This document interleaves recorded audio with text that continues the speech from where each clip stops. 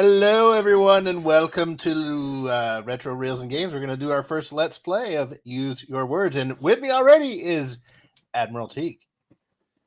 Hello. Yeah, it was good of you to join, man. Thank you for coming on. No problem. I don't sleep. I haven't either lately. Yeah, I'm on top of the Silver Cup Studios building awaiting another Highlander. I slew one the other night. That's when my sub count jumped up suddenly. That's because I slew another Star Trek reviewer. Oh, no. You know what? I thought of you today. I was watching Comedians in Cars Getting Coffee with Seinfeld, and he was driving down, I don't know what highway in New York, but there was the Silver Cup sign right behind. I'm like, hey, Teague's probably in that shot.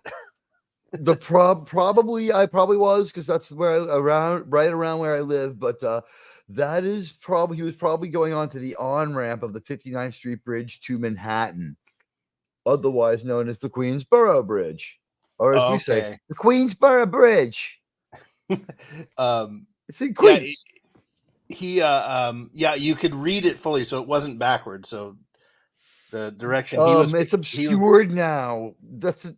It used to be that I had to be at work super early, and I was on the subway platform at like sunrise, and I was watching the sunrise in the golden hour, and I could see the Silver Cup sign from the Queensboro Plaza station. Mm-hmm. But some other douchebag built another fucking billboard between the station and the Silver Cup sign. So all I can see is the S and the P.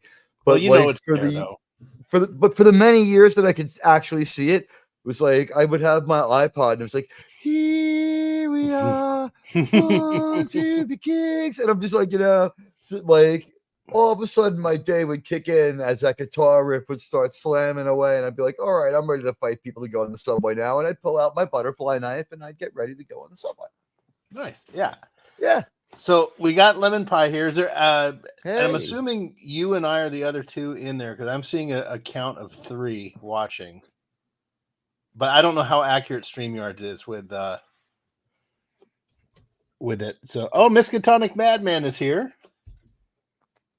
Guys, could you tweet out that we're live? I'm trying to tweet out Sean's Twitter tag, and I should just put Sean Carter, because I know I'm not Jay-Z, but for whatever reason, like my thing is not picking it up, so I'm just gonna tweet out that I'm here with Sean. Yeah. But boy, how glad are you that you're not actually Jay-Z this week? Dude, I was just about to say, man, I might need to think about this email address. Given the Diddy news that's coming out, I'm like, I don't think I want it. I don't know, but I can honestly say I am not Jay-Z. Oh, you know what? I need to send this to myself. You're gonna wish you could say it. I got. Oh shoot. Here, entertain the folk, because I gotta find a picture that my wife sent me. Folks, my name's Admiral Teague, and I'm here to entertain you while our friend Sean finds a picture of his life sentiment. I want to say hi to Miskatonic Madman, and I did just finally send that tweet. Hey, Retro Reels and Games, hello to you, and that's Lemon me. Pie, that's of me. course, hello. Retro Reels, yeah, that's us. Admiral Teague is of limited brain power. I am a mighty and powerful YouTuber, and apparently own the search term for Star Trek Enterprise right now. A small victory. Yes, congrats on that. I saw that. It's it's like they told me to stay in my place and be this quiet, timid little Star Trek broadcaster, and all I did was take back the Enterprise results. You know what? I think it's probably only under certain conditions, like if you look for images, but yeah, like I showed you what they told me. Mm-hmm. And Admiral Teague comes up first when you search for Star Trek Enterprise. So thanks a lot to everybody. I think that's an excellent achievement, and I'm so proud of it. Search terms. This is a war for search terms. Yeah. So this is the difference it makes. If the search term turns up Sean or me talking about Star Trek first, you're going to get somebody who introduces you to it in a loving way and points you towards good Star Trek. If you get Trek Culture or someone like them, you're gonna get some saccharine jackass who tells you this like crazy, goofy story about like equality and rainbow hair in space, and you're gonna watch a crazy female empowerment story that sucks. And Yeah. you know what? That's the war. That's what we're fighting for. So I took control of part of a hashtag, and every time people Google Star Trek Enterprise Admiral Teague, they make it stronger. Nice, nice. So here's the picture, and my wife came across this in the neighborhood. Let me let me zoom in here. Look at Oh, I've seen one of these. that. That's a legit license plate here, and I'm not OJ in a white Bronco. That guy's a genius. He's like, there's someone out there who has a plate that says like Rob 465, and he's like, fuck, when he sees that guy. Yeah. You know what I saw once? I saw this. It was a Nissan, and and I loved it. It was this. It was V'ger. Yeah, I've seen that. I've seen that on like on a Yeah. Voyager. They pull off some of the letters. Yeah, well, remember in the motion picture, because that was VGER. Oh, V'ger. And then they rub it off, but it was spaced out like this too. It was pretty cool. But no, so isn't there like a Voyager, like a car called the Voyager, right? Oh And yeah, if you could rent a Voyager, by the way, from Enterprise Rent a Car, that is the most Star Trek thing you could do. But yeah, no, they like I yes. think I saw someone had like a Dodge Voyager, and they pulled off the O and the E. That's so. Who's here? I see Miskatonic Madman. Are you gonna play? I hope you will. I'll put the link in the in there. Well, are you on Twitter? I'd rather send these through Twitter because I mean I don't think we're gonna get any Miskatonic. random people, but I mean Miskatonic, if you are connected to me or Jay or Sean on Twitter, let us know, and I will just put your Twitter in there, and I'll DM you. And this channel's kind of new. Miskatonic has a wrench, so that's the thing. When Miskatonic puts in the thing, like he's not able to be what do you call it? Imitate. He's not able to be impersonated. oh Because Miskatonic, yeah, you yeah, but can I mean impersonate Miskatonic because he has a wrench. So if you put in your Twitter, we'll DM you the link. That's the deal. That's the best way to do it. What do you think? yeah, well yeah, maybe later. Like right now, I know everyone that comes into this channel. It's so limited. So I Don't don't worry mind about it putting then. the stream Although link in here. it was just put on blast because Critical Oh, Thinking and Drinking may have just retweeted this for all we know. Watch the oh, live okay. count go up. Who knows? Well, we'll see. Lemon Pie, do I have your Twitter? Are you on Twitter? I don't think I see you here, Lemon. I see one. I see a. Lemon. I think I. Well, I don't know if I see you. It's so weird to be broadcasting from Studio B. Like usually I'm over by my computer with the two monitors and I'm going nuts, but like I'm just letting you do all the work and sitting back. Thanks for having me as your guest. Oh, absolutely, man. I hope we. Two men with a I game don't see you. designed for Okay. three, but the good news is one of us is schizophrenic. Admiral Teague. Here, you know what? I'll throw. Well, Lemon, you're gonna play later anyway. And Miskatonic, I didn't see if you said you're gonna play or not. I hope you can. Do you want to hear something fun, by the way? Sure. That I researched this heavily. This is true because I have been paid for being Admiral Teague in New York State. My name is now legally Admiral Teague. Like I can sign a check like that. It's not forgery. Did you because of the business name? Because Admiral Teague is the name of the channel, and I do business as Admiral Teague. Yeah, yeah. Oh wow. Yeah, yeah. I'm legally allowed. My legal identity is actually Admiral Teague. One of them. That's pretty cool. I established a new legal identity as Admiral Teague. And I'm so glad he doesn't know Teague. They would never get along. They're too much alike. Hold on, Miskatonic. Do I have you in the Twitter? He's going to get over to his PC. He was listening on mobile or something. So we could trust Miskatonic to be logged up in a minute. He's just like, working the foot pedals and gears and levers that it takes to get that vacuum tube computer online. Because gosh knows that when I woke up this morning, I was sure that I was in the world of Fallout. Oh, wow.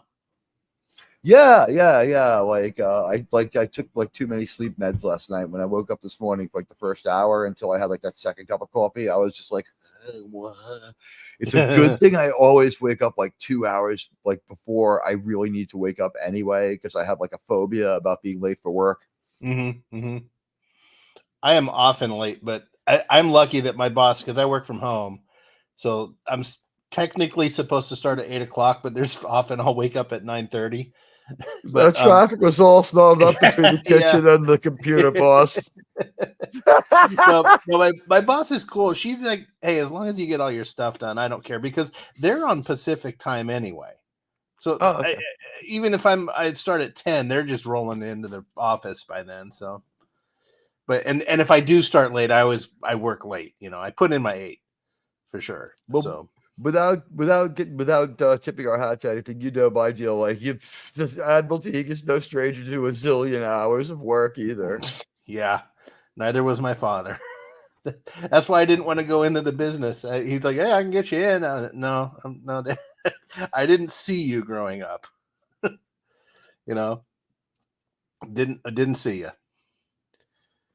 That's why I didn't become a cop. Yeah. Well, there's that and the whole danger part.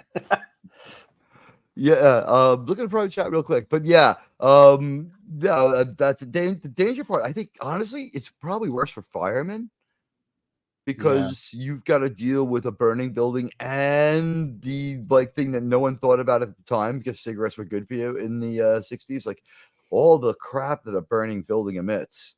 I was once in a building that went up. Most people have probably seen it. Did you ever see the movie Crush Groove? No. It's the story of Run DMC making their first record with money they raised themselves. And a lot of the movie takes place in the building, or they replicate the building for their set. But they had their studio there, and we used to have a room there too. And we would see Run DMC, we'd see LL Cool J, we'd see all those guys. It's what it's like when you're from Jamaica. And I was in that building when it burned in the 90s, and I almost didn't make it out. Wow. That thing was so illegally upgraded. Ooh. But the thing is, it took me like 2 weeks of spitting out like the garbage from one fire. Imagine doing that like 5 days a week. Yeah. It's a lot. I know from September 11th, a lot of those guys got mesothelioma and all kinds of health problems later in life. My buddy Pete the cop passed away from early onset Parkinson's caused by exposure to the toxic fumes of 9/11, and it really affected his intellectual capacity as far as his ability to assess a situation. Wow. And he became really paranoid. So it was very hard to spend time with him and have him not be scared and afraid or wonder if we were trying to get one over on him. So he was like such a hero to have done what he did. And he was like, his friends couldn't help him and be a comfort to him. And whenever I think about 9/11, I wish that we had used nuclear weapons when I think about my friend Pete the cop. I know it's not fair, but that's how I feel. Yeah. How long did it take for those things to become evident with him? He didn't seem like he seemed fine for like 10 years. Okay, so it was like long. He only passed away 2 years ago. Wow. Right before, it was terrible. But the symptoms took like 10 years to show up. But then when they showed up, it was just like, boom, couldn't walk, boom, trouble breathing, boom, total neuromuscular failure. And then all of a sudden, like the withering and in a chair and immobile. And this was an athletic strapping guy. Pete the cop was a great guy. And at the end, just like TOS Pike, Yeah. But not even that with it. Like stuck in a worse version of Talos. 4. He was on Mm. Telos 5. And that's why I really just absolutely like, I can't do movies about 9/11 except Zero Dark 30 because I'm happy when we tagged Bin Laden, and I can't really. I'm not objective about movies about the Gulf War. Like I really hate them. Oh, And I hate gotcha. 9/11. I hate 9/11 movies because I saw the New York part of it. Because I live near enough, in sight. I lived in sight of the towers. Wow. Okay, I'm gonna try. So Miskatonic Madmen followed me, and I had Cool. it. Okay, yeah. I had it. We were promised a picture. What's that? We were promised a picture. The picture? Yeah, I was promised a picture. What picture? And what happens if weren't you looking for a picture? No, I showed it, the OJ thing. Oh, yeah, duh. Sorry. It's guys, it's midnight on the East Coast. I almost there went it to is, City Field this weekend. Where is? I saw the note there. You know what I never did this summer, and I'm kicking myself in the ass, is I never got to Citi Field or Yankee Stadium. Oh man. Maybe I'll get to go to a World Series game. Maybe I'll get to go to a World Series game at both. Here, I'm just gonna put the link in the chat. We only have we have 7 people here. Put it in, and then once he's in, destroy it.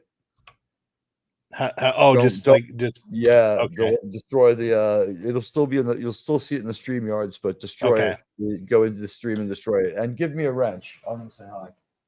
I thought you were already wrenched here. If I already have a wrench, then I believe you are.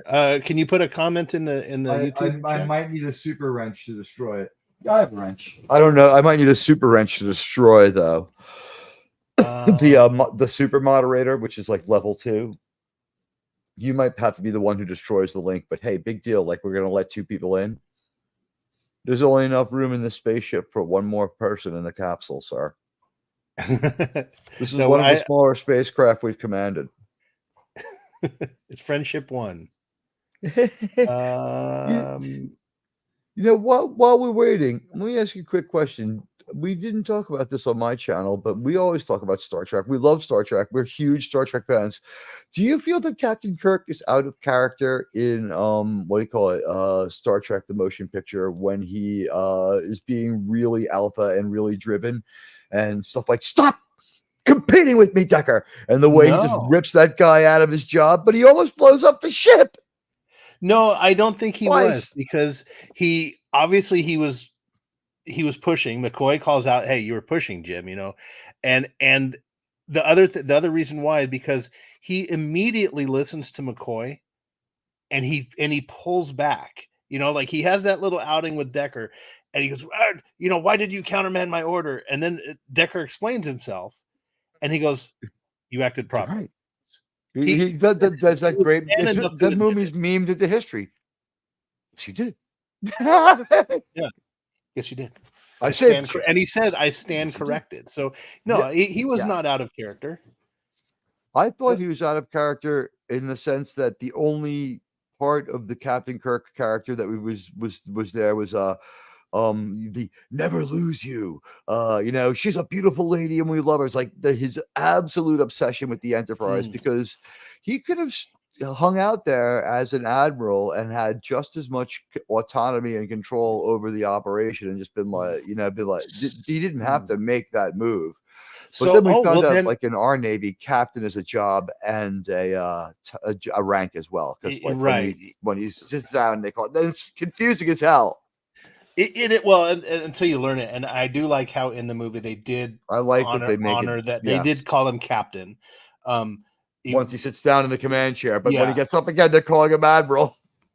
Yeah, they goofed a few times, but no, actually, now that you mention that about his, he's so attached to the Enterprise, then that does explain his outburst to Decker, because he's competing with Decker for ownership of the girl, taking a center seat. Will, yeah. So he's like, he still thinks that Decker's trying to wrest control from him. Dude. He has been head of Starfleet operations and doing things like writing the regulations that he later ignores one movie later. And he's been maybe on a couple of diplomatic missions. And even though it's been like this typical Jim Kirk fist and phaser kind of lifestyle, hey, Miskatonic, it's good to see you. Yeah, sorry, I didn't mean to interrupt you there. Hi, hey, Don't Mr. worry Gunner. about it. We're bringing on a new person. I call him Eminem. That's my nickname for Miskatonic. Are you going to be speaking with us today, or are you going to stay silent just to play the game? Either one's fine. I don't want to pressure anybody to. You can put in the private chat too. Yeah, we have a private chat too. Yeah. It's good to see you, though. Thank you. Silent Bob. Okay. Okay. Yeah, no problem. All right. We've got 3. We can technically start the game, but there is a link in the chat for anybody who wants to play. All you need, I recommend you have a phone or a tablet to play the game, because you're going to be going to a website and you enter a little code, and that's how you type in your answers on the phone or tablet. Or if you have 2 monitors, you can do that. You can play on the PC as well. You guys will figure it out. But if anyone else wants in, it's better. We can play with 3, but it's better with more. All right, give me a minute while I try inverse phasing. Either that, or polarize the flux capacitor and the phase inducers.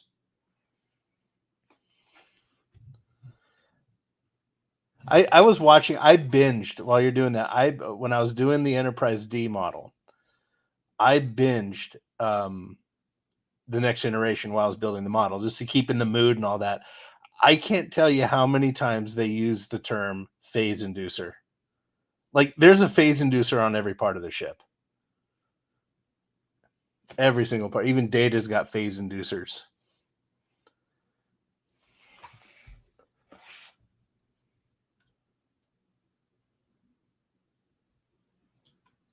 So yeah, Miskatonic, yeah, you followed me.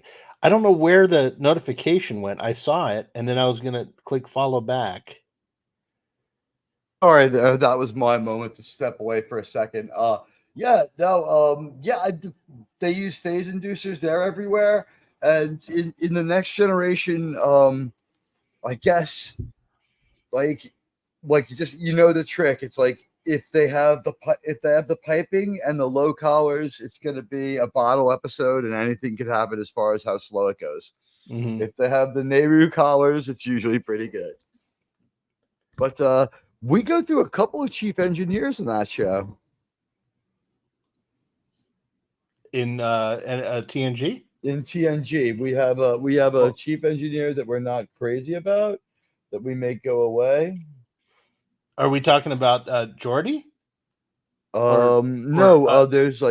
Isn't there a chief engineer, Leland T. Palmer, and then there's that heavier guy with the beard? Yeah, the guy with the beard's name Geordi Argyle. goes down there. Yeah, before Geordi ends up down there. Yeah, the bearded guy is Argyle, and he was in the episode when they discovered lore. Yes. In my headcanon is that Argyle died trying to kill Geordi. And Geordi never figured it out. He thought it was just an accident. Like, he stepped in front of like a matter stream, like the wrong moment. He's like, "This is my chance to kill Geordi and get my old job back." He's like, "He was a hero, sir. My goggles show me that he was completely vaporized. No one sane would have walked into it. He clearly driven by something else, sir. It was a sense of duty. He was a hero to all of us." Yeah, man. The first 2 seasons of TNG are so difficult to watch. They are. Second season's okay. Bail them out, but they're like, when you watch them again, the foreknowledge of the fact that these things do come back make you feel a little better about it. But then there's still like 3 more minutes in certain scenes sometimes. Yeah, and here's here's a question.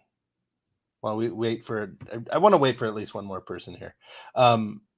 If Next Generation had been made today, Do you think they would have been renewed for a season 2? Their plan was so bold and audacious that they wrote that out of the equation, right? Because their plan was they went to the TV people and they said, "You've got our existing product. We want to make more. You're not a network, but we're going to give you a first run show, something you can't get. Thing is, it's going to cost a little less than the network. And, you've already got our other shows. So the deal is you have known for years that you get a lot of fans. Our new show is going to get a lot of fans. Our movie's getting a lot of fans. So they had, told them the first 2 years. I think the show was sold with the understanding it was a 3-year deal, and that they told people you'll get Star Trek fans back and the stories will be good, but we can't promise you like action and adventure on a large scale to rival the movies until like season 3, because we built a really good set. And then they did things that they used to be able to do in real Hollywood. Like they had all the investors go to like the set and be like, "Wow, yeah, no, this is actually impressive. Okay, yeah, no, you're going to be able to sell this." And they showed them like convincing shots of like a bridge that looked great and different. And they showed that was unique enough for them to want to do it. So the deal was you take the show for 3 years. If it was on a network, no. So Yeah. Short story long. Network, no, but they themselves, they held all the cards because they're like, "You have 3 seasons of our old show. Buy as many." Let me rephrase then. So taking those caveats aside, let's say they didn't have it baked in or whatever. Because I do remember Patrick Stewart said he lived out of a suitcase for months because he thought they were going to get canceled. But maybe he didn't know about the deals. But okay, let me rephrase the question. If those things were not baked in and they just said, "Okay, season 1, you either fly or not," do you think they would have renewed? If there were not. I think you cut out there. Only because the fans would have done a massive write-in campaign and we would have heard about all these great things that would have happened in season 3. Because that would have been it. That would have, like, the network would have been like, all these people that write letters, they never show up to watch. And that would have been it. And there's no network. Let's call it the syndicate.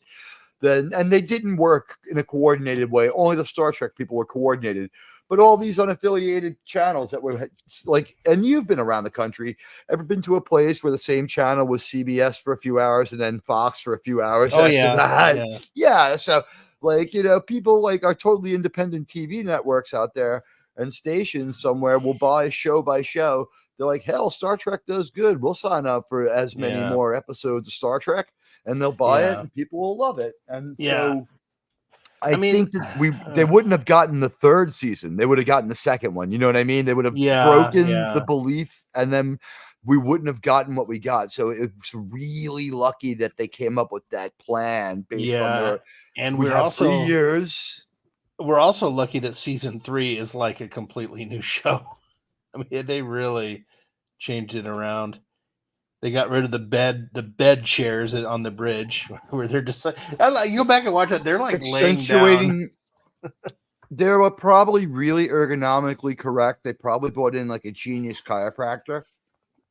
And Gene was like, "No, this is exactly what they'd have." And he was probably right. But they did everyone look weird. Your posture was weird. Yeah, and it just the music, that synthesizer music, they decided to find. Thankfully, they decided to bring in it phases out little by little through the whole first 2 seasons, doesn't it? It's really there for the first 5 episodes. My favorite is the episode with the person you and I both aspire to be in it. There's a character, he's not an important character, but he's a character that Sean and I both aspire deeply to be.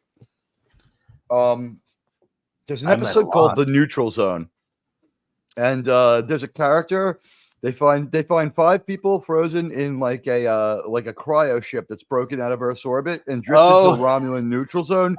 How it drifted there, I don't know. It whipped around the sun.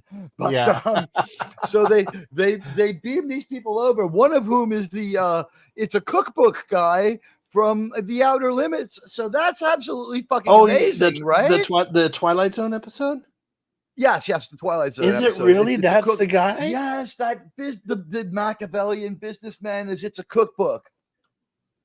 Oh, He's in Richard The Naked Keel Gun. says, Think about it. Miskatonic Madman says Richard Keel. Richard Keel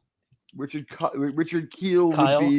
would be Richard Kyle. I think is the guy who plays Rook and who is Lurch in that iteration of the Addams Family. Do you mean the alien?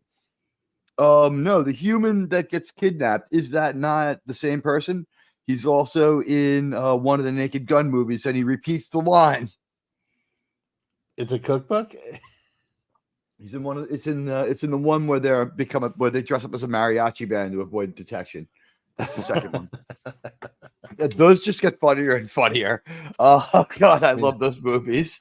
Seth MacFarlane's got that license now. Oh wow, that'd be great. I like the scene where there's the car chase and the girl's a student driver, and like so like the instructor goes, yeah, Sir extend John your Gielgud. arm, It's extend Sir your John middle Gielgud. finger. He was the host of Masterpiece Theater. Yeah. He was Also he did the commercials for we earn money the old-fashioned way. We earn it. We make money the old-fashioned way. We Steal it.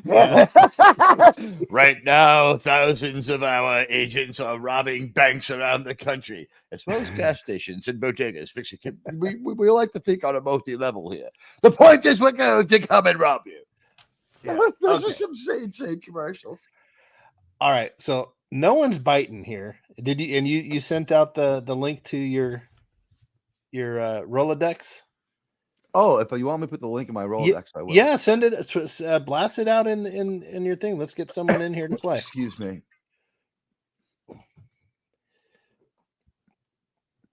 Just say, hey, come play. Use your words. Here's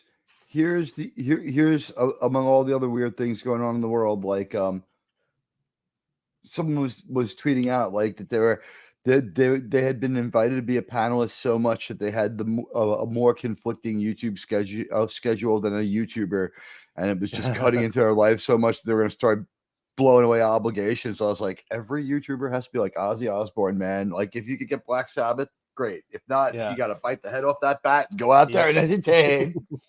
Yeah. Okay. I'll tell you what. While we're waiting, you just sent the stream link, right? I'm fine. If you want to. Yeah, I'm going to do it now. I've just put it in the browser and I'm hitting send on your go. Okay. So come join. Excuse me.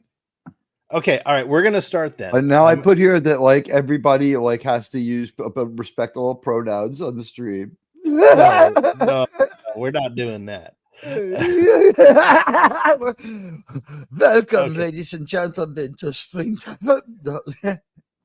Okay, here we're gonna go use your words. All right, I'm gonna start it up.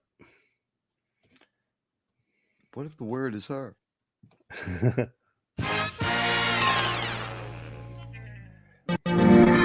right, get your phones ready, or it's Use Your Word, the party game for funny people and their unfunny friends. Where's the website? Oh, it'll come up. We'll get there. Put it in the chat, right? No, it'll show up on the screen. Which screen? The screen. Yeah, I'm watching on YouTube. Oh no! Just watch the stream here. Oh, okay. Grab a web-enabled device like a smartphone, a tablet, or anything with a browser and navigate to www.wordsgame.lol. Then enter the room code. So you got that? Wordsgame.lol. Wordsgame.lol. Use your words. Enter the 4-letter code. Yes, SPHJ. It's easy. You'll see. That's my favorite word. That's my nephew's name. What, Spudge? Enter name. Put whatever you want. Okay. I used Teague. Okay. Anything else would have been rather confusing. Okay, here we go. It's processing it. starts I have once to hit everyone's play. in. So I'm seeing a wheel. Okay, so what I'm seeing is normal. Yep. I'm gonna hit play, and then he's gonna the guy that sounds like Gary Owens is gonna tell you how to play. And now it's time to use your words. The glory of the silver screen. In the dumper, throw it in the garbage. It's Sub the Title. You're about to see a subtitled film clip that's missing a subtitle, and the subtitle will be filled in by you. Get ready. The clip will play twice. Now, for our feature presentation.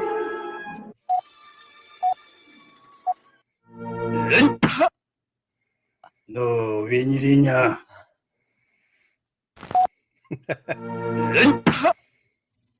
No vinilinya.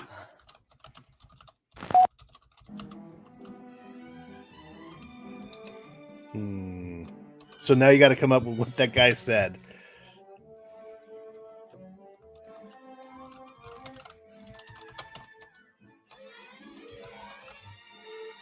And if you don't know, if you can't think of one, click the thing that says House Decoy, and that will the game will put in an answer for you.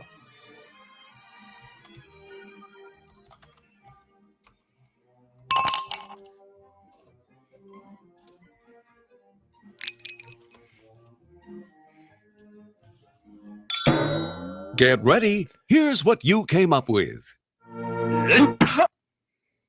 No vinilinya.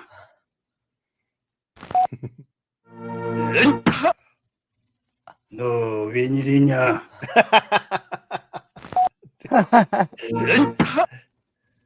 No vinilinya. Okay, now I got it. Yeah, you got to. Yeah, now you No get it. I vinilinya. got the hang of this. You may have noticed an Good one. extra answer in there. We always throw in one of our own house answers. When you press the house decoy button, you get to use one of the house answers for yourself. But watch out! Voting for any house answer will deduct points from your score. So pick your favorite answer, but watch out for You should vote for house mine. answers. What's that? Everyone should vote for mine. I should win that. I should be the one who wins. So you notice. By you the can't way, vote for your words own. hurt. Just remember that. Words hurt. Yeah, that's right. Words hurt. Words are violence. You They know, don't Sean, subscribe. I'm going to ignore that microaggression. So wrap it up. All right, pick the one you like best, Teague. You got to I click on did. the one. Oh, I'm not allowed to vote for myself. I'm No. trying to vote for myself. Okay. Let's see how you voted. All right. Nice. So when people pick your answer as the funniest one, you get points. Dateline, right here and right now. Okay. Hey, It's you got the points. Extra. So did Miskatonic got 2,000 there. Okay, write a headline for this photo.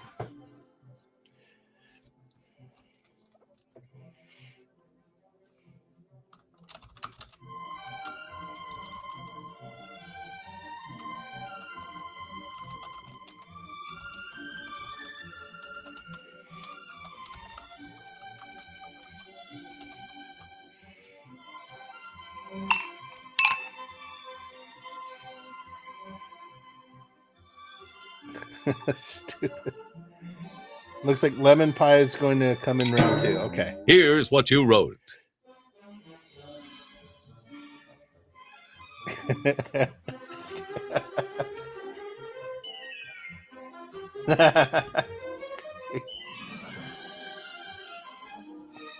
Christopher Robin.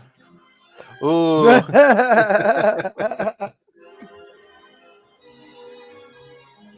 Oh, nice. Now, vote for your favorite answer. I think that's But the watch decoy. out for house answers. Yeah, so if you guess the house answer, you lose points.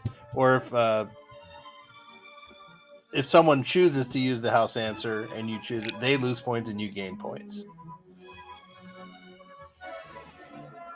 See, this is why it's a lot more fun with more Here's people. how you voted. But you guys are getting the idea here.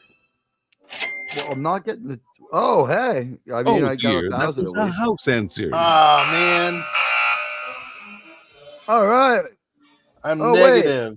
Oh, no. I'm in second. And No, now, I refuse to the play game that that lets fine. you It was blank unjust. yourself. It's Blank-O-Matic. On the 13th.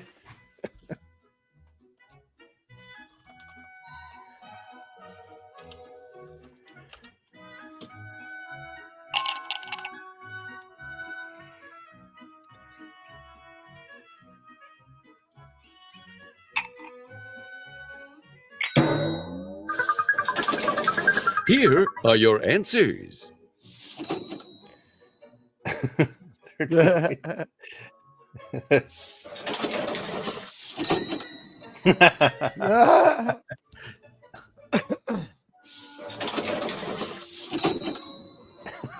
Oh, God.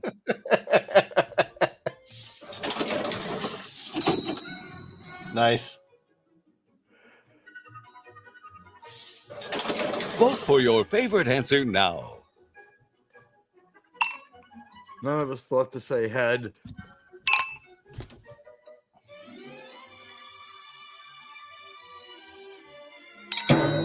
Let's see how you voted. House answer. Ooh. Fuck. It was funny, though. Miskatonic Madman's got the hang of this game. But You know Teague what? does I'm too. only down by one score. All I got to do is just get a 2-point conversion. And I Yeah. can take control. Magic of cinema is yours to ruin. It's sub the title. So now you know what to do. You probably have a good answer on this. Yeah. Я вам денежки принес за квартиру за январь. Вот спасибо, хорошо. Oh, no. Положите на комод. Я вам денежки принес за квартиру за январь. Вот спасибо, хорошо. Положите на комод.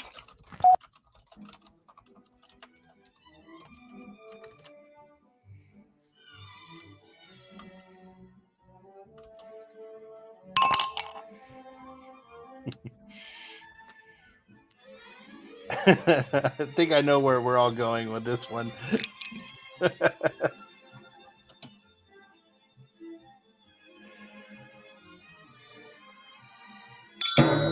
Get ready. Here's what you came up with. Я вам денежки принес за квартиру за январь. Вот спасибо, хорошо. Положите на комод. Я вам денежки принес за квартиру за январь. Вот спасибо, хорошо. Oh, Положите на комод. Oh. Я вам денежки принес за квартиру за январь. Вот спасибо, хорошо. Положите на комод. Я вам денежки принес за квартиру за январь. Вот спасибо, хорошо. Положите на комод. Vote for your favorite answer now.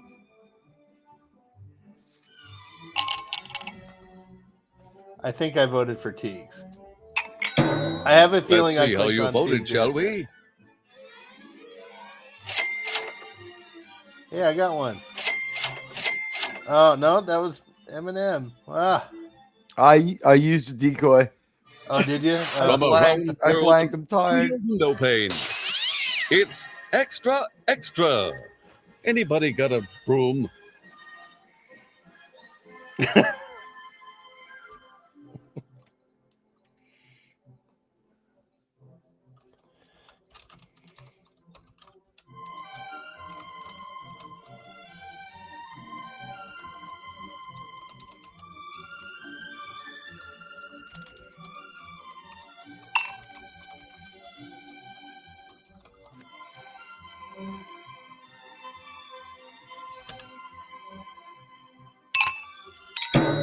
Here's what you wrote.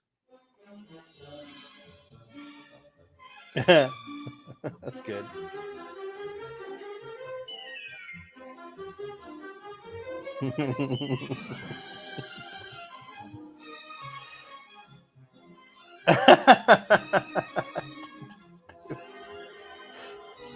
Bacon. Bacon seems to be a favorite. I Time to can't compete your with favorite. bacon, but I thought I had a good, funny answer. I'm playing for a tie. I'd like to get even close, man. I'm practically skunked here. Why am I? Oh, I have to vote. No, this one. Here's how you voted. Sorry, house answer. Ooh. Oh, I thought that was yours too. That's what I Yeah. voted for. thank you. It was. Talking Heads. Yeah. That's all I could think of And was a now, big coat. the latest in obsolete That's a technology. great answer. It's Blank-O-Matic.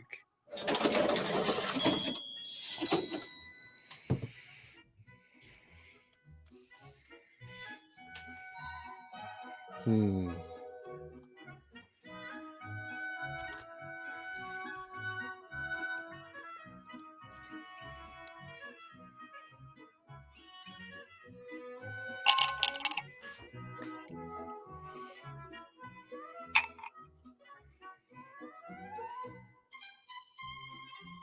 I keep checking the stage to see if we got anybody.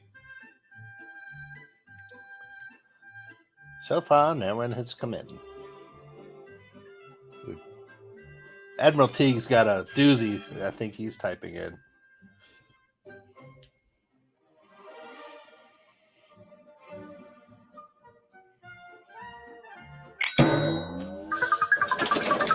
And here's what you came up with.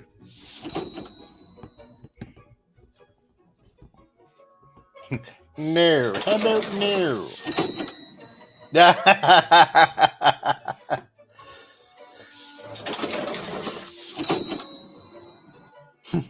I still love you.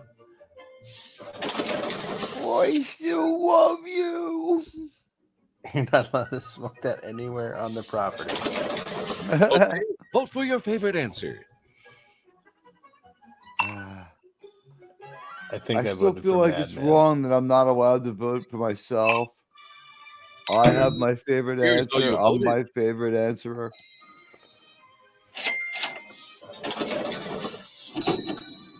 What happened? Yeah, I had that.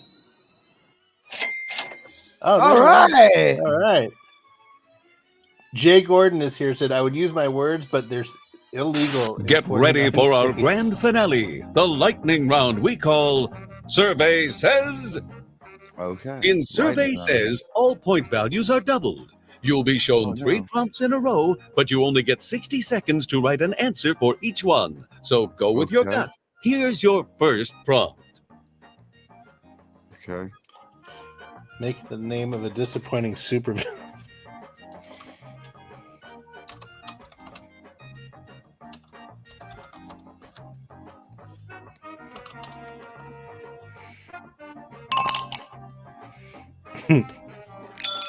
Here's your second prompt.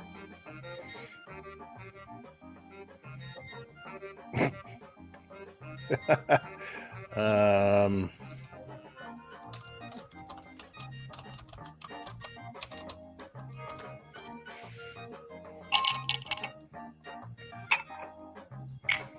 Here's your third and final prompt. Make it a good one. Um.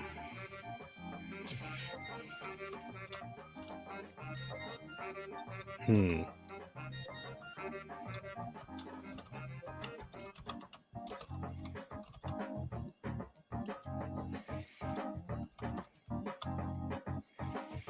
I can't.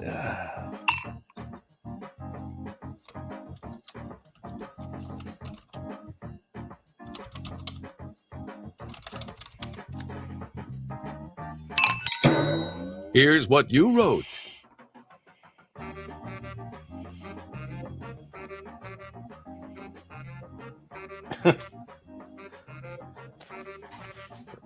Unremarkable man. Flatulence man.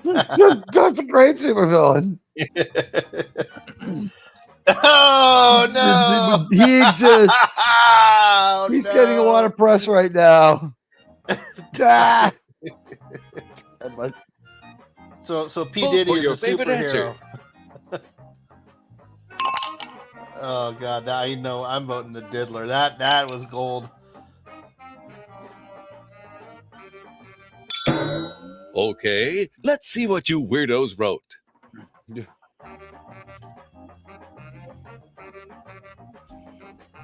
Jordan. That's- Grampy pants. Ah!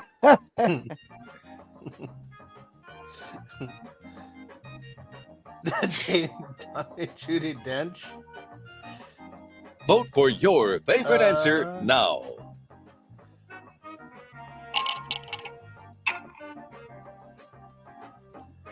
No one saw me use Get this. ready. Here's what you came up with.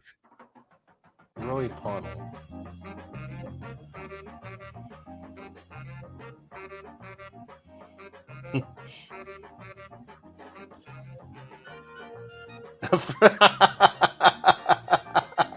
That's good. Huh? Oh, yeah.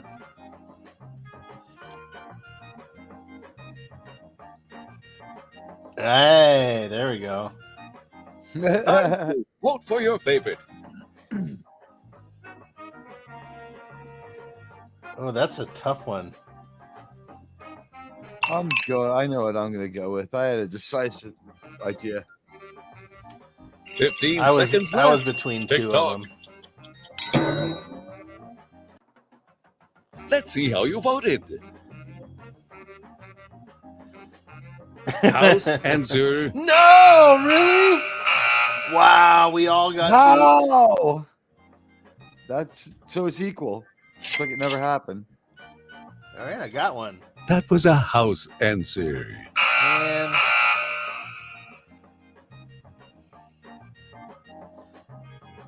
I'm afraid that was a house answer. Fuck you. ooh, ooh. Yeah. That was a house decoy. No. Oh, good job, Miss Katana.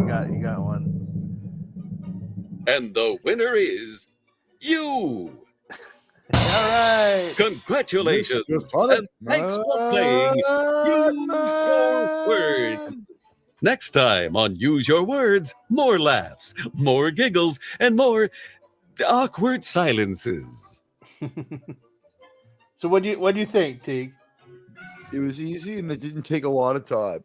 Yeah, It it's a took lot. me like It's a two fun game. answers to get the gist of it, but it was easy enough. Jay Goodwin says it was rigged. That's right, because I didn't win. So You know what the truth is? I'm getting reports from other people playing the game that say that the score came back that I won. Oh, And okay. that not until that massive dump of questions at the end He had that did hockey yeah. stick.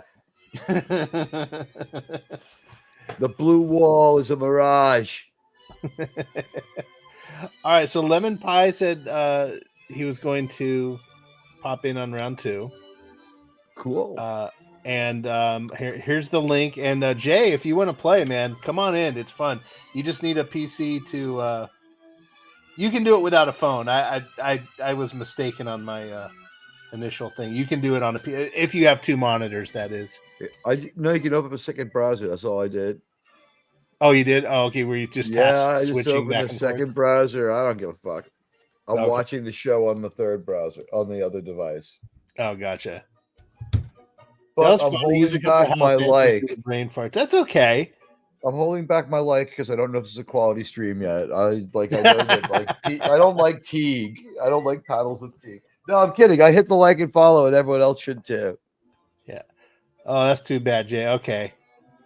I mean, you got a good sense of humor there, man. I'm sure we'd get Mr. some good Tonic answers just from you. killed it. He was hilarious. I and he was right on know. point. Way to go, bro. You totally get You the beat game. You beat us up. Use a couple of house. Hey, that's okay to use the house answers. They, 'cause you they're know what? funny. They worked out real well. Like Yeah. the house answers were what turned the game around. It's like the decision to kick the field goal or go for two. I mean, sorry, Yeah. kick the extra point or go for two. And well, they're You know, especially effective because the other person loses points if they pick it.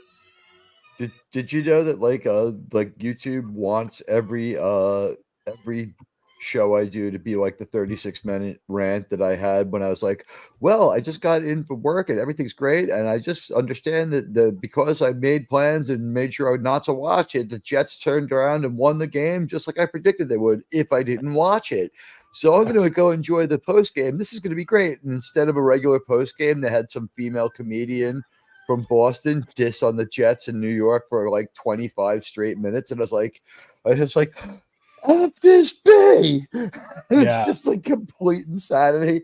They're like, this is what is an ideal show. And I'm like, this is like not monetizable and hateful.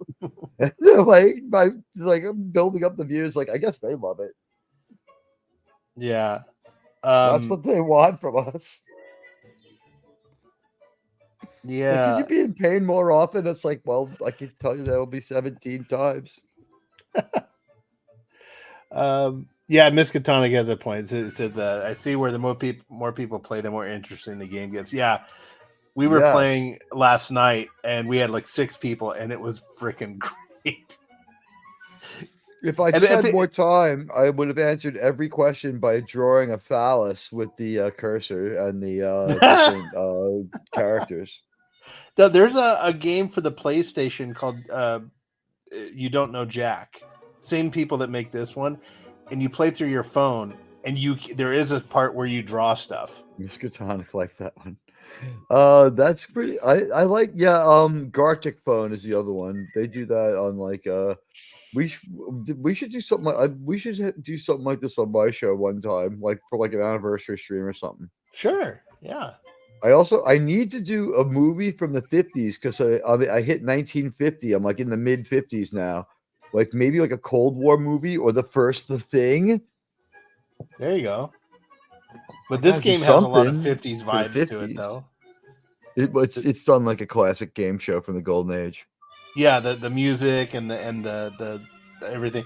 But yeah, if you ever want to do it on your show, I can fire it up and just Be use a my pisser. game. Do they have like Star Trek themed dancers, or it's all just kind of like very much for everyone? It's just like this. It's Too bad for there was, everyone. if someone could decide, if Star Trek people weren't such jerk offs about licensing, we could do it, but they're idiots. yeah. Although they do have like there's a few Star Trek game shows where God bless people who write the questions. Yeah. I don't know how you pull that one off. Can you imagine 2 real geeky nerds arguing over an answer? No, well, technically, the warp drive was. They get in a fight. They turns Jerry Springer.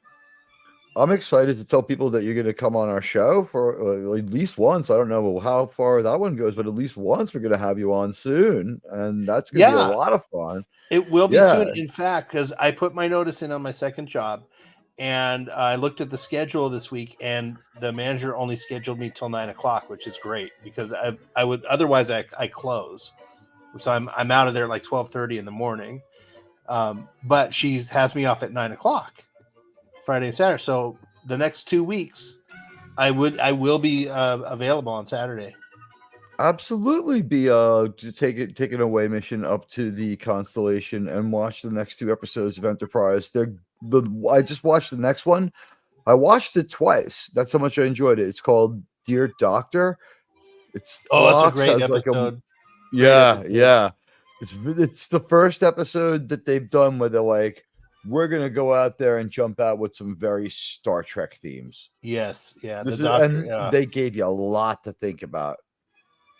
That was the one where he could have saved the alien race. There are 2 races on that live on one planet, and they're related, but they're like it's like as though Neanderthals and humans are on the Earth at the same time, and one race is got like a genetic like mutation that's been passed on for several generations, and it's breaking down their like the cohesiveness of their like DNA, and they're going to be unable to reproduce and die, and they're all in pain. And the other race is flourishing, and Phlox, after doing a little bit of research, and the crew having a little bit of experience and seeing it, there's like a paternalistic existence, and like the one race was like considered lesser, so they consider themselves lesser. Yeah, and, so and then alien, it turns out alien that they're planet, very not smart. ours. Yeah, Well, and they're then not very smart, but it turns out that like they're a lot smarter. They're than getting people there. They're evolving. thought. They're evolving. That's what Phlox realizes, is that something's happened in this planet. Maybe like they don't even say it, but like a meteor passes through the atmosphere or something, and like in the last like 5 or 6 generations, something's been happening to both species. One's getting a little bit smarter, but they're still thousands of years away, and one is still you know, and one is like is spacefaring but not warp faring. So like the humans don't want to give them a warp ship, but that's what they're asked for, so they can go like begging for You're right. different societies to help them. They're like, please give us a warp ship, and you know, and he's like, no. And I love Archer's speech at the end. He goes, "One day our people will have a directive to tell us what to do, but until then, I have to decide." And he says the word directive, and it's great. Anyway, hey, and Lemon, he uses the word decide from George W. Bush. Yes. Lemon Pie. No, that's great. Yeah, 2 devices, but you'll need to join the stream. 2 devices. Come on in. You don't have to talk. You'll be muted and everything. You can use just one if it can handle having 2 tabs open at once. Yeah. The only reason for the stream, so that and I'm watching Pornhub as well. But you'll see us in real time. You won't have the lag. It's like the 10-second lag on YouTube. It'll just allow you to see what we're doing in real time. But no, you won't be on stage. Your microphone won't be on, and you won't need to have a camera. All that stuff. We'll just see your name on the screen. Director Ray is watching the game for sure, but we're not going to give him anything to work with. Yeah, I promise you, Lemon, you're fine. That's, you know what, everybody on YouTube, like, you know, it would be a fun idea. Maybe we should have, like, instead of like Teague's in intense talk show, we should do like the Director Ray is a Wonderful Human Being program, so that I don't get demonetized every single stream. Mm-hmm. I can't wait till the election's over so things aren't demonetizable again. Or I guess there'll be another one 2 more years down the line, and they'll just keep that policy in place. Yeah. The ad I saw for my show was one of the episodes. They told me it was like too mean to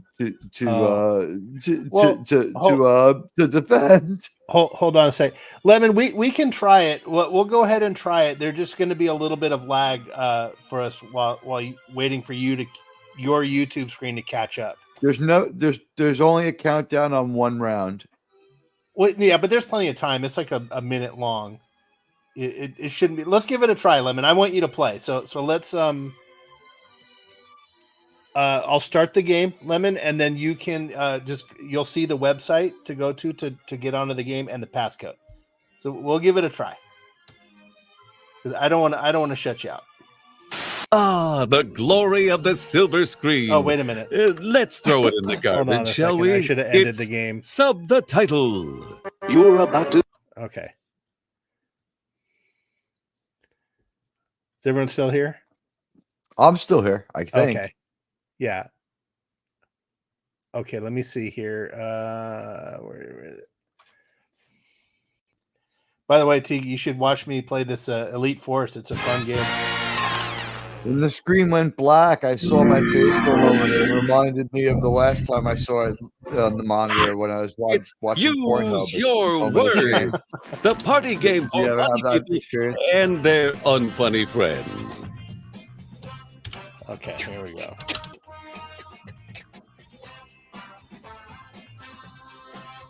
Grab a web-enabled Okay, device there it like is, a smartphone, a tablet, or anything with a browser and navigate to Oh, I gotta re-enter it. Okay. Yeah, because I had to- LOL. Then I had to enter start a the new room game code. so that I Lemon could play. understand.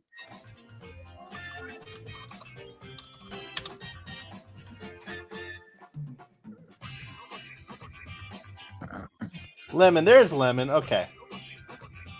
All right, here And we now go. it's time to use your words. All right, should be The better. I know glory of Lemon's the going to come up with hard. some great answers. In the dumper, throw it in the garbage. It's Sub the Title.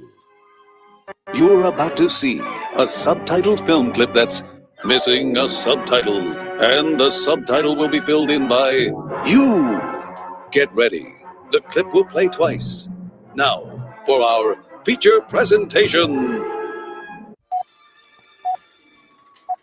謝ろうと思って。謝るって？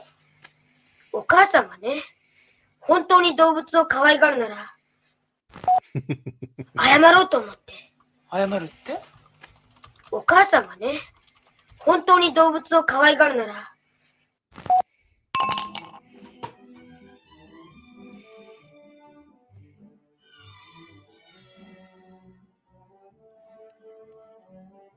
Obi-2 Kenobi.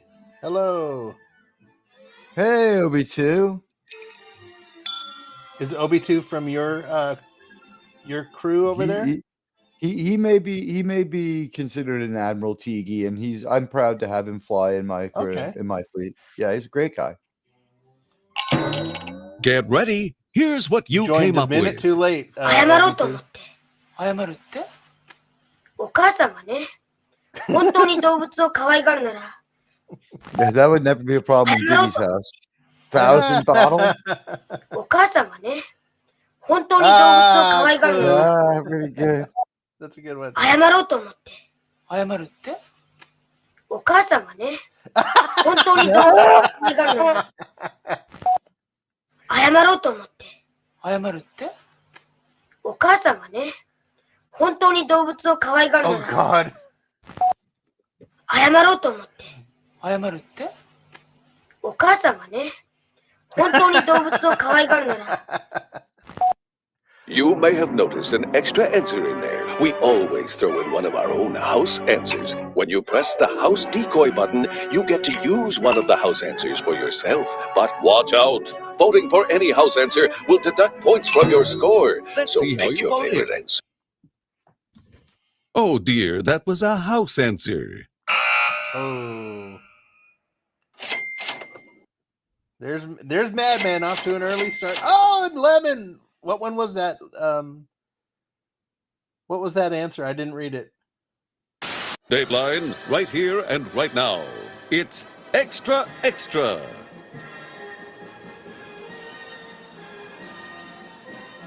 Write a headline for this phone. Oh God.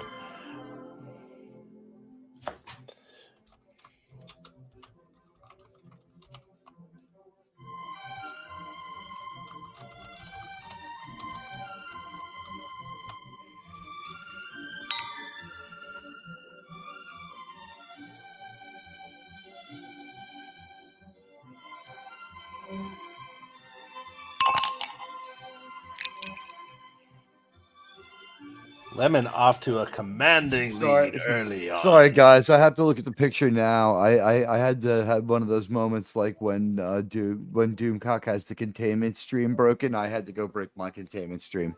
Oh, What is a headline for this? Is the photo I have to write a headline for? yeah. Okay. Blue Santa Claus.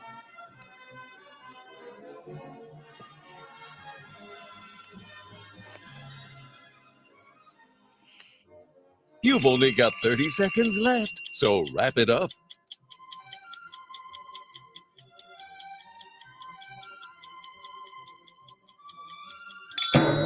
Here's what you wrote. I got it in right under the limit.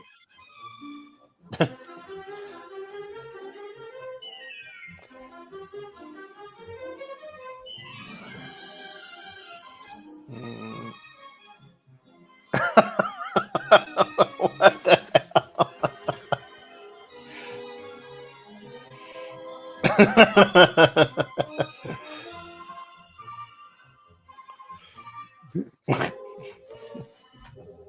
Now, vote Oh, for your man. favorite answer, but watch out for house answers.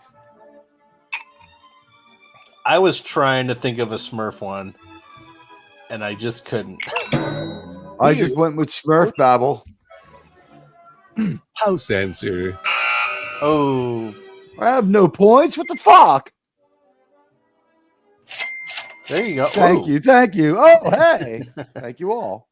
You Smurf in the Smurf hole. That's Smurfing This is Smurfing. what happened And last now, time, though. I was the drafted in machine that behind lets Lemon you the whole blank time, but he outmaneuvered yourself. me at the end. It's Blank-O-Matic. I am a blank.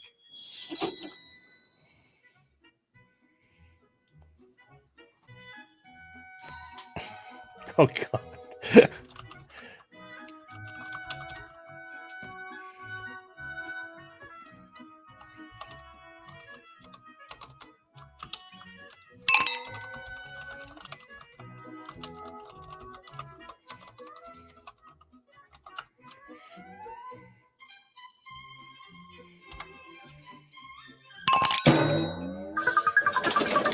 Here are your answers.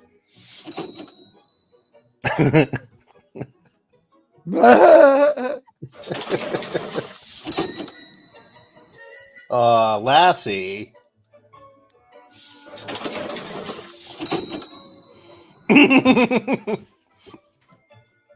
That has to be Teagues. There you go.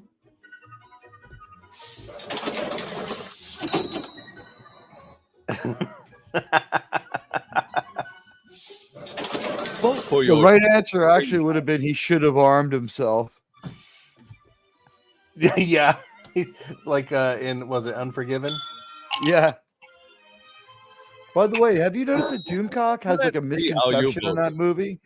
Yes, he does. Mentions there's smoke in the Sorry, that there's house snow in the answer. street, but it's only in the mountains. The streets are frozen or a muddy, wet mess, though. Right. I have taken a lead. I got some Thank points. you. I'm in the lead. I could have sworn yours was the The Jagoff one. magic of cinema Uh, is yours to ruin. It's sub the title.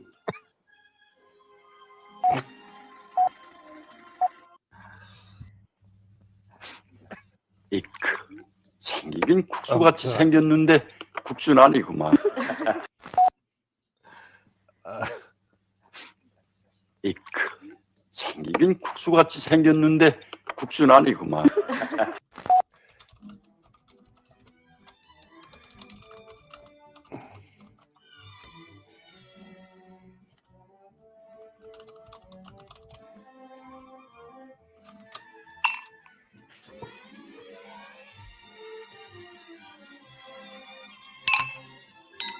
Obi2, you got to join in on the next round, dude.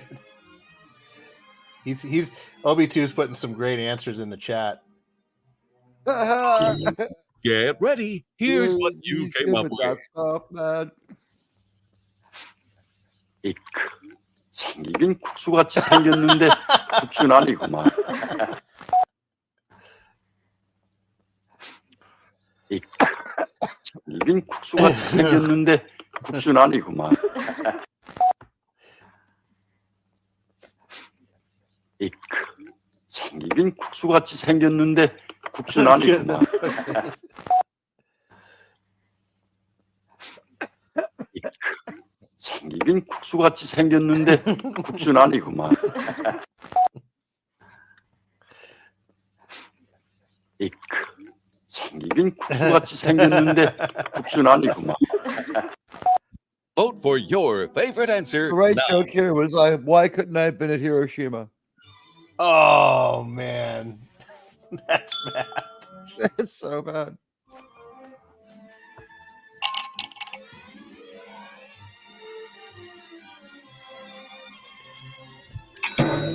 Let's see how you voted, shall we? I will just increase my lead. Yes. House answer. Man, Lemon and I fell for it. This is good. I thought the lag was going to be more From prominent around there. the This world is and good, right through so- your window pane. It's extra, extra. Anybody got a broom?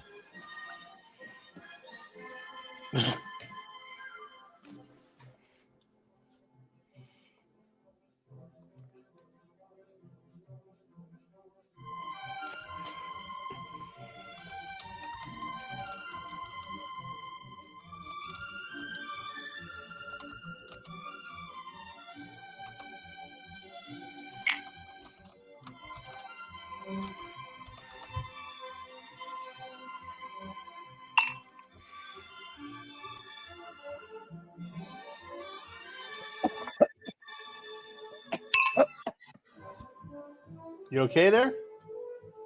I'm not smoking pot. Well, good. Here's That's bad what you for wrote.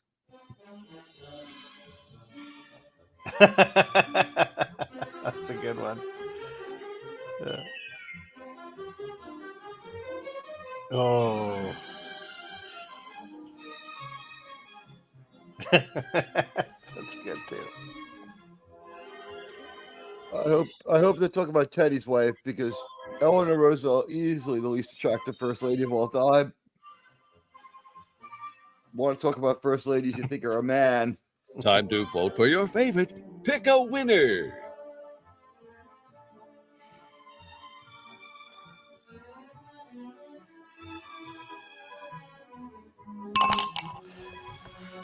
Why do I have a feeling I just picked the house answer? Oh, this is in Canada. Toronto, Canada. 1967, eh? Ooh, eh? Hold on. Oh God! Here's how you voted.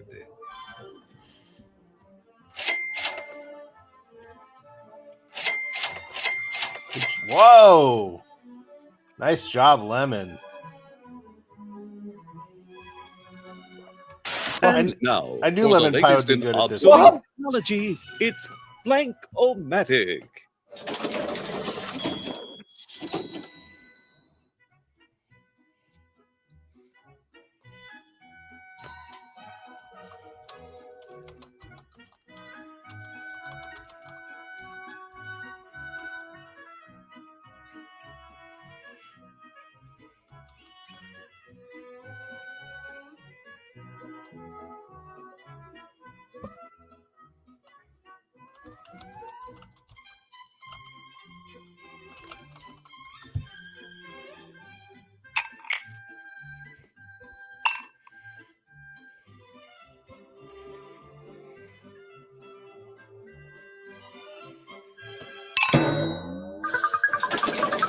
And here's what you came up with.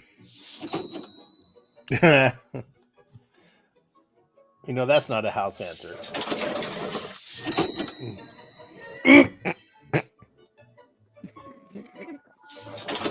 I almost did a spit take.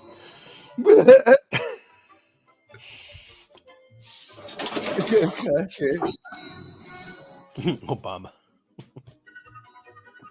I almost just killed my keyboard, man. You smell of elderberries. That smells of house answer. Okay, vote for your favorite answer. How come I can't vote for myself? Because that's you'd be getting points all the Here's time. how you voted. But I mean, it's still my favorite answer. I thought it was funniest.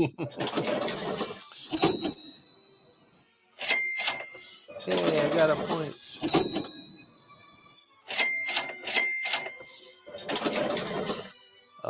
What was yours? The penis one? Oh, yes. I wanted to pick it. Get but I was ready like, for our grand finale, the lightning round we Yeah. call I Survey heard Says. I heard that happening. In Survey Says, all point values are doubled. You'll be All right. shown 3 prompts in a row, All but you right, only all get right. 60 seconds to write an answer for each one. So go with your gut. Here's your Sorry, first guys. prompt. You're okay.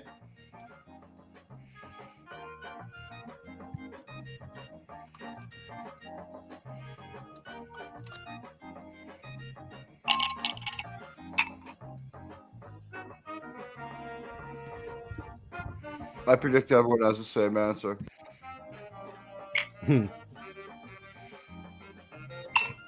Here's your second prompt. It would warn you if you duplicate someone's thing.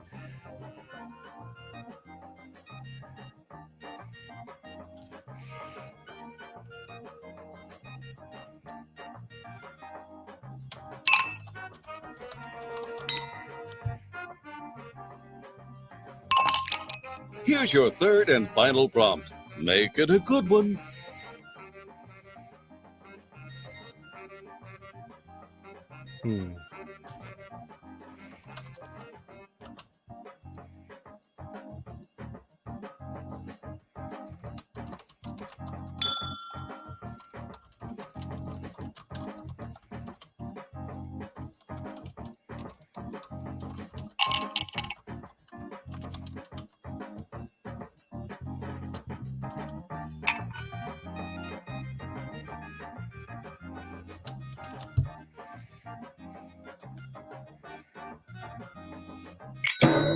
Here's what you wrote.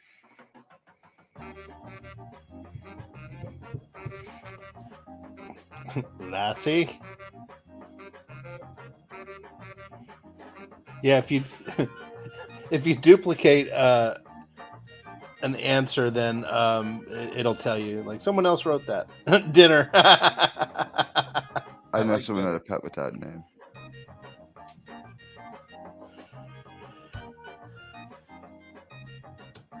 Butch. Vote for your favorite answer.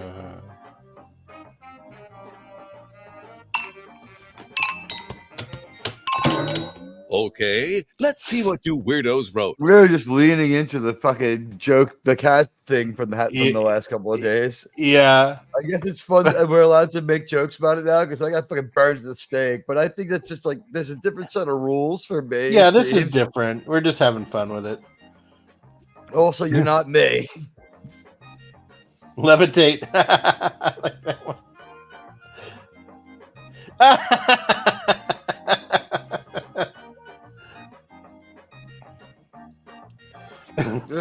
Yeah, no. Well, maybe. Who knows? What time of day is it? Well, Vote if for you're at a your Diddy party, favorite you answer know. now.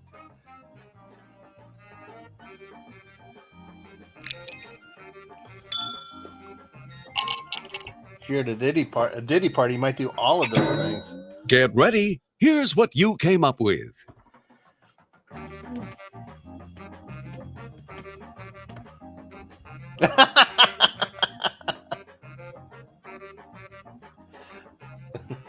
Yeah.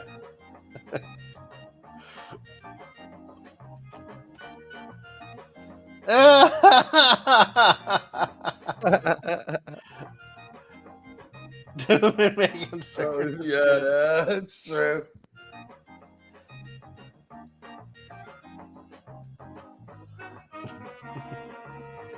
Time to vote for your favorite.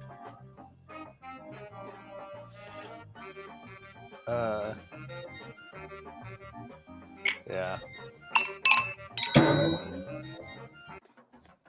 Let's see how you voted. All right. Holy crap. Lemon is just running away with this one.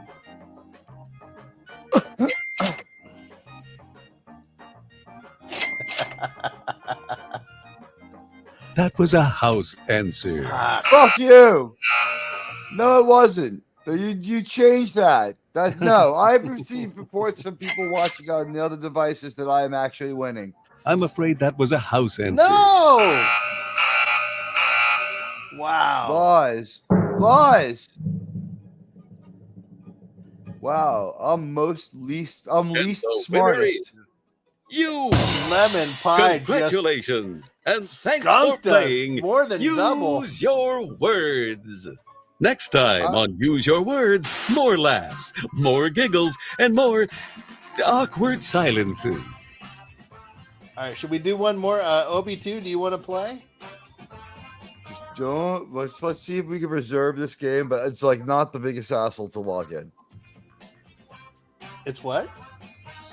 let's try not to like blow up the game like you did last time, but it's not the biggest hassle to log in. Yeah. It's NBD. I feel I was unjustly robbed of that. Yeah, look, Lemon says it's fun. Of course it's fun when you win.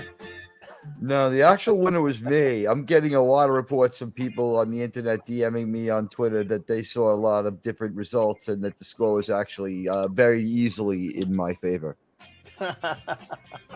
Yeah, you'll laugh now. Wait till November. A smartphone, a tablet, or anything with a in a browser, couple days, and you're navigate gonna to release the Kraken. www.wordsgame.lol. Yeah. Then enter the room code.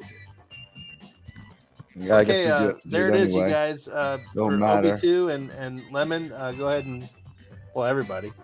I think it's STTA, right?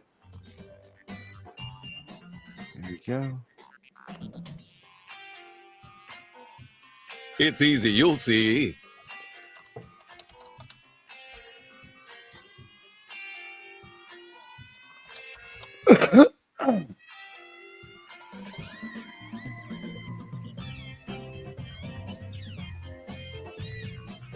Find some challenges about hanging chads.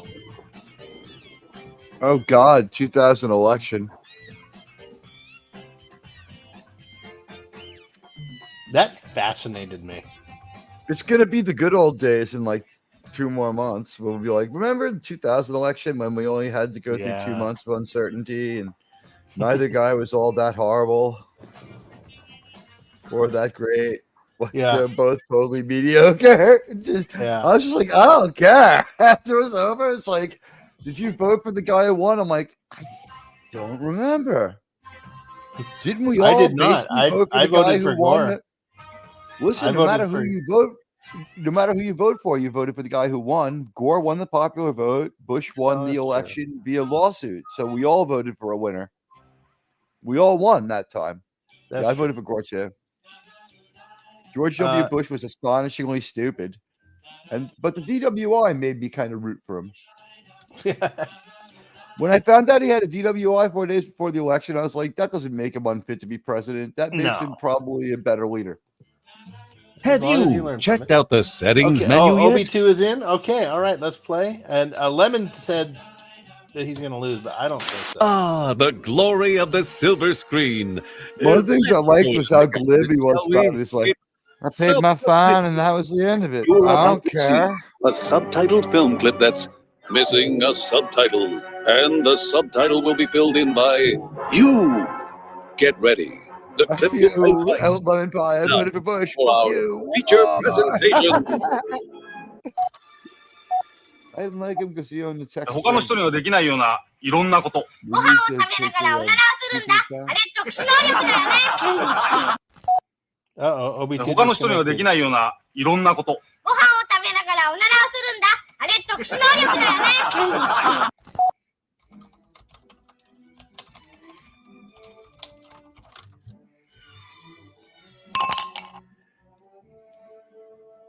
What happened to Obi2? I don't know. I mean, maybe he lost his connection.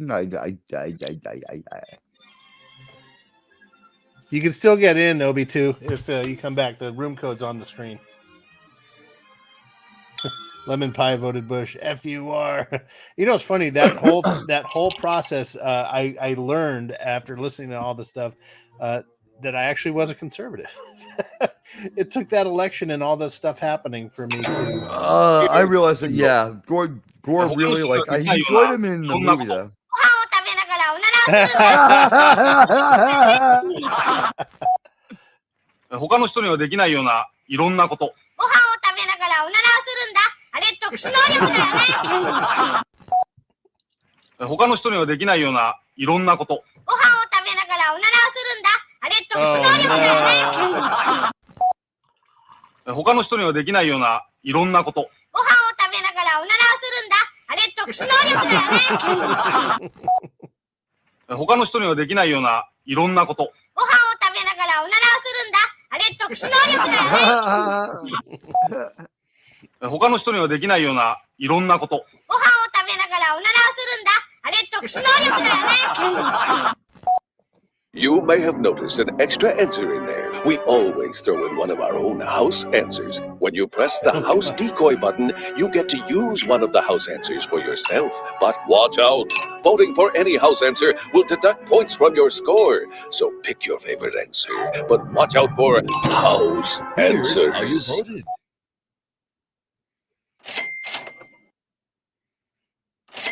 Take that in banner so we can see the score. Oh, hey. All right. I wasn't watching. Which one was yours, Teague? These are the ones who Timeline await me in right here America. and right now. Because they're from adoption land. Extra.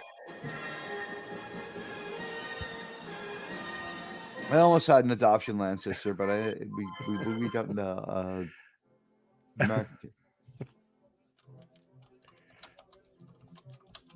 What am I supposed to do? Write a headline for this photo?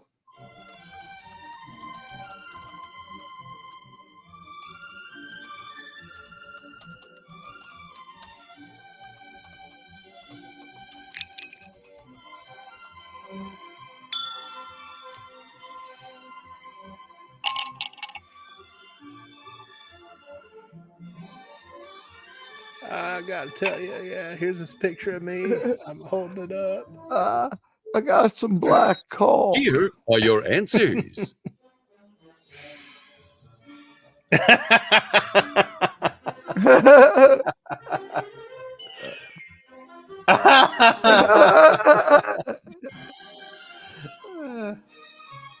Oh man, that's It's dark. what's a photo really?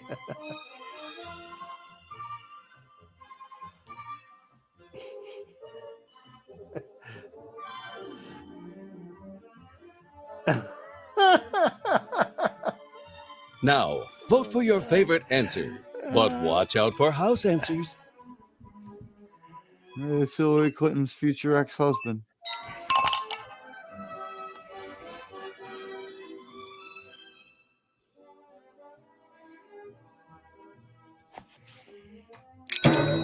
Let's see how you voted. I led round 2 last time. Let's see if I can keep it into round 3.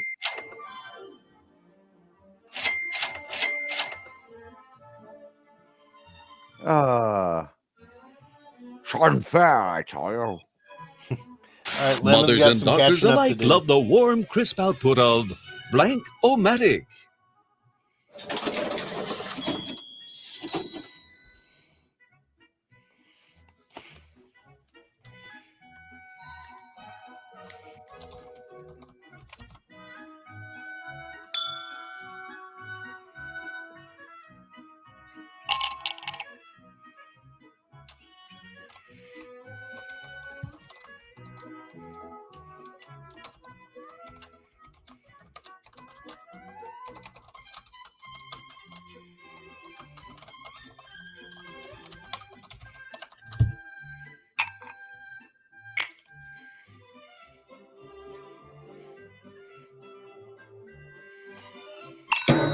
OB2. Let's see. Get ready. Here's what you came up with. Oh God, the fuck! Just in time. Oh, I like that one. Yeah, yeah, true, true.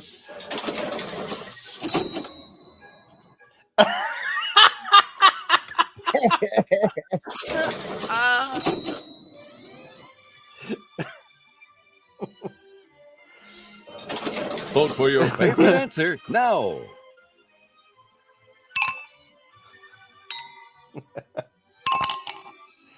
You know, it's funny. Like after a while, I don't even look at the Let's see how score. you voted, shall we?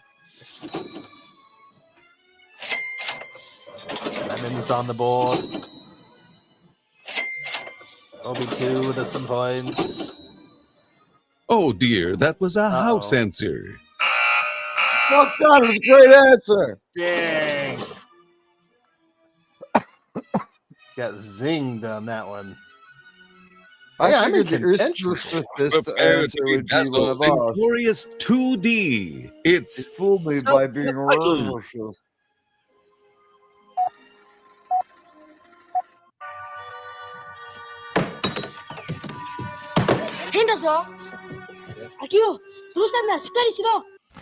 Hmm.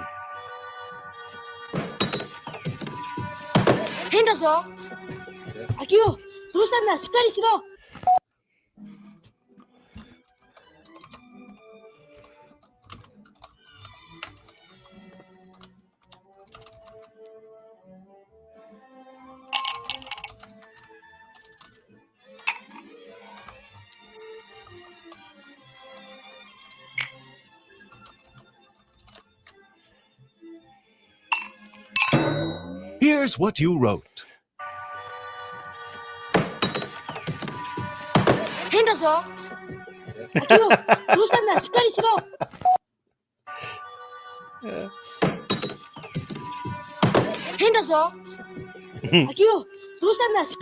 Very, very close there.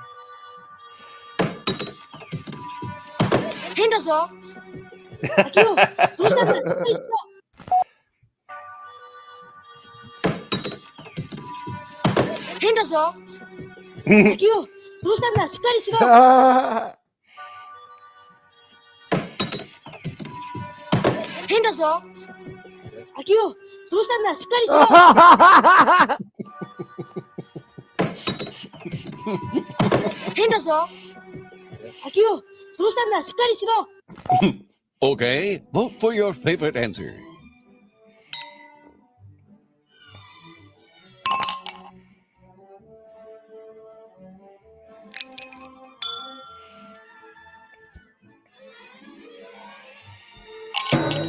Here's how you voted.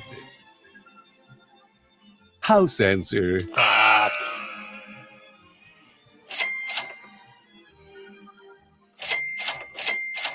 Yeah, there we go. I was proud of that one. It was funny. And now, for news that refuses to go beyond the headlines, it's Extra Extra. Oh, Jesus. What the-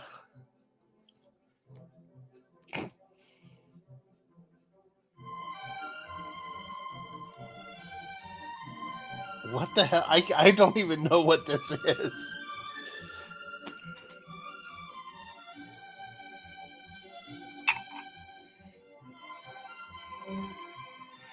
Hmm.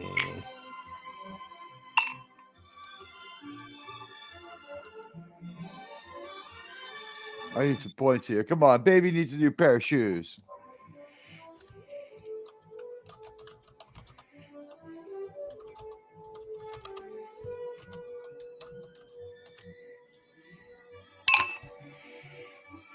Mine is the stupidest.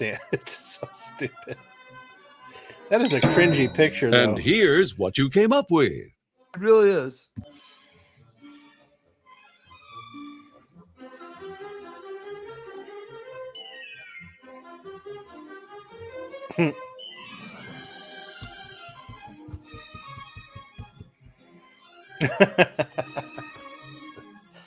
Yeah, that's a good one.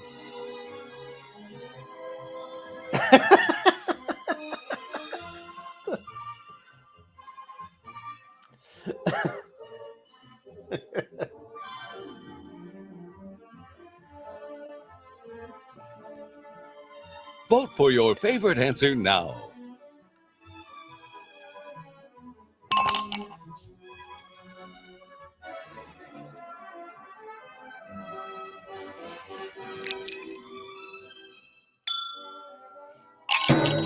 Here's how you voted.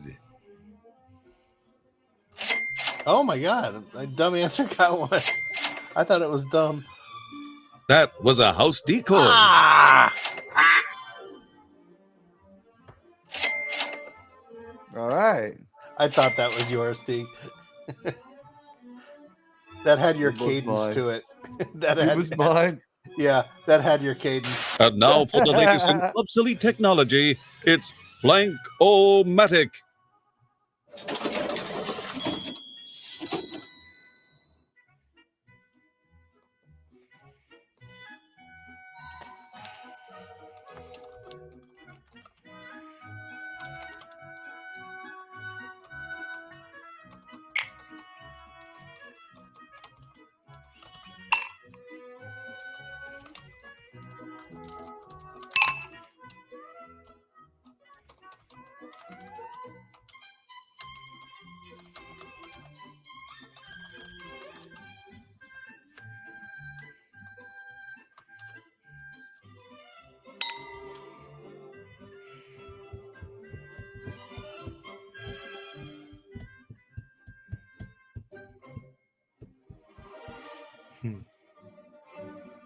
I feel like I'm hanging in there. Here's what you wrote.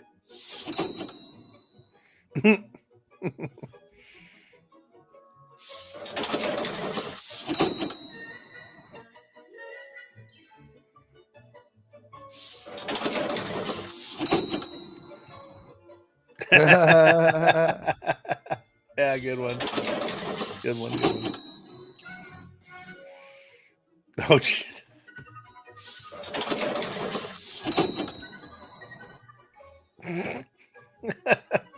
That's their employee motto right there. I'm here. Right? Go fuck yourself. What the hell? Your favorite answer now. I have to vote for that one. If that's a house decoy, it won't matter. Everyone's gonna vote for it. This is I don't think the house answers have. Let's see how you voted. One of them was I jizzed all over the place, I think. Oh, really? Yes. Sorry, house answer.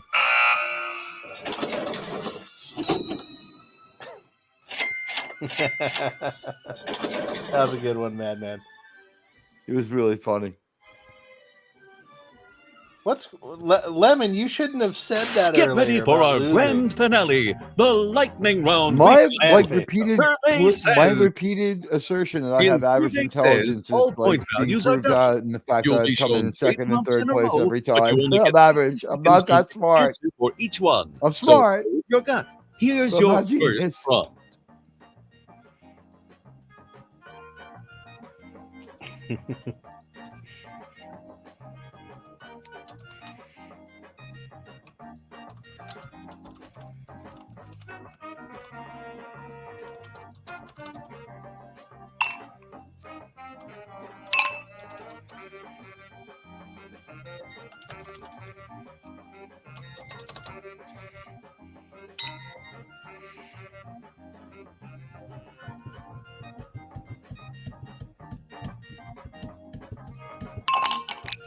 Here's your second prompt.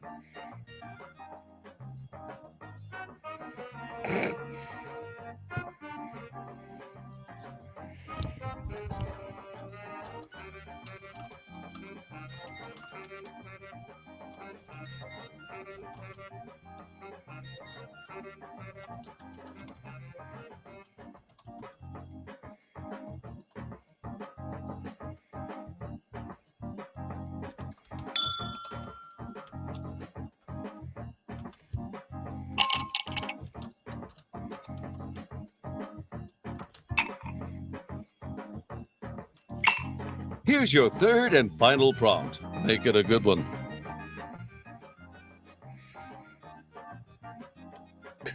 Jeez.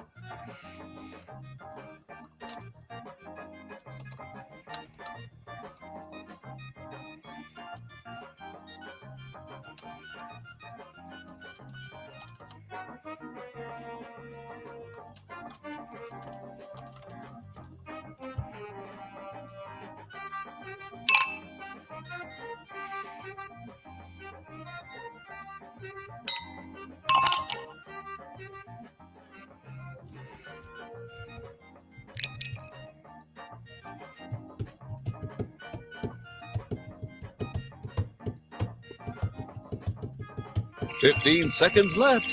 Tick-tock. OB2 is. Okay, There you let's go. see what you weirdos wrote.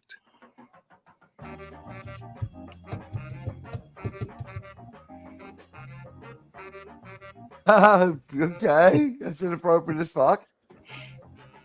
Oh, man. Dr. Hook and the Medicine Show as well. The cheaters. Yeah. Hey.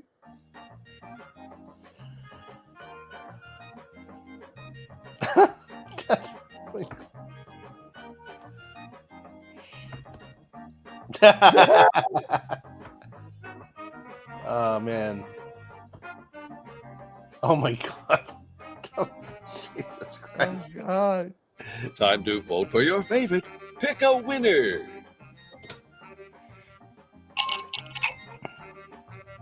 I went with the wrong one. Get ready. bad Here's one. what you I came was up the with. cock ring.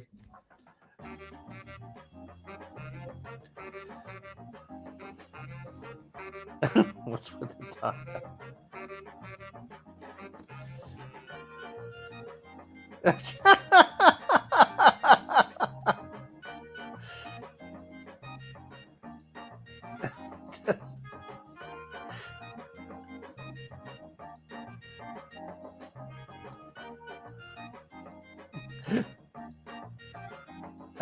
Bronze a cummerbund. Jesus. Man. Okay, vote for your favorite answer. The correct answer is when the chloroform wears off. Oh, Jesus. Yes. Here's what you wrote.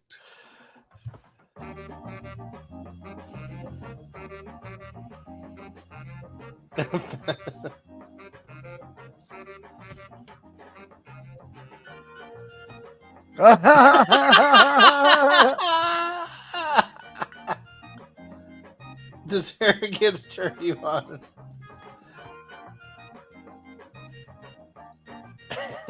You put some less.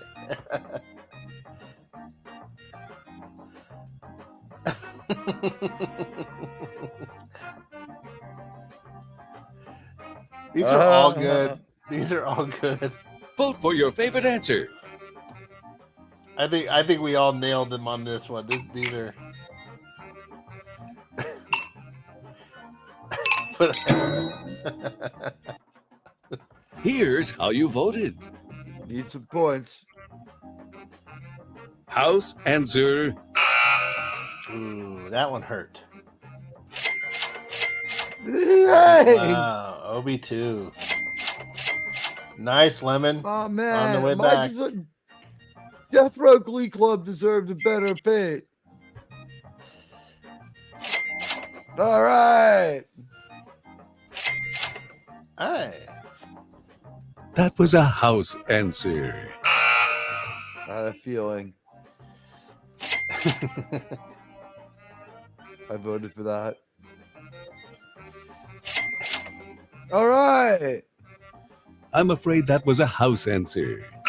Ooh. Ooh. I'm House Slytherin all the way by the way Yeah. on this one. God, that one just killed it, OB2. That was a Oh. great one. I do believe. See, I would look like like to you said, ride on your- average. And Average the winner intelligence. is you. Congratulations, and thanks for playing Use Your Words. Y'all come back now. Here. Nice.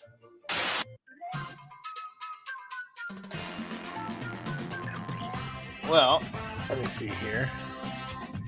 Buy me some time. Buy me like 25 extra seconds before you. Oh, well, I was gonna wrap it up, but Oh, that's fine too. If you're gonna wrap it up, I have like. 5 yeah, minutes. it's getting Like, late wait, here, not but long. that It is- that was it's fun. late here. That was fun. Yeah. So what do you guys all think? Do you guys like the game or? It was I- fun. I should have won, but like I came in like in the middle every time, so I never lost really. Yeah, yeah. And I had Lemon an kicked average ass and- result. OB2 and Lemon kicked their ass. Miskatonic. Yeah, but you guys all see like the more people play, what way better it is. Like 3 people, It you're like, got harder to guess the house answers, but I guess if you yeah, make any misspellings. yeah. But I mean, you end up having a more fun time because people lose. Like once you get a game or We two in, won. you loosen up and you're like, oh, okay, I see how this game works. But Yeah, you know what? We're all winners tonight, and Sean Carter gets a new car. yeah, I love that announcer. He's so Gary Owens too. I don't know where Oh, they that found guy. that Yeah. guy. Oh, Don. It's not Don Pardo. I forget who it is. Well, I think he's just some random because Gary Owens and Don Pardo are both dead.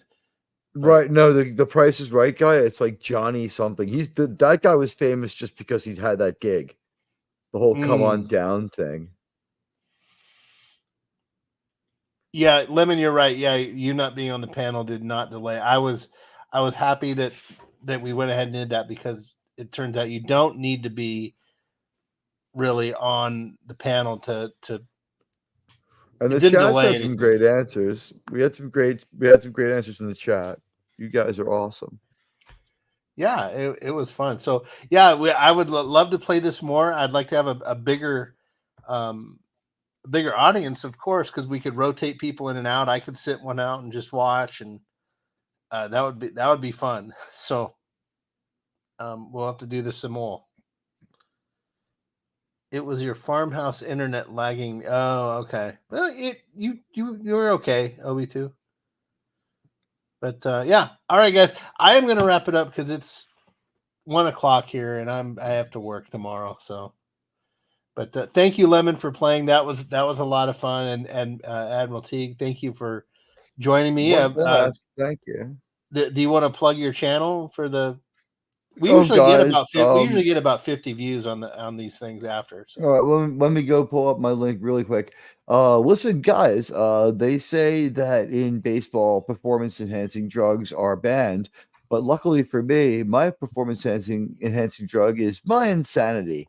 Through the power of my insanity, I bring you guys either news and gossip from the world of Hollywood and big business, covering all your entertainment providers, or a really good Star Trek show, which we'll have Sean Carter a couple of times in the next couple of weeks.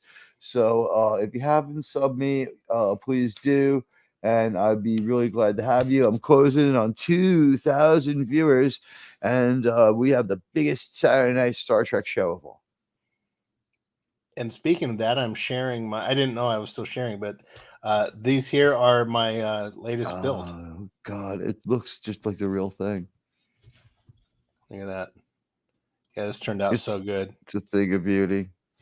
I'm looking at mine now. I have a damn good one too. Mine's still better.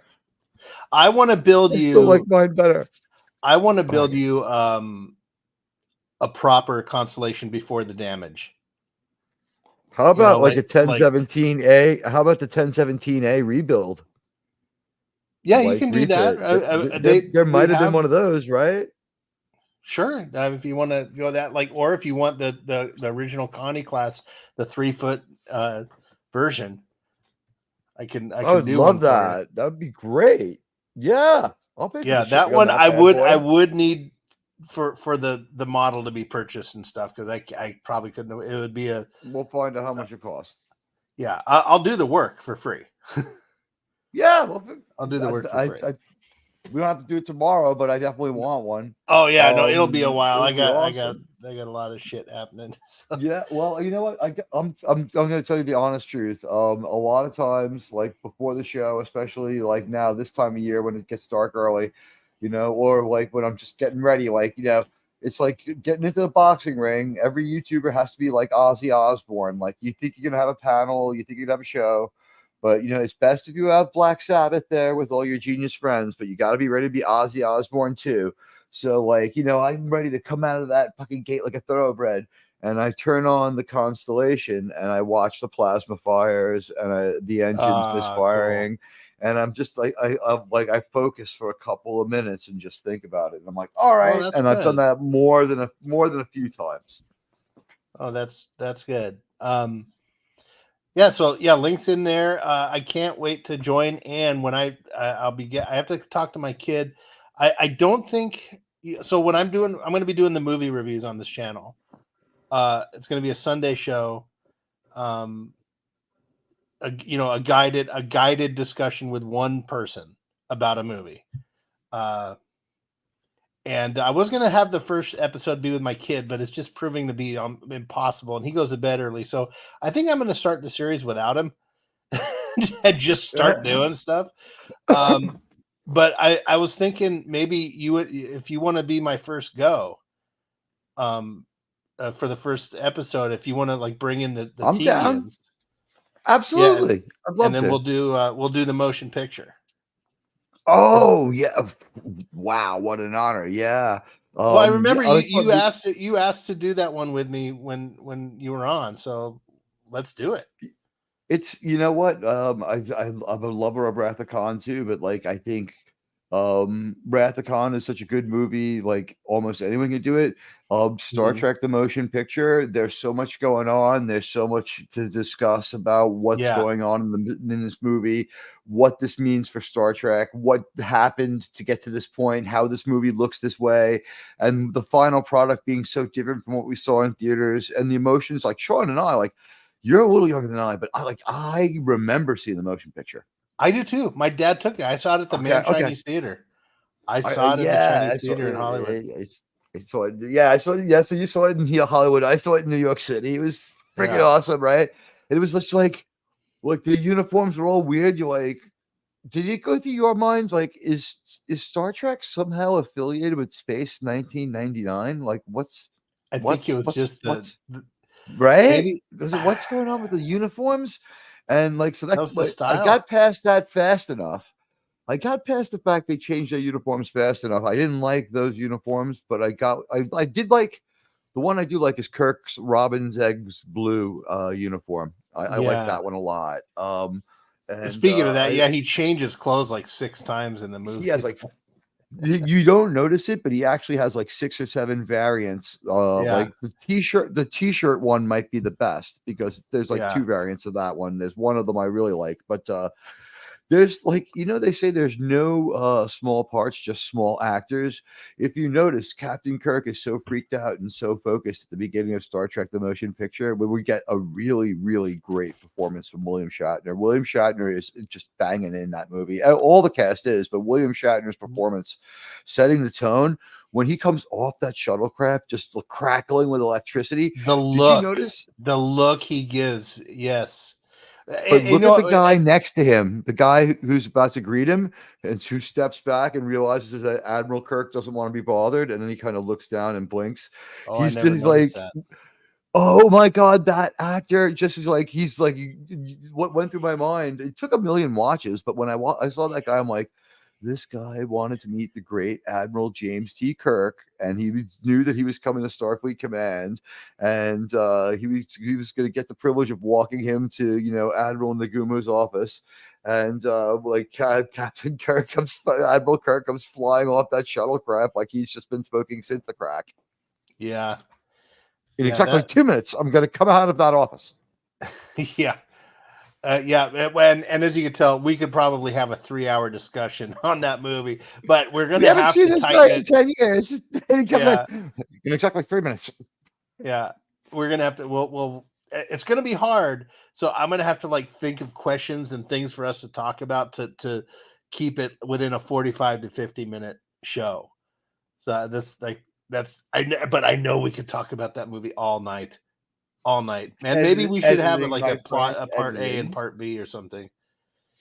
Well, definitely use the use the poll option to have the audience vote the A, B, C, D, F thing, right? Oh yeah. See how they feel about the motion picture. The final cut of the motion picture is the most improved of any of the special editions of any of the movies. It really, seeing the V'ger ship was so important that you wonder if maybe something else should have been sacrificed. I guess they were going linearly through the movie to try to do the special effects. That one we did not see that the first time, and so the movie stayed far too anomalous. When I finally saw the V'ger ship, I don't know if it's because I waited 40 years or whatever, but I felt a sense of completion. Yes, it Didn't you? yeah, because you had this feeling of something lacking, but the redo of the motion picture, the director's cut or the final director's cut, is a rare example of a movie that has been redone correctly. You know what I mean? Still Like a so soundtrack often, in the search of a movie, but yes, I mean, so often they'll do, you know, like the Star Wars special edition or shit like that. This though, the movie was not finished. They admitted it because they rushed it Yeah. out, you know, and the William sound and the Shatner's score in and interviews talking about it with some yeah. worry in his voice. He's a little I mean, concerned. when I fell in love with the movie, you heard them clomping around on the set, you know, like the sound wasn't even done right. You heard them clomping around. Sometimes the special effects were just a one color gray tone behind the Enterprise, Yeah, but the or when Enterprise looks great moving towards you because they didn't have like moving, undulating things from V'ger. Yeah, or when V'ger they things blow were up the great. asteroid, that stupid sound was like, it was like, oh, come on, you know, but Okay, Miskatonic. Miskatonic is going to pop out, but we loved having you here, buddy. And oh, it was are you great to see popping you. We out love there? the Okay. avatar, and you've got one of the best YouTube names. It sounds like someone would be like from like a town in Massachusetts or something, like Miskatonic. Like, where does he live? Madman. He lives off the Miskatonic. He's a madman. A madman, I tell you. He drinks river water all day. It makes him nuts.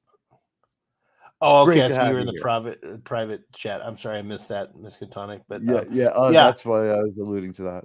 But yeah, as you guys can tell, Teague and I could talk forever about motion picture. We love this movie. It's going to take a lot of editing.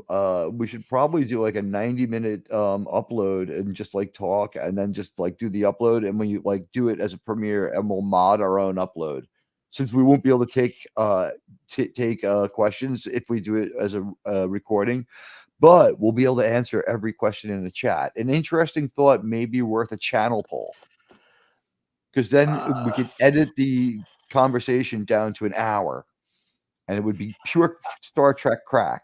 I like the idea, but it's about 7 hours of editing.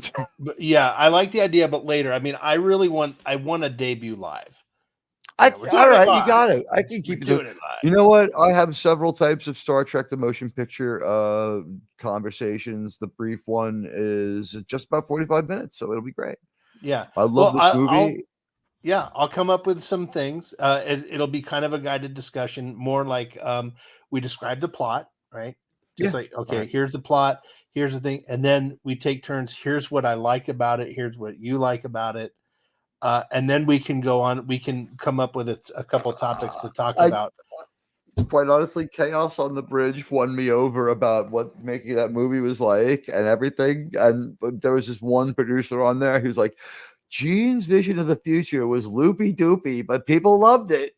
Yeah. And then the other, like DC Fontana is like, you know, he creates this bad guy and we don't know what happens. And does the movie end? I don't get it. I don't understand. And like, yeah, this is a really different kind of movie, but it's a very Star Trek movie.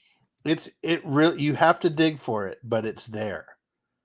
And you know what? We're the guys to bring it to you. That's if anyone can talk about Wrath of Khan, but Star Trek the Motion Picture, I'm gonna bring the knowledge, the humor, and the love of the movie. Yeah, and Enterprise that movie is great. That movie is what brought me into Star Trek. I felt when I was young, and I would be at home bored, and my dad had a VHS, and we had all kinds of movies that he got. He knew people that were able to get a lot of movies, and I would watch that. I was a Star Wars fan as a kid, and then I'm like, oh, Star Trek is just a ripoff of Star Wars. And then my mom's like, Star Trek came out first. I'm like, oh. And then one day I popped in Star Trek the Motion Picture, and it was a summer day, and there was nothing going on. My friends were out of town, and I watched it, and I was fucking mesmerized. To this day, that movie No Star Trek movie to this day has shown me or made me feel the size of the galaxy or the size of the ships or how big Starfleet actually is. The Yeah. Epsilon 9 station with all the comm chatter, and when Kirk lands at Starfleet Command, there's hundreds of extras walking around. Yeah, we like all of a sudden we realize like we've only seen Starfleet. Yes. Jim Kirk has been on the Final Frontier. Like we never the only time we saw Earth in the original series, we were back in the past. Back in time, yeah. Yeah, And, we went or back you in see time.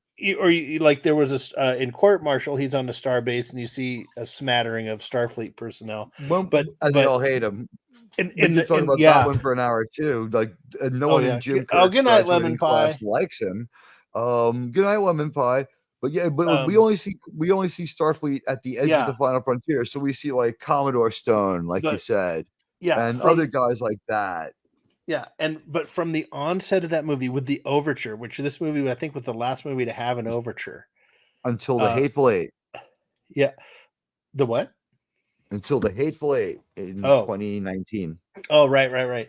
But the that score, the Ilea's theme, and you're in the starfield and it's going, you're being taken into the universe on that overture, and it's a big universe. The music pops in with the 2 drum hits, bum bum da da da da da da. I mean, God, you're in there. Jerry Goldsmith. Yes. Wow. Right. I mean, some people say George Lucas, John Williams is better. I actually think that Jerry Goldsmith has saved movies and is more iconic. I love everything he does. I think he has a certain like he knows how to make an appealing, engaging soundtrack. And what did they say? Like his story in this one, there's a whole documentary you can find on YouTube about this one. He invented an instrument to create the V'ger sound. That's not a synthesizer. But one of the things he said was he submitted a soundtrack right on time and it was fine, but they're like, it doesn't feel right. And when he listened to it, he was like, he had done so much Star Trek, he was like, maybe I could do better. And his second bite at the apple gets us that soundtrack, which like in some iterations and cuts of the movie, we could call it a soundtrack in search of a movie. And even at its best, it's still, the soundtrack is so damned good. It's damn it really good. Is. Like I said, those first 2 drum beats when they play the theme song, it's like boom, boom. You're in for a nice ride. But the scope of the world that Enterprise's they build theme movie, got me in that one. Well, that was from Star Trek 2, wasn't it? I think we get it during Enterprise porn when he's flying around disregarding the ship. And we even they bring back Alexander Courage for a little music. That one you were humming was from Wrath of Khan. That's a Wrath of Khan only. All right. You know what? So there you go. James Horner is still great. Star Trek will go on. While you're here, I'm going to bring up something, and I don't care if I get demonetized. No, well, I'm not monetized. I've got 70 subs. Let me see. Okay. Have you seen this? I'm going to bring this up. Okay. Here, it's kind of a side discussion here. So in Star Trek, in the world, impulse speed, full impulse is supposed to be almost the speed of light, right? And that's not a rocket. That's some sort of ionic reactor. Yeah, but when they say impulse speed, like full impulse, you're basically almost going light speed, right? It's fast. Yeah, I think that the right engineer could, with a little bit of work from the planetary gravitation, like Scotty could get you to light to warp 9.9 or even 1.1. No. I'm talking strictly impulse speed. So when they say quarter, I think at impulse speed, Scotty could still get you to like a brief burst of 1.1, like with a star or something. What I'm getting at is impulse speed in Star Trek is supposed to be a constant. So just a little bit below warp speed. Yeah, like any shit, like the Enterprise, the Reliant, Voyager, when they go full impulse, it's the same speed. Like there is full impulse or half impulse. It's a But, It's but a the number. NX-01 is probably a little slower than the rest. Yeah, but taking that out, but by the time Kirk's era, okay, impulse speed, full impulse is like you're approaching speed of light. So if you think of that, 1/4 impulse is still fucking fast, right? Like it's 1/4 not like impulse. so many times in the They're show they say across our quarter. solar system in like a week and a half. Yeah, so like in the show, sometimes they'll say 1/4 impulse, and the ship's like just chugging along. They get it wrong a lot. So anyway, long story short, someone went in and remastered the Enterprise leaving space dock in Star Trek VI. Have you seen this? I think I have, but yeah, show it to us. I think I have It's- seen it. There's a lot of great cleaned up Star Trek stuff, and a lot of people will take the copyright hit for it. Once you become a creator, there's Star Trek music that you're allowed to use if you reuse the license. So, like for Bird, like when I made the tribute to him, I'm like, I'm not gonna monetize this shit. Fuck that. And I just used real Star Trek music. Okay, So you can use, once you get to a certain level, you can use real Star Trek music and just take the hit. So this here, someone remastered the approach to the Enterprise A, and they're leaving in Star Trek VI to go meet Gorkon. And Kirk says, "Okay, thank you, Lieutenant. 1/4 impulse." She goes, "Captain, thrusters only in space dock." Right? Because because Kirk, that's the equivalent of Kirk like peeling He's out of the chomping at garage. the bit. Yeah, that's like- another thing that I say he's out of character. Like Captain Kirk would be like, every other time he leaves space dock, he's like, "Mr. Sulu, take us out." Yeah, Even yeah, when but they're this escaping, time- he's calmer. But in Star Trek VI, he knows it's his last mission. He's like, "Fuck it, man. No, I I'm mean gonna in 3. I'm gonna floor the Dodge Charger out of the garage. Fuck you guys." I think So I'm this talking about in scene- Dodge 3. In Trek 3, he's more casual about the leaving space dock than he is in 1. Right, but no, I mean this is Star being Trek. chased. No, this is Star Trek VI, so he knows it's his last mission. He's like, "Fuck it, 1/4 impulse, get us out of here." He's flooring the car out of the garage. So anyway, I'm gonna play this here. This is so good. And when I talked earlier about the I thought you were going to stroke talk and about when he size- goes to warp in the solar system and almost crashes into a rocket. Like, I guess what is the outer belt of the asteroids? Yeah. Okay, so here we go.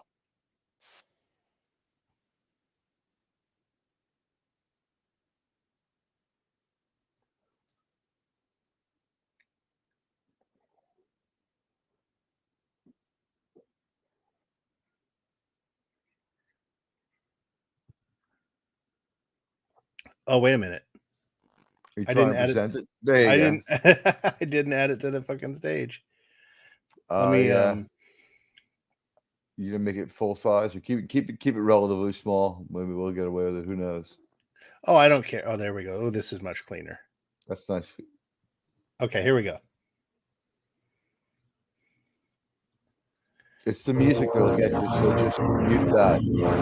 Oh, I don't mute care the if I get- sound. I don't care. I don't care. No, the music hit is real big. I don't care if I get dinged. All right.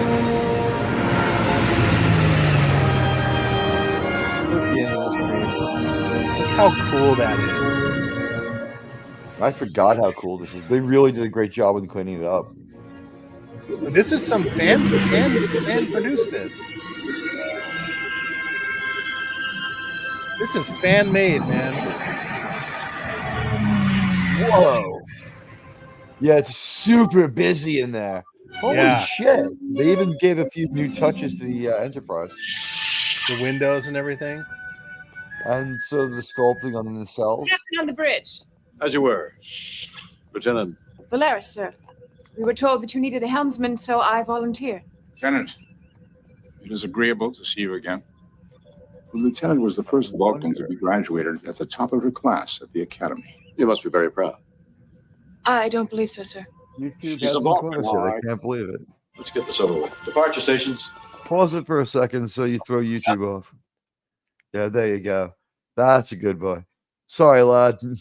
Look at that. Kirk's got like that's the best chair he gets in any movie. It's got like decent material. It's not the chair from the motion picture where it's just like looks like Dad's caravan chair. Mm-hmm. Like that chair is functional and it looks pretty tough. Like he's got a gamer chair. Yeah, exactly. Okay, here we go. Hi, sir. Did you find the engine room? Right when I left it, sir. Stand by. Uhura, look at the dock master. Control tower reading, sir. Control, this is Enterprise. Requesting permission to depart. This is Control Enterprise. Permission to depart granted. 30 seconds before gates. Clear all moorings. Watch this, man. This is so fucking good. And they bring in the music. Look at that.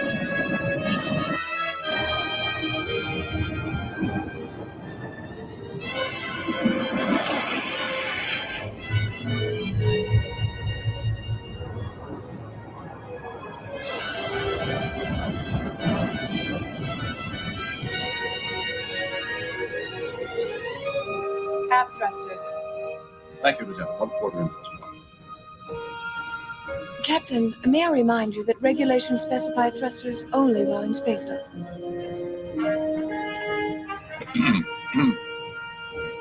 Jim. You heard the order, Lieutenant. I love the look here till you get Spock.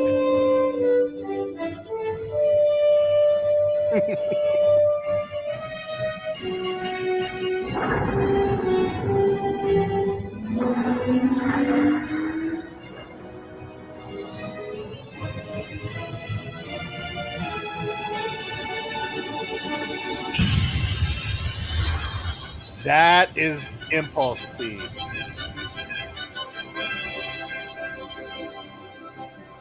What do you think? Are you there? Yeah, that was great. Isn't that great. amazing? Doesn't that loved improve it so much more? Have you seen the Voyager one? What, like they're leaving space dock or something? No. I've played this a couple of times. It's already on YouTube, so I don't know. I'll present it. Somebody 4K'd the beginning of Voyager, which is like the best of all the Jerry Goldsmith Star Trek theme songs. All right. I won't sing along.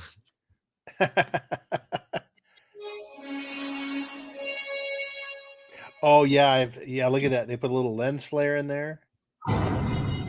They do a few things. The ice looks really cool when we see that.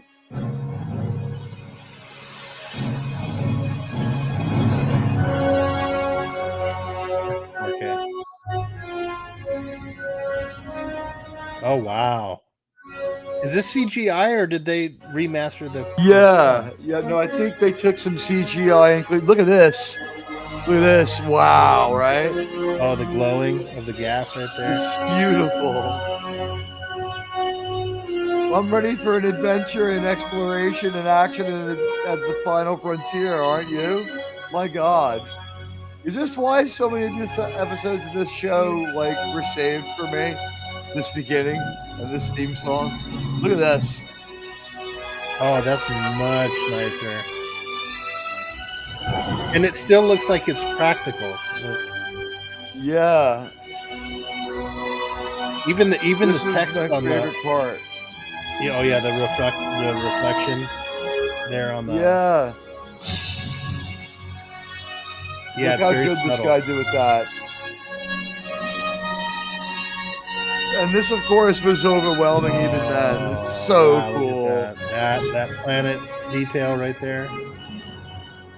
This is Oh, not look. always reliably a great show, but after this, I was more forgiving of the first segment of this show than any other Star Trek show ever. It's Ooh. fast. Go back. There was that. a DS9 version there. Do you see that? Oh yeah, there is a DS9 one. We're breaking all the rules tonight. Hey, people. Up on the Spidey's DS9. here. Hey, Canadian Spider-Man. What's going on? You're a little late, man. We were playing Use Your Words tonight. Would have been great to have someone here who spoke spoke Canadian. Yeah. We only had people who spoke American, eh? All right. yeah, So I'll represent by representing. Let's see what the Deep Space Nine one was about. I saw a special with the Deep Space Nine in Chaos on the Bridge, I think one of the things they said was like, it was important for us to have that lone trumpet at the beginning there because Cisco stands alone. I'm like, a lot of thought went into this. It's not their best theme song, in my opinion. Hey, I'm drinking bourbon. CSM. I'm having a water. You had something else earlier. I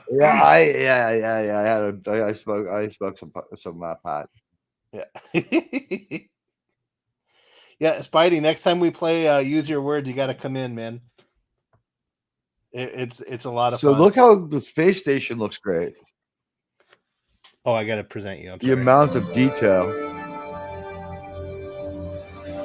I like how they redo the fonts too, like the titles. Oh, look at that. Wow.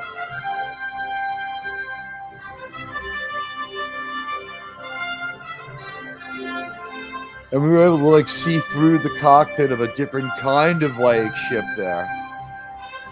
Wow, look at the detail there. And they've messed with the theme song a bit, right?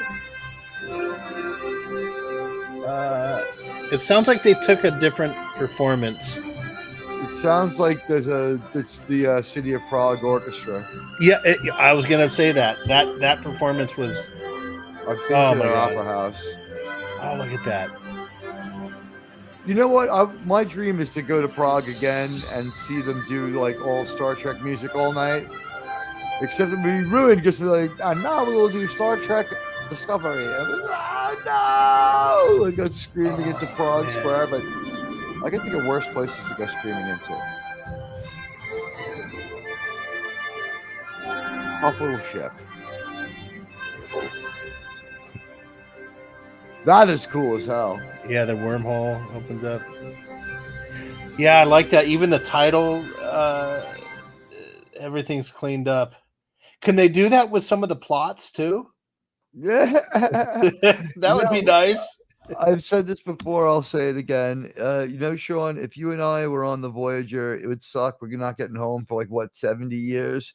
But there's two things I know that we shouldn't do if we want to make it home alive. One, we should never use the transporter because it's the most fucked up transporter in the fleet. And two, never, ever, ever, ever go to the holodeck. Never holodeck. Absolutely the most fucked up holodeck that anybody ever made, anywhere, ever.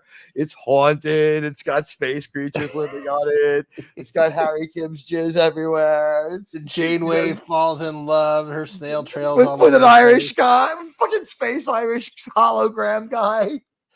Janeway's snail trail is all over the floor. Oh God, yeah. And God, the only episode with the holodeck where the holodeck works right and the episode is good is Tuvok's holo novel about if Chakotay tried to mutiny.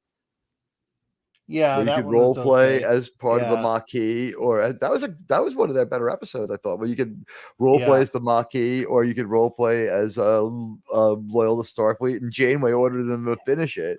One of the few orders she gave, I agreed with. I was like, yes, yeah, they deserve to see the end of the story. I think how Tuvok ended it. That show, man. I said this on one of Clobber and Time streams. I remember saying, Star Trek Voyager was think of this: if Leonardo da Vinci had a group of students and he's teaching them how to be master painters, right, or master sculptor, whatever he's teaching them, and he goes on a 2-week sabbatical, and the students are like, hey, he left us all the tools, he left us some ideas, let's make some art.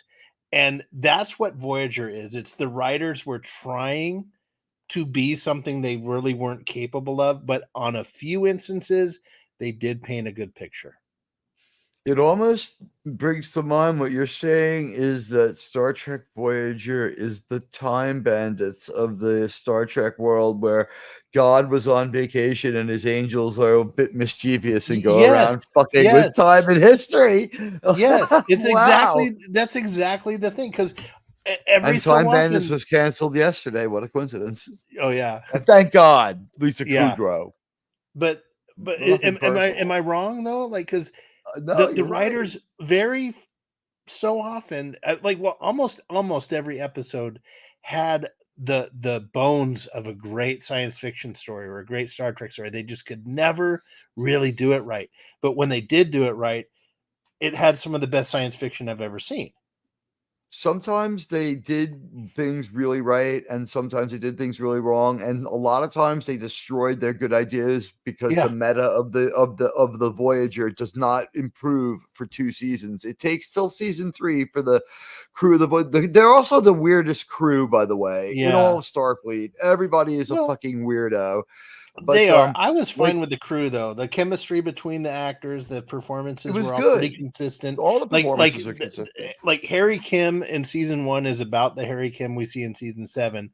A lot better, a lot He's more. arced a bit, but yeah. Yeah, They arc him a little bit, but they yeah, arc a little, but essentially the performance and the character, they nailed it down pretty good because like take Counselor Troy in season 1 versus season 7. I mean, it's a different character. 8 costumes later. Yeah, she's a different character. I agree. Yeah, she had an accent in season 1 and she said some stupid thing, like, but Harry She is still had Harry. an accent at the end, but it was a different, less weird, more like she had more time to work with it. And she at one point, all those people were decent actors. We see how horrible someone like Tim Russ is on X. So he's just a good actor, man. He was good at Tuvok. What are you gonna? It's just the truth. There's no shame in saying it. Like I no longer want to have lunch with him, but he's a really good actor.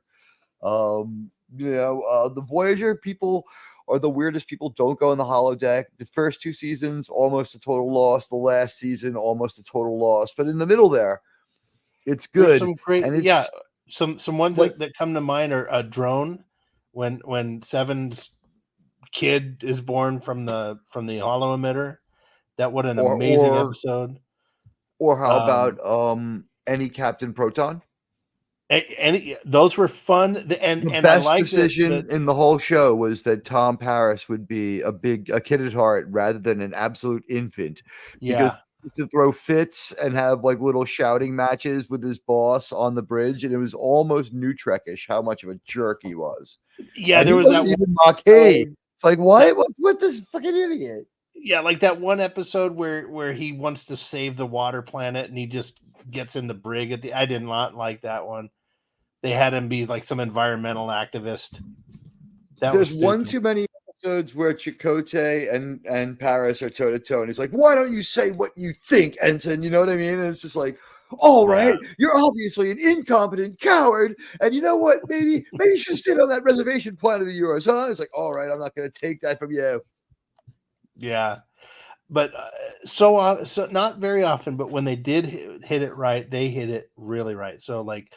Friendship 1 was an amazing episode. It was uplifting. It was optimistic. It was Star Trek, and the fact that they wanted to preserve that and tell these guys their stories and give them a proper burial. There was that one episode where they are in orbit of that planet and there's like a time thing and they're like always up there and they become like part of that planet's culture through time. There's a couple of planets that do that too. No, the one in particular is they're in orbit, and like for every minute that goes by for Voyager, like 10 years goes by for the planet. Yeah, they take that up in the Orville. I also like the planet where, like, it seems like the best as I can figure out. Right about the same time the Voyager passed through, there was an apocalyptic like meteorite strike on the planet that they thought was the Voyager. Mm-hmm. And the society had taken like 7,000 years to get back together, and they had just figured out and reached a tech level where they were able to start turning on some of the systems of the and Voyager. they find the doctor and he tells the story. Yeah, I was like, no, it's not what we were like at all.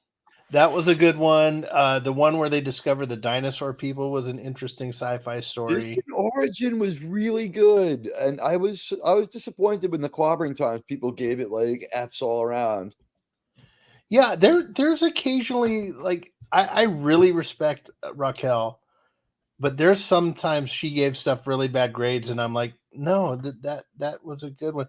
More often than not, I would agree with her. But objections, it was a decent objection on one level, but then like when you thought about it, it's like, oh come on, Nick, it's still a sci-fi. So it was like, Like that was like Janeway was really indecent for leaving the body of the guy that they had behind, right? Because he deserved to be repatriated and buried at home. And I'm like, Yeah. while true, he's an awesome spaceman who's going to change the science of the dinosaur people one day when they open up that vault and tell people the truth.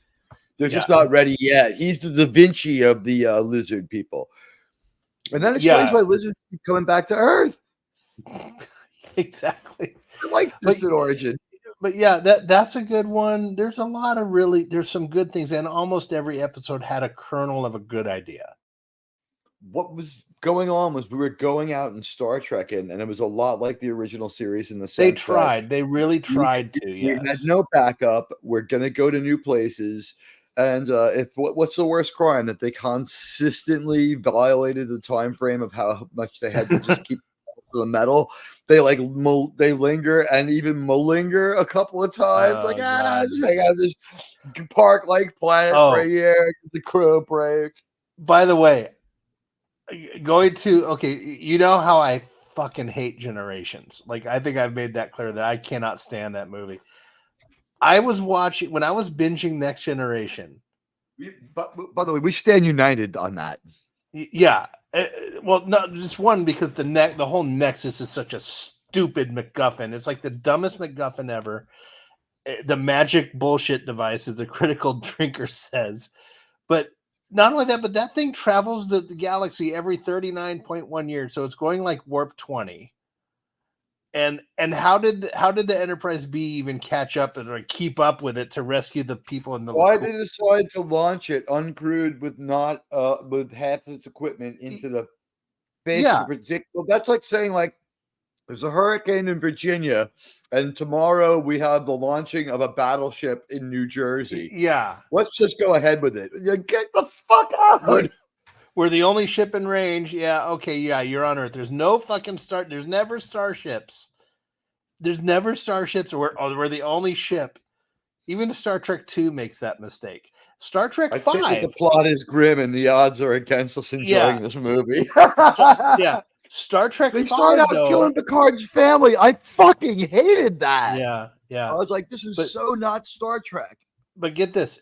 Star Trek 5 is the only one who addresses you're the only ship in the quadrant thing, because when they tell Kirk, hey, we need you to go to Nimbus 3, he's like, there's got to be other ships, we're in bad shape. He goes, yeah, there's other ships, but I need Kirk.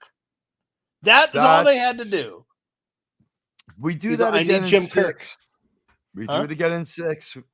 Remember, they're like, I have personally vouched for you in this situation. You vouched for me in some of the best underacting for a guy who gets beat up as a ham, man. When William Shatner is given a good performance, he's given some of the best performances ever. Yeah. They make that set extra big for his just enormous brass balls and huge personality when he's just like, that was great. Yeah. The delivery. Has it occurred to you that this crew is due to stand down in 3 months? We've done our bit for King and Country. I loved that line. Yeah, we've done our bit for King and Country.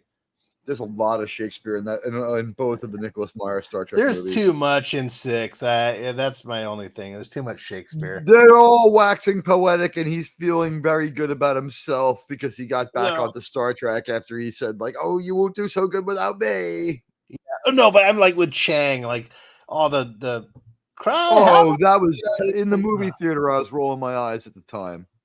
I mean, that's still a good Star Trek movie, but yeah, they overdid. They killed it because like the best one was when he's leaving from dinner, and he comes up to me and he goes, "Have we not heard the chimes at midnight?" Like that was all they had to do, just there.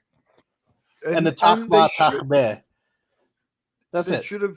They should have crescendoed it into the joke about like after that failed dinner party, like Kang to defuse the situation, even though he wanted blood later to as like a dig, like been like, well, I guess Klingon is better. I guess Shakespeare is better in the original Klingon. You know what I mean? Yeah. That was a little bit weird, but we did see that we have at least a kitchen big enough to take care of a state dinner.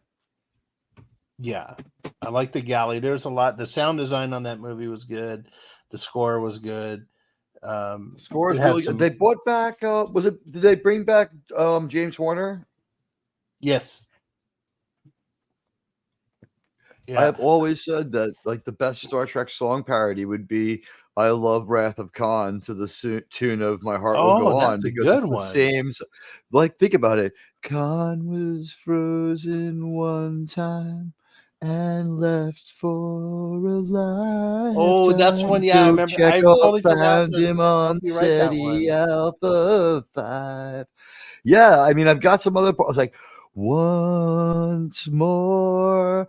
Spock opens the door to go fix the warp core, and Star Trek will go on and on. Yeah, when I'm you telling first ya. said it, I thought you were saying like I love Wrath of Khan, like I love rock and roll. I love Wrath of Khan. It's like- No, I'm thinking like Celine Dion, like because it's Yeah. James Horner, so like we could get like there's a hit song by the Star Trek songwriter, so it also happens to be a deeply sentimental song. They played that at one of my friend's funerals, and ever since then I've been like I had new respect for the song. I just wrote it off as another Celine Dion song till then. And then I found out the story, but like I finally saw the movie and I saw who wrote the score, and I'm like, oh wow, the boat movie's pretty good, and the score is excellent. Wait, who's Doc Poet? Who's hello, Doc Poet? It's good to see you, sir. Hey, everyone. Hey to you, Doc Poet. Is Doc Poet a Tiki? Is that a Maine Coon that you're holding? That's a large house cat, sir. Deborah. Is Doc Poet Tikian? Are you? I do not. I don't remember seeing his name, but welcome, Doc Poet. And yes, you know what? My favorite hot blonde is Deborah Harry. So you know what? There's someone with two first names that you can trust, but maybe it's because they're both genders. Like just covers also. And what a cool tomboy she was. When I met my third cousin, he went to high school. He went to grammar in high school with her. Her. They did overplay the song. So yeah, they overplayed the song. She was the artist of the year, though. But you know, if you request that by Celine Dion, I think that's the one that has some sound bites from the movie in it, kind of junking up the song. But if you get the one by James Horner, it's just the song because he is the one who's the art. Like hers is a cover. Like she's just a vocalist on that, or whatever you want to say. Like she's the original person to sing it, but it's a James Horner song. It's weird like that, but So- it lends itself to parody. I got on a tangent like Doc Brown. I came up with another thing to hate about Generations. When Sure. I was binging the Next Generation, making the model, there was an episode I came across, and it was episode called Starship Mine, where Right, where he kills Tuvok. yeah, so Tim Russ is in that one. That's very And the satisfying whole now. so there's those group of thieves that go on the Enterprise to do their dirty work, to steal some shit, right? Guess what they're looking for? If you remember what they're looking for when they try to take crap from the Enterprise. Is it the trilithium engine? residue from the warp Trilithium. core? They are trying to get the trilithium out of the Enterprise. And then here comes Star Trek Generations, only 2.5 years later, because Starship Mine was a season 6 episode. 2.5 years later, the Romulans are looking for trilithium, and no one knows what the hell it is. I'm like, you fucking monkeys, you know, like just, you know what I mean? Wait, did we lose you, Teague? Teague went silent. Oh, Doc Poe. Helps when I'm not muted. Yeah, you know what? My thought is this. How about this one? Sometime between the show, between the movies and the episode, we lose a Constellation class starship to trilithium buildup, till then unknown effect of the warp core. Well, Like these aliens knew what it was. No, I don't buy it. That's too. We can't nerd explain our way out of that. That's just bad writing. We just can't. That, like, some things can be nerd explained. Very bad coordination. I'm trying to think. They wanted to try lithium, which was a byproduct of the warp core, because it was a like really dangerous explosive, and Picard knew about it. But in Star Trek VI, the Romulans are looking for trilithium, and no one knows why or what it is. So, well, no, they do. In Generations, they do. In Generations, they say it can. They go. It can stop nuclear fusion inside a star. They knew. We found like so many more problems with that movie when we watched it again. Like we found problems that we didn't know were there the last time. And I swear to God, like for the next 2 days, I was waking up like, damn it. Like there was that movie's a disaster. It really is just a fucking disaster. And it was bad stuff. That was like hello, we can top they saw the Phantom Menace and were like hold my beer, even though like I think Generations like 5 years earlier, but still. I mean, it does have some great. I like that they played with the lighting and the special effects. That all looked good. The early in the scene, like Picard's in the observation lounge where they have their briefings, and it had that nice golden thing from the sun. It was like a nice touch. Like it didn't look like the show. Like they did, and the scene in Stellar Cartography was great. That I love that. That was great, but like everything else about the movie, about how like the crew is sort of pushed to the back, and it's just like a buddy cop movie with Data and Picard trying to chase down this mystery. Yeah. It feels a little too much like what we get now, and also like now that we know that Patrick Stewart hated everyone else and didn't want them around too much, and had to have a bigger trailer and wanted their parts minimized, like. That was an awkward reunion when he had to admit that he couldn't do it on his own, and like he fed that theory that the fans have that Star Trek: The Next Generation movies must be a fever dream in the Nexus because it's a plot. Oh my God! You know what? Think about like we do this on my show all the time. Like we ask different questions. Like we have some standard Star Trek questions. One of them is, what's the worst thing New Trek could do with the Nexus? I'm interested in hearing your answer, and I'll tell you what I came up with. Oh my God. The worst thing? New Trek now. New Trek. Yeah. So and like, thanks okay, to New all Trek you out there hanging in with us for a crazy Star Trek conversation. Oh, and let me acknowledge Doc. Like I'm no longer tired. I'll be tired tomorrow. You fast forwarded 8 hours in Tony's live stream to find a channel URL link. Well, that's tenacity. Thank you. Tony's last time the live stream fucking actually folded time. He warped time space. Yeah, Tony, I was up till 4:00 last night. We were playing that Use Your Words game on his channel. We had a good time. It was fun. But we played that tonight, Doc Poet. You could have played along. So I'll do this again in a week or two. We had hopefully we get more people. We had so many problems with Star Trek Generations. My God, it was just. The one thing is that I would say a movie. Oh wait, hold on.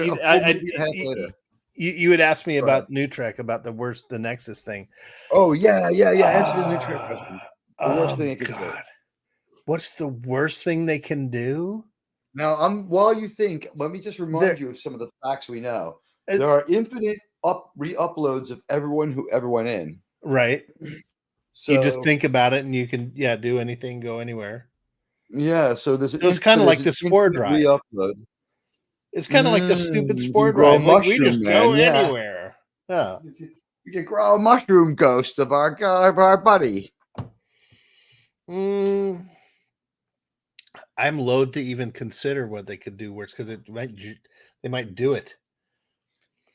I think I came up with the worst. They go back and they go back when Kirk is 12 and put him into a California public school and he transitions. I thought you were going to say turn him into Hitler, but that's worse. No, yeah. They're going to go to They're gonna go to Kirk in I 6th shouldn't grade. be laughing at that. It's not actually funny, but since no one was really hurt, why not? Yeah. They're gonna find out actually he was. All right, well, you're thinking along the same lines I am, but even darker. I gotta hand it to you. You outdid Admiral Teague. That is dark as fuck, and brings in time travel, which is unnecessarily complicated. So that's them. Yeah, that's very new Trek. That might be the most new Trek of all answers. I have you got an answer. You got a new sub. You got a new sub with Doc Poet, Teague. Oh, hey, Doc Poet, thank you so much for joining my fleet. I really appreciate it. We're getting through the 1950s, so we might need like a Cold War or classic monster movie soon. Thank you so much. And I'm afraid, am I pronouncing it right? Is it Dak Poet or Doc? You know what? Put the comment up on screen and look really hard at the character. No, I know it's an A, but I mean, do I pronounce it Doc or it's Dak? this. I didn't know if it was a C or an E, but that's because my contact has been misaligned for like 2 days. Yeah. That thing about daily contact lenses is lies straight from the pit of hell, people. Admiral Teague leaves them in until it's time to take them out. Okay. Oh, what does DAC stand for? Dak. Yeah, that's like that. Okay. It could just be. It isn't. It is all. So I can say Dak. If I say Dak, is that okay? Dak Poet. And are you a poet? You know, if you put it in the translator, Teague comes back as poet in Deborah Irish Alice Killing. Cohen. Oh, okay. Oh, oh, nice. Oh, there you go, Deborah Alice Cohen, poet. It's so nice of you to tell us that, Mister. See that you loaded and fired Chekhov's gun for us. You're a great poet and storyteller already. I have some poems I have written. Hold on, let me get ready to hear some stories about a young man from Narragansett. It was a limerick I wrote. It was, there once was a man named Picard who was so old that he couldn't get hard. I love it already. And then it was something about Crusher. I can't remember. I had it on my own phone. I remember at one point when we were doing the Picard season 3 reviews, it was like we were going around like the panel and everyone else gave their thing, and like without thinking about it, I was just like, oh, sit right back and you'll hear a tale of a stupid, cowardly robot. He's useless, but he's an admiral anyway. He hangs out with Jonathan Frakes. And I just was able to sing the entire plot of the song without even thinking too hard about it, because it was so simplistic and so dumb. It's like she had sex with an alien, a mighty changeling found her. Why she says she couldn't sense him, we don't know, because it's in episode 2 of Deep Space Nine. It was like there's so many basic Star Trek mistakes in Picard 3. Oh man, such bad Star Trek. But if you want to say it's Star Trek, that might be one I wouldn't argue as much. Okay, I keep forgetting to bring up my final gripe with Generations, which is something that occurred to me with a stupid Nexus. So we'll have another one tomorrow, and you'll wake up with another one. Believe me, every time this movie comes up. Well, here's the. It's the last Jedi of Star Trek in a lot of ways. We didn't think about it at the time, but it's so stupid. Well, it's worse. I mean, like you said, like there's the infinite uploads. You can go in there and you can go to the Nexus and just yoink out anyone anytime. As long as you blow up the sun. Right. But the whole thing when Data, they're in stellar cartography, and Data says, oh yeah, here's this energy ribbon, and it passes through the galaxy every 39.1 years. How? Does it get to one edge of the galaxy? How long Star Trek had been around too, I think, wasn't it? Yeah. But does the Nexus get to one edge of the galaxy and go through the Pac-Man tunnel and come out on the other side and go through again? Like PDB came up with the idea that it might have like a polar orbit kind of thing. So it's circling through the galaxy, is popping up at one end, and it just disappears up the y-axis, so to speak, like they do in Wrath of Khan. So it's just like it's only on the planes that people travel through or that most people are oriented on for a while. And so it has an orbit, but it's like it's not orbiting circularly the way everything else is. It's circling over the top and underneath. okay, So it's well circling. that makes that makes sense. But That Data was could his have theory. said Data could have said it orbits the center of the galaxy, everything.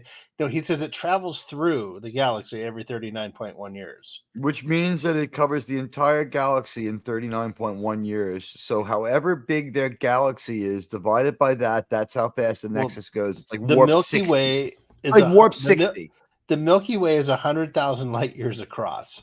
So like And it would that's take what the I'm Voyager saying. 70 years to go Yes. 70,000 light years.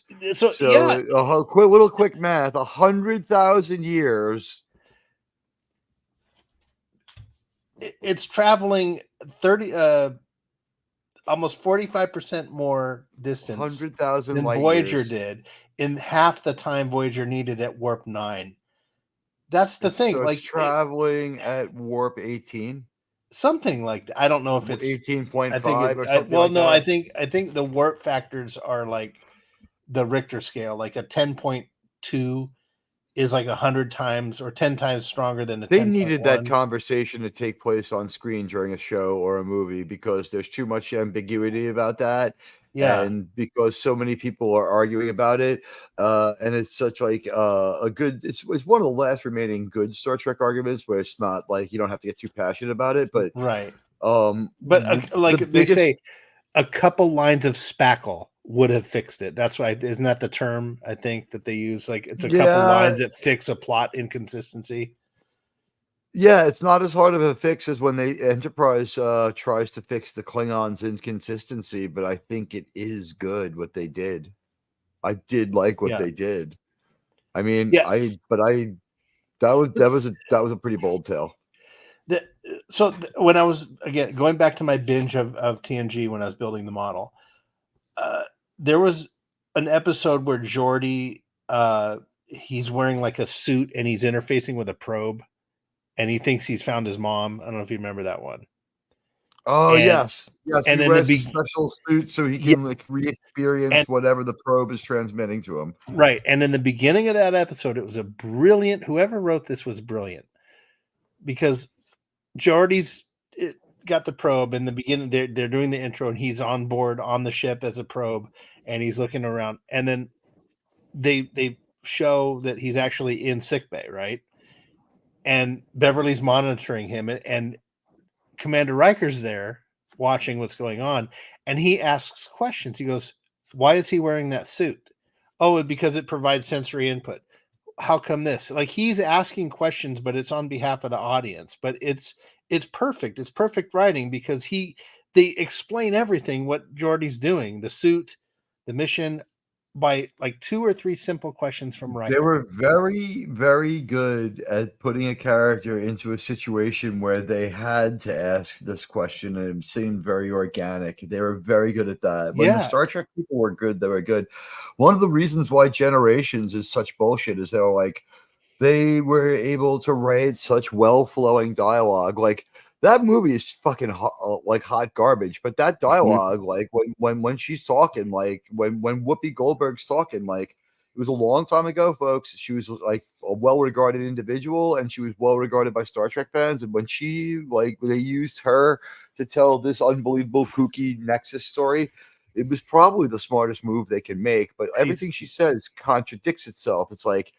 And like Guinan Prime or whatever, Guinan Prime timeline, she's like all of a sudden like she's like a little bit of a crackhead for the Nexus. She's just like, and then it's like, how do you get that? And then when he sees Echo Guinan, he's like, how do you get to the Nexus? And she's like, well, not in a ship. And you're like, wait a minute, you got there in a ship. Yeah. Well, here's the other thing. Well, wait, no. I was going to say, how does she know him? But she knew him from back in Mark Twain days. Mark Twain, yeah. Then another person said that that must be a part of his Nexus experience that is independent of Guinan altogether. So it doesn't matter what it says. Here's Which another that problem. movie's too poorly written for us to say couldn't be true. Here's another stupid problem. Wait, hold on. Is it escaping me now? It's escaping me. Okay, we had the stupid trilithium thing. We have the Pac-Man Nexus thing going warp 25 that the Enterprise B is somehow able to. Oh, here it is. When they encounter the Lakul and they beam Guinan and Soren off of the ship, right? What is it they're doing? They're beaming El-Aurian. They're running from the Borg. Yes. So why did never reveal the Borg? Why didn't they warn the Federation? Hey, there's this big creepy race of cyborgs that just destroyed our fucking planet. Can you save us? And hey, by the way, you might want to shore up your defenses for these guys. No, they're working with them. Yeah, they're working for them. I think that we should have put all the Elorians in camps, personally. But no, where's the logic in that? Like, there's the El-Aurians have been in Starfleet. Guinan in particular, who knew of the Borg, knew of the Q. She knew of the Q. You know what? Here's another bigger mystery. What was that cat lady pose that she struck when she saw the Q that first time, where the Q was actually afraid? Yeah, that's just bad writing, and I'm glad they said, "Hey, no, we can't make her like some all powerful thing." Like they toned it down. I'll forgive that because they just.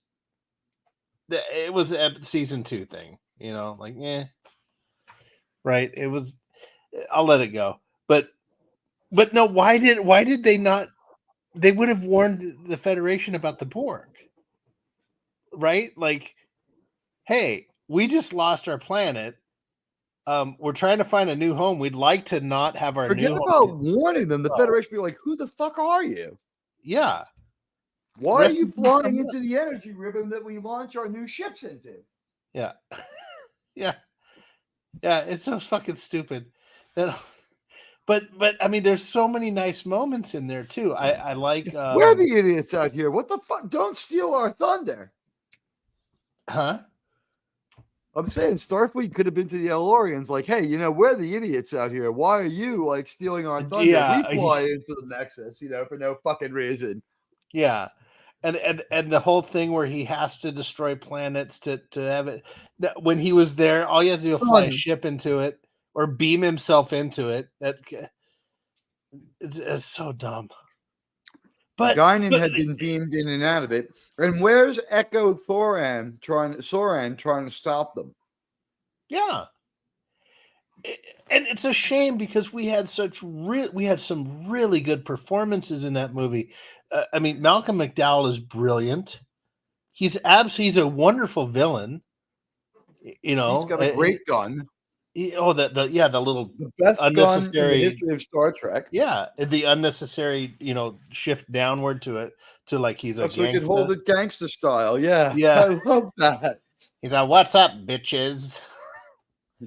But no, he turned in a wonderful performance. Patrick Stewart's performance when he learns of his brother's and nephew's death was touching.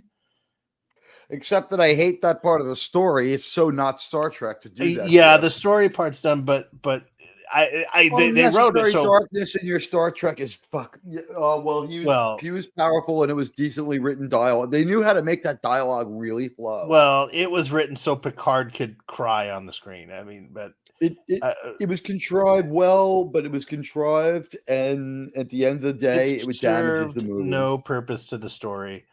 No purpose, but it gave Stewart a chance to shine a little bit. But yeah, you know what? To have Captain Picard cry just to put something that dark and primitive for that society that people could die that way. I'm like, Renee was like 20. Like, how much? Like, at that time, like it's 9 years after the fucking episode that happened in where we met Renee, right? Or like 6 years after that. 5 years or so, and it kind of worked out because the picture of him at Starfleet Academy. The picture of him showed him he would have been about 13 or 14, which is a consistent with it was season 4. BB-18. No, season 5, episode 1 called Family. Right. No, episode 2, Family. And so Renee would have been about 14 or 15. It was okay. They timed him right, but that whole scene was written so Stewart could cry on screen. I mean, that's what it was. But it was good. He fucking knocked it out of the park. You know? He knocked it weird. out.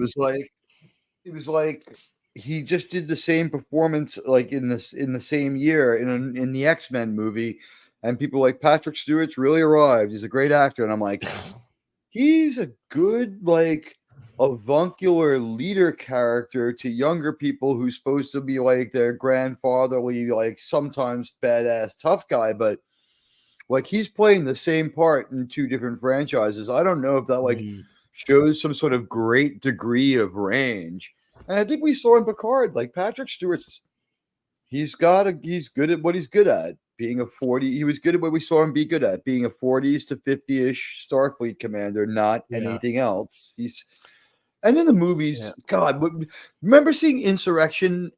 Did it go through your head? Well, the bad Star Trek movies just kind of a fact of life anyway. At this point, I've seen like 3 now.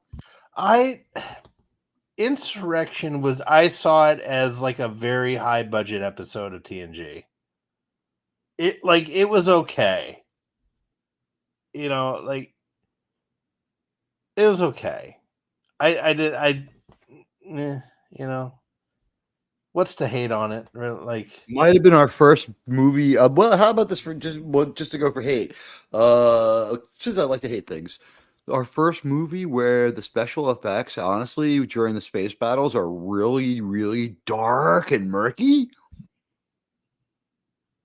Wait, are you talking about Nemesis? Or Insurrection? Yeah, Nemesis. When is it Insurrection where we see the Enterprise make the turn and firing the photon torpedoes? Well, they did that in First Contact. No, it's like it's from the 3rd or 4th movie. Going after 2 warbirds. Oh, that would be Nemesis then. If it was warbirds. I don't. Yeah, that was a dark. It was a good battle. Dude, that was a very murky battle, and also that was a dark ship. It didn't have as many lights as other Enterprises. It was really big and beefed up and Herculean compared to other Enterprises. It's got the shortest lifespan of any freaking Enterprise, and even though it's cool looking, it's like the safest and most under-inspired Enterprise. Now that I think about it, it looks very, very, very dangerous. And they make sure to throw in the line that they've gotten families off of it. So like now the stakes can be like consequence free. And I'm like, why did you take out this essential part of what guided Picard? Yeah, so it could be more reckless. I think it was okay that they got the families off. It's time for start. I don't think that would have happened in real life. The flagship would have a bunch of families on it, and we're just gonna Roddenberry loopy doopy, as the guy from the Chaos on the Bridge said. Gene's vision in the future was loopy doopy, but it made money. I love that. I came to believe that guy was correct about pretty much everything he said. Yeah, it led for some good stories, but yeah. He loved Gene Roddenberry. He just thought that he was crazy and had to be contained. And I would say that's a very supportable outlook. He wanted Gene Roddenberry's stories to be on screen and fought for him to get the next generation. And then Gene wouldn't like what was like semi non-functional sometimes. So they bring in some people and they do some great hiring on the writers. They really do have great writers by the time we get to season 3. And that's the core that is put together while Gene's alive. And we get interesting stuff here and there, like the Bionars and other interesting, like Star Trek species and ideas. And yeah, Riker has weird sex with like a three gendered alien. And I don't know. But I just, that Enterprise had a different mission and a different outlook and a different crew. and the ship never felt like a character, and maybe it was because of the families. And we show the ship off so much, like a new car commercial in Farpoint too, at the saucer set. I don't know. It was just That's why it was part of the set. It wasn't part of the story. Definitely, and changed all the stakes, because you're like, how can this captain be so insane with all these families on board? Like, you were supposed to conveniently forget about it, and then in the next episode, it's like, you know why? a child was killed. The child's mother was killed. You know why it wasn't a character? Because because there were schools on it, and arboretums, and theaters, and bowling alleys, and it's still just a mall. The original Enterprise had a bowling alley, according to Lieutenant O'Reilly. Yeah. You know what? That was a code word for like drinking the trilithium juice that they fermented into like some kind of Irish like hobo sauce that him and the other Irish guys drank behind the warp engine. Yeah. Antique's an Irish name, guys. Don't worry, I'm just busting. And that was their version of like toilet wine. It was like Enterprise they have the distillery behind the warp I'll core. take you home again, God, please. One more time. Oh, please, God. No. Before No, I but ever you know what I heard mean? of- Like the Enterprise D was too complex to be a character. There was too much going on. They had schools, 30 transporter rooms. It was 1,000 people on board. It was too complex. It needed to be more intimate and compact to be a character. And then throughout the whole first season, whenever people are walking around, it's the emptiest, busy, packed ship ever. Yeah. It's like they talk about how those like the ship is like a living city in space. Wherever you go, there are people. It's like, yeah, except where your characters are going. I've And seen we see like one fucking person walk across the hallway into the other room. Well, you know what though? I've seen someone did a YouTube analysis. They built the Enterprise D in a 3D environment, like a first person shooter. Like you could walk around every deck because the blueprints exist for the ship, right? So they built the thing. They built the thing, and it turned out like for 1,000 people to be on that thing, it would have been even more empty than we saw on the show because there's so much volume inside that ship because it's like half a mile long. Yeah, and they wanted it to be really, really, really, really huge. Yeah, but like it would have like needed about 3,000 or 4,000 people to look packed. Like think of a modern day aircraft taking carrier. on the Executor. Oh God, the Enterprise D would be like considerably sized to it. It would be about the size of the deck portion of the Executor. Like that whole pizza wedge, like maybe the flying bridge and back would be like up to like you could hover the Enterprise like nose to nose, bridge to bridge over the Star Destroyer, over that particular Star Destroyer. Yeah. That's what you're saying about that Enterprise. That is fucking huge. Yeah, but there would have been about 5,000 or 6,000 people. Fast. Yeah, but there would have been 5,000 or 6,000 people on the Enterprise D. I think the idea was that they were going to be able to put that many on there if they had to go fight the Cardassians again and stuff like that. Yeah, or they evacuate allude to the it. entire planet from the crystalline entity. Yeah, like it's a troop transports, evacuations, colony, and stuff like This that. could come and evacuate a whole colony on its own. It'd be like, we'll bring you all to a small moon in the next solar system. It'll take us 2 trips. The first trip, we would like the smart people and the hot women. Everyone else will be back. Right? And like, Riker's there with the I know Irish they'll be- girl. She goes, "Don't you like girls?"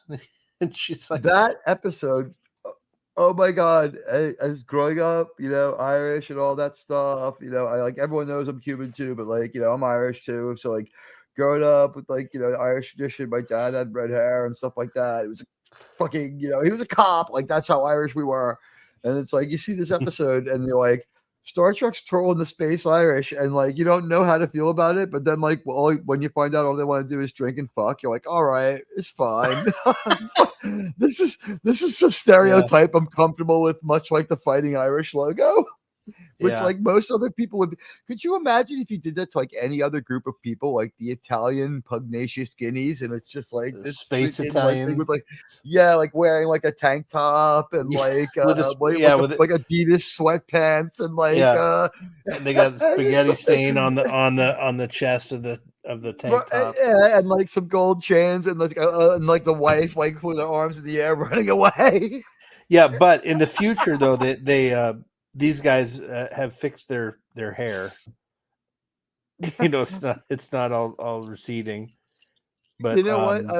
I would respect more. How about this one? What do you think if when Ensign Rowe came on the Enterprise, Riker was like, "Take off your freaking yarmulke," like she had her little earring. He was the like, "Take earring, off yeah. your Bajorga," and she was like a little pissy about doing it, and he was a little more than annoyed to have seen it. But we knew for a fact because she pulls it off that if he's all right with you, he's going to look the other way for minor regulations.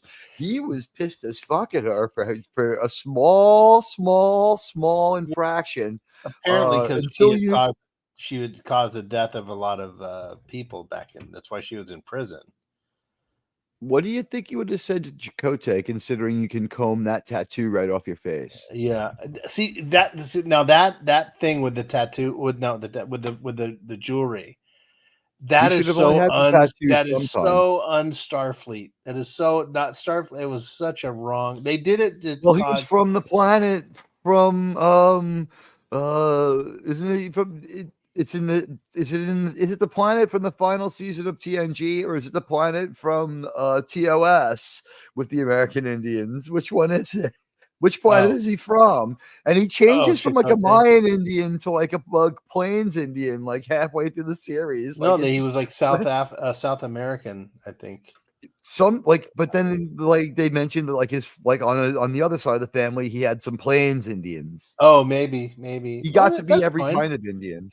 Yeah, no, I like it those doesn't bother character. me. Yeah, and what was the name? Beltran played him great, but Why wouldn't there be people with mixed Indian backgrounds Yeah, on exactly. an all-American Indian planet where they had right? It's like so it's like we live right next door to some Indians who are from like the Amazon rainforest, and like we're from like the Hudson Valley. We're like Mohegans.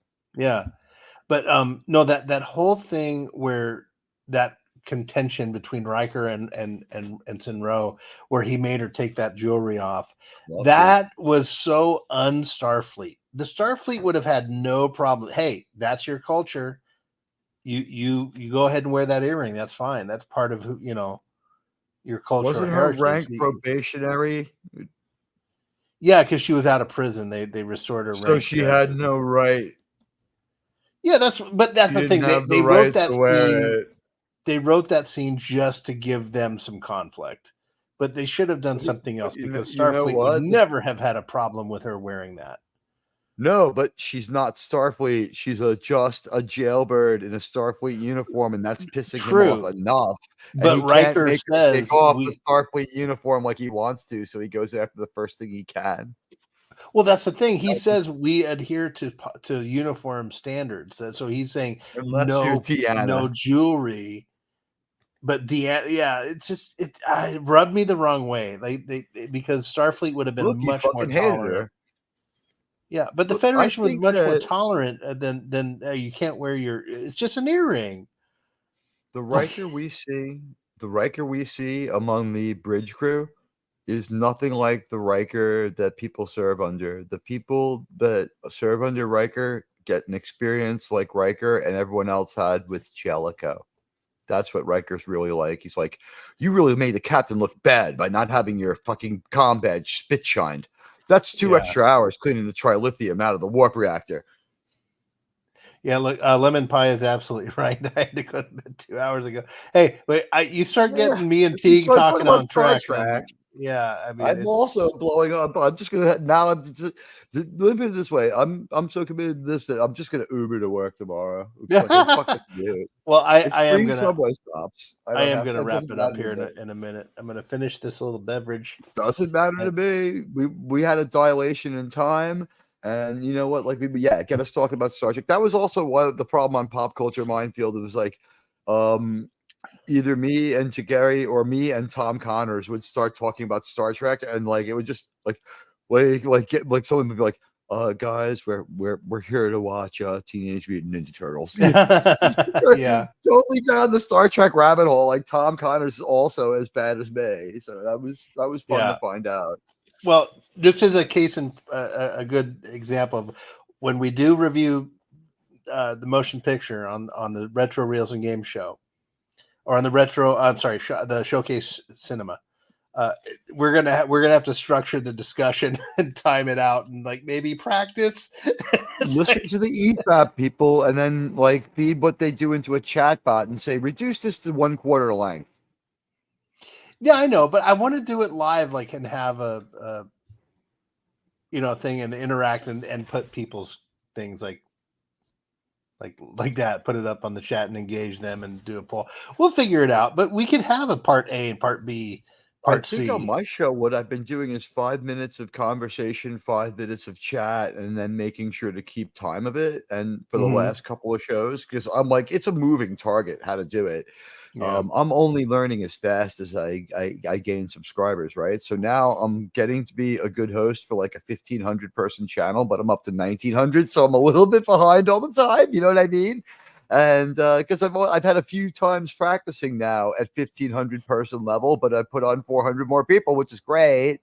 Thank you all. But like I'm still a 1,500 person host, just struggling to get up to level.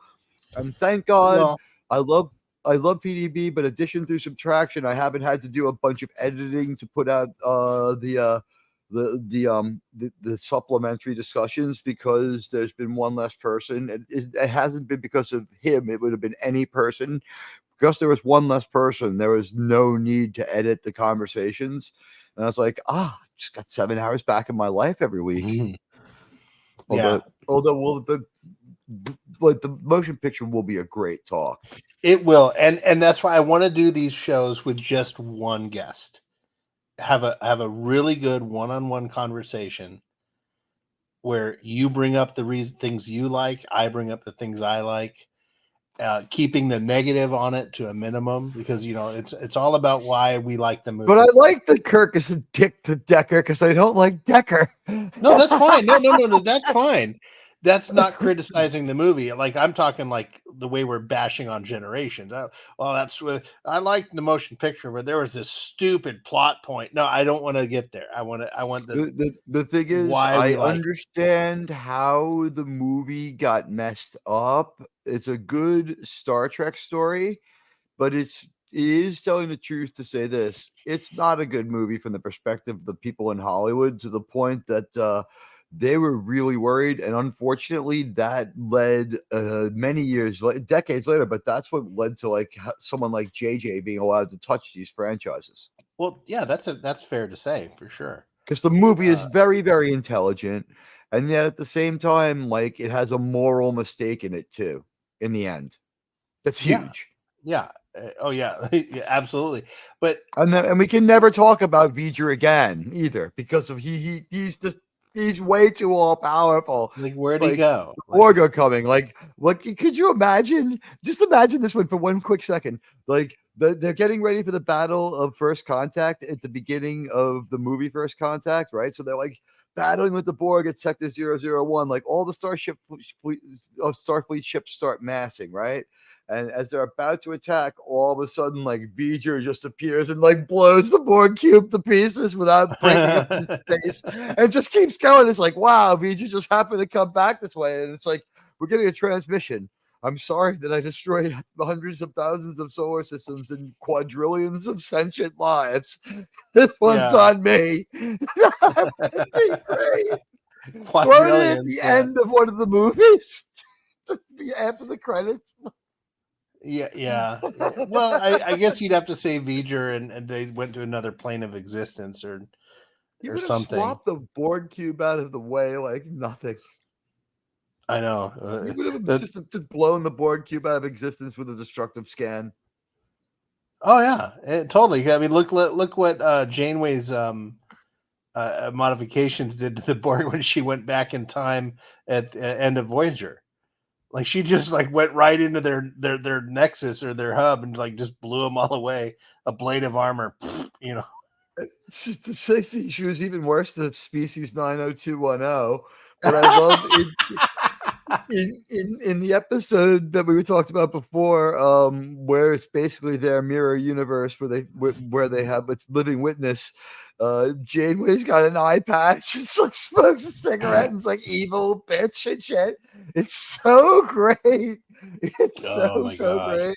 And it's just like, honestly, it's like kind of this is sort of how you guys have been by mistake a few times during this show. You have been absolutely reprehensible.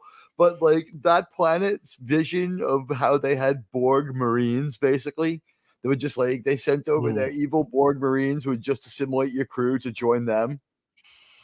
They wouldn't assimilate the crew of the Voyager. They would just like they would assimilate people that the Voyager sicked them on. Fluidic space species. Fluidic sounds dirty. Yeah. There is absolutely a fluidic space species in Star Wars. The Yuuzhan Vong are like from another dimension or something. Or what was that? What's Norm Macdonald's character in the Orville? EFAT? Oh, I'll remember it in a second. I'll say this. The slimy green goo guy. Yeah, I like that they gave him his heroic moment fixing the ship when they had finished it, and he stood there and he was like filled with pride, and he was like had his hands on his hips, just kind of looking at their handiwork, and like they played the triumphant Orville music, like that was for Norm Macdonald. Yeah, I forget what's his name. Yaphet, yeah. When Yaphet is in the spacesuit outside the Orville and they finally finished repairing and upgrading it, and it's doing this beautiful turn around the moon or whatever, so something like that, and like the sunlight is hitting it in a certain angle, and it's just a pure Star Trek the motion picture moment for the Orville, and they're playing their theme and it's great, and he's just staring at the ship with like pride because he's the chief engineer. I don't know, what are they going to do? What do you mean in season 4? Well, I think they'll just have Yaphet be silent. Will they recast the voice? Will they have a new character? I think they'll probably have an homage and say he died. Do we have LeVar Burton play the new engineer? Ooh, that'd be cool. See, this is how about okay. Colin Trenier? Oh wow, this is why I love the Orville, because they bring in all these characters, and this is where I depart from. The two Doctors at War was great. That was a great episode of Star Trek. Norm Macdonald, yes, and in fact, Lemon Pie. I'm gonna share the screen. My apologies to anyone for if this offends you, but this is funny.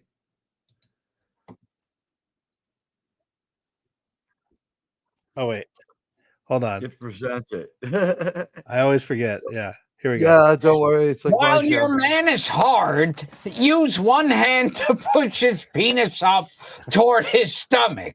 Lick the underside of his shaft by keeping your tongue flat and moving your head from side to side to cover more surface area. Barbara Bush. Oh, that was Barbara Bush.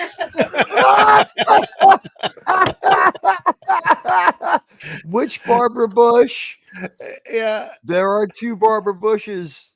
One is like isn't Barbara Bush the blonde-haired daughter who's kind of like fun and hot? No. Barbara Bush is George W.'s wife. Yeah, no, that's Laura Bush. Oh yeah, Barbara was H.W.'s wife. George W. Bush's daughters are Barbara Bush and Laura Pierce Bush. Yeah. Let me say I had to share that because that was a skit that Norm would write called Famous Quotes, and he gave it to Gilbert Gottfried to read. And he was having trouble staying in his Gilbert Gottfried voice there. Did you hear him almost talk like himself for a moment? Yeah. Oh, yeah, because his real voice was way different. But maybe not totally different, but you could hear that there was a difference for sure. I don't know.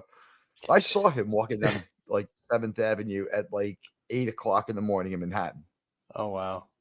He was walking like one way, I was walking the other.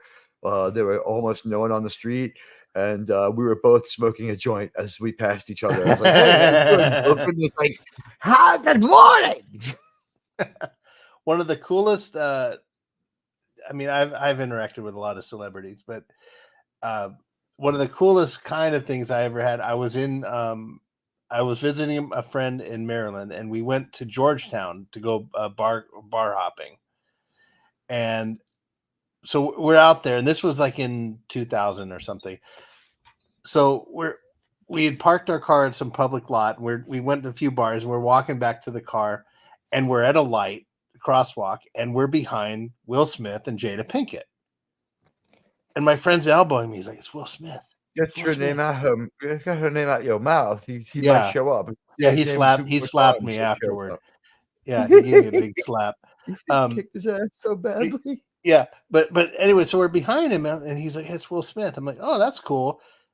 He was in Georgia. I guess they were filming Enemy of the State back at the time.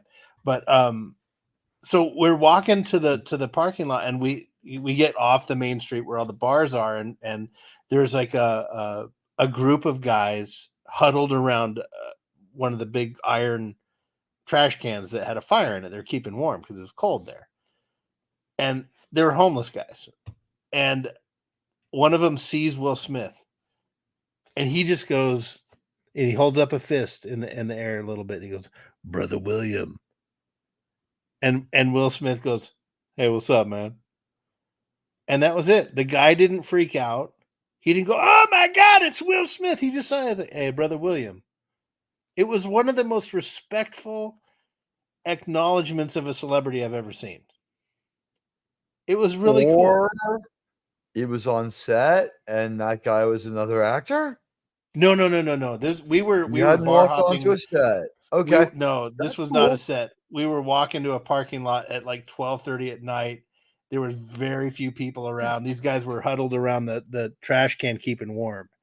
You know, like you see. You know, you never see celebrities at Shea Stadium, but you see them at Yankee Stadium. The only Yeah. time I ever saw a celebrity at Shea Stadium, it was when it was still Shea Stadium. I came walking out of a Met game, and they had gone extra innings, and it was a really long game. Like, you know, like how like games that have like a super long 3rd and 4th innings, like the crowd gets up tanked. So somehow, I'm not saying I snuck beer in or anything like that. That didn't happen. It never happened. Or that there was hard liquor in me, or that I smoked weed in the stadium. That never happened. But when I walked out completely sober, I saw America's trusted voice of news, Tom Brokaw, of all people. He's walking into what do they call it? Swingleton, the U.S. Open tennis thing. Next to Shea, that's right next to Shea Stadium. Shea Stadium. You tell this story, but go on. Yeah. Oh yeah, he was really drunk and crazy. He was drunker than me. Yeah, and he was an asshole, right? Like, was he just a I complete said, "Hey dick? Tom, how you doing?" And he started screaming and yelling at me, and I couldn't understand him. All he I had to don't do know if was it was me or him. he just had to But go. his wife looked "Hi, like she'd how been are through you?" it a million times. Yeah, hello. Like with most celebrities, like if you see Tom Cruise, like, "Hey Tom," and he'd be like, just kind of like nod his head, I'll be like, "Hi," you know, like Yeah. I've seen a million celebrities where people have just said hi to them, and they're like, "Oh hi." They don't really engage them. Like if you break your stride, it seems to be the rule.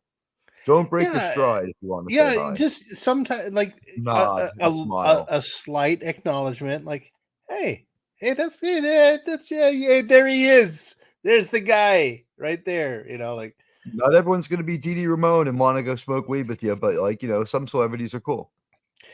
I had a weird encounter with Matthew Perry from Friends. You know, I want to thank him for all the chicks who thought I looked exactly like him in college.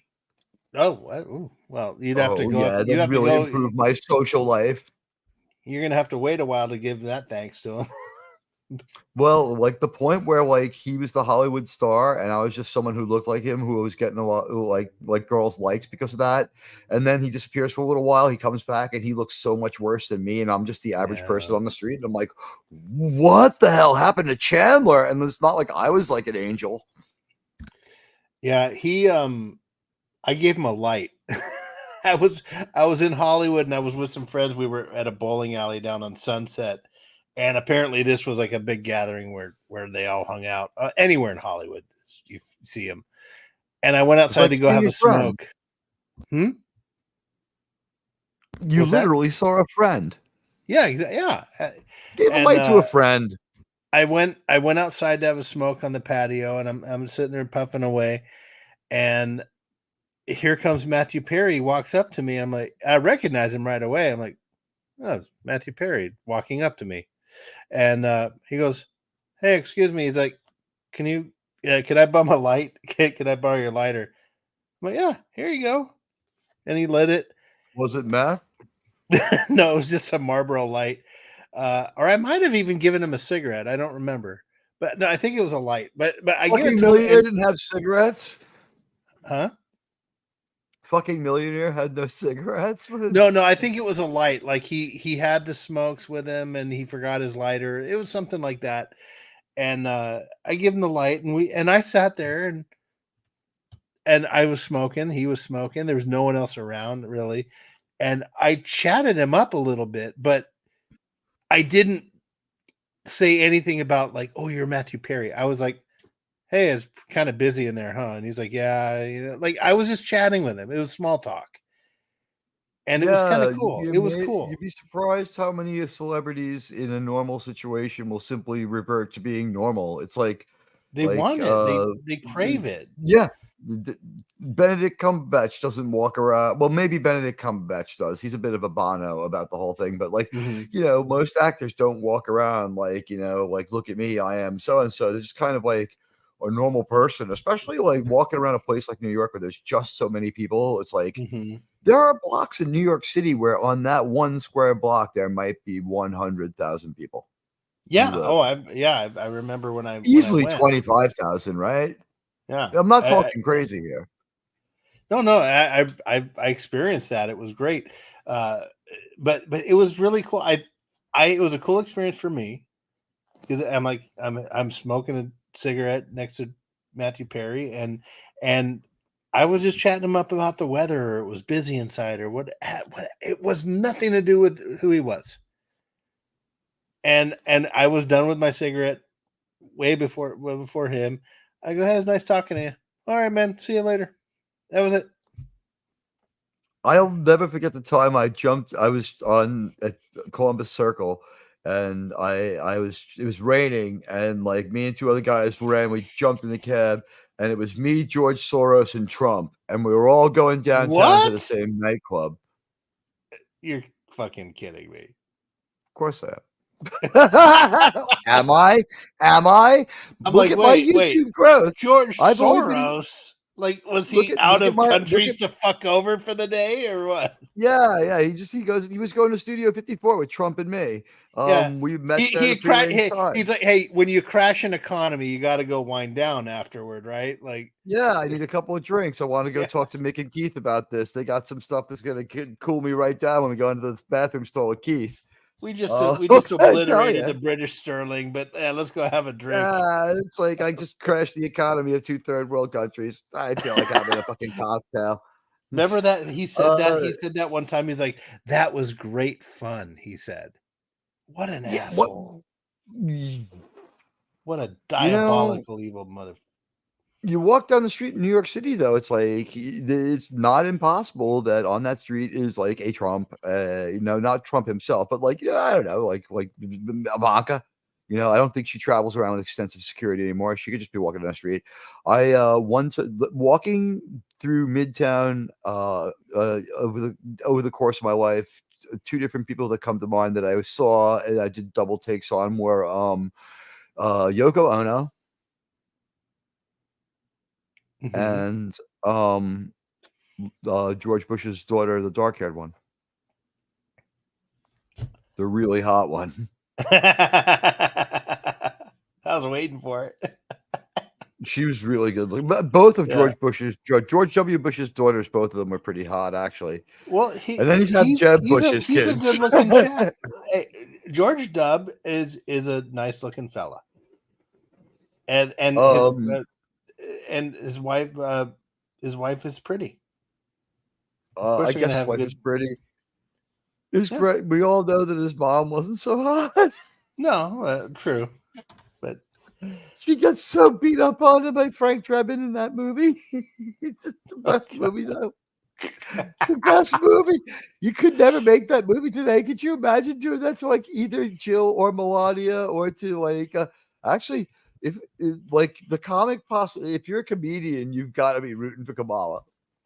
The comic possibilities, like if you're gonna make the next Naked Gun, you got to be rooting for that, because you can unload on the. Think about all the comedians slathering to make fun of the very first gentleman, just to make that joke. Maybe, but Trump is so memeable. Like the thing that worries me is they have already done the research about old demented men, so I think they're just going to use it and apply it to someone else.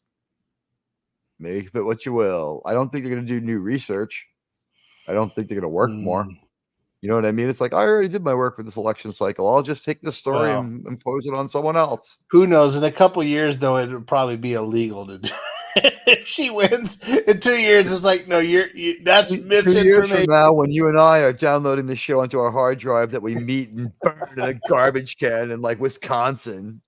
Oh wait, there you go. Lemon Pie's got it. Jenna Bush. Jenna Bush. Yes, she was the blonde one. Oh wait, no.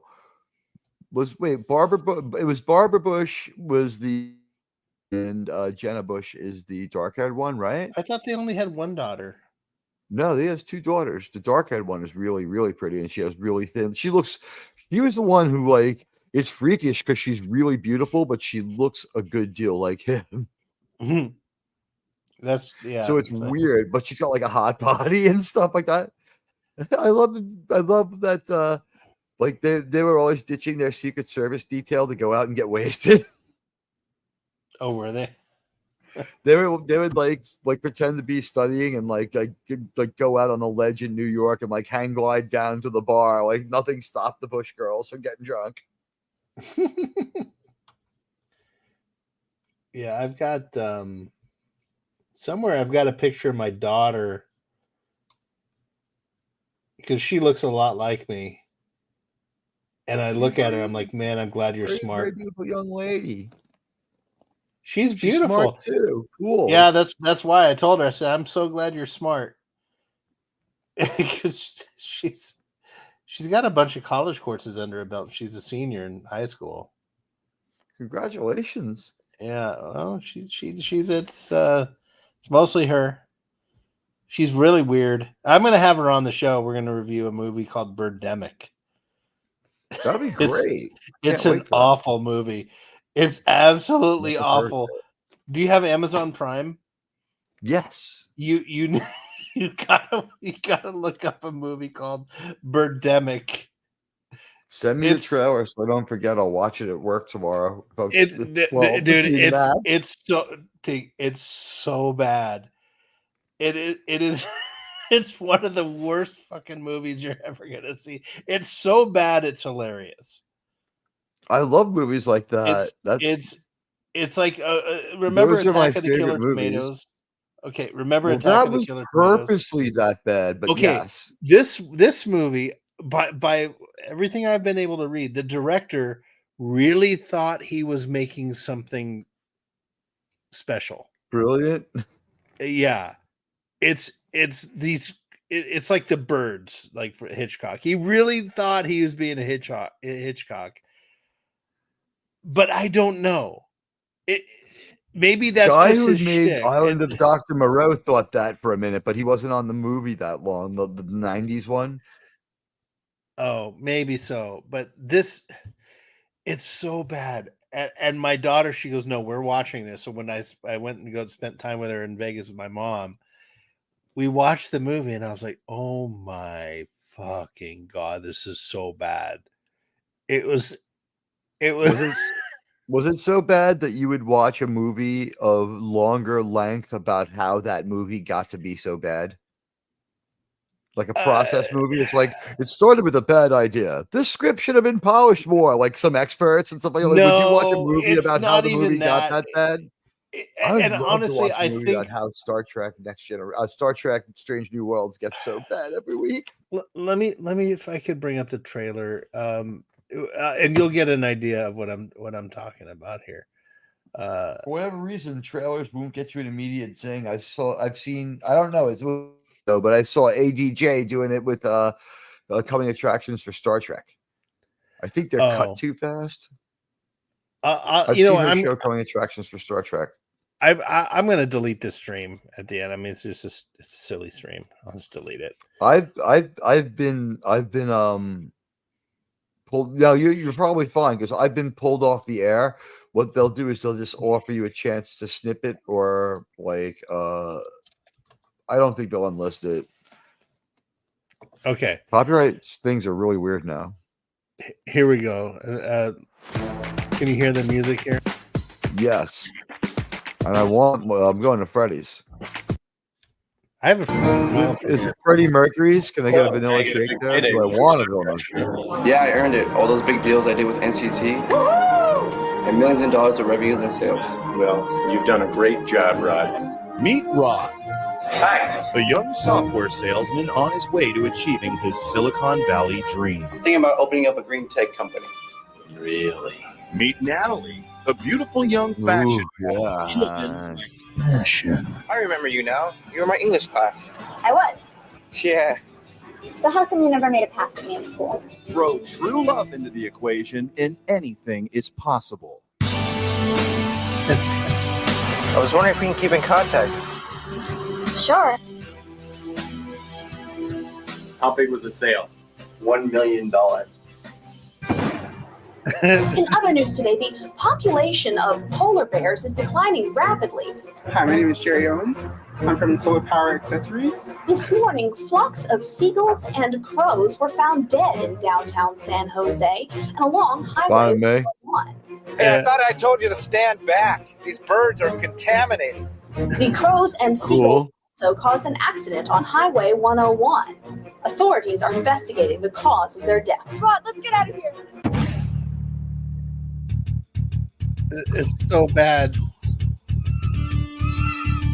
It's like a bird flu scare thriller. No, it's like the birds are going crazy and killing people. Oh, he did think he was making the next The Birds. They got coat hangers.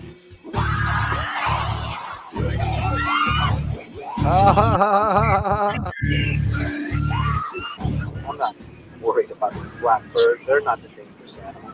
The human species is a dangerous, menacing, terrifying animal. Right.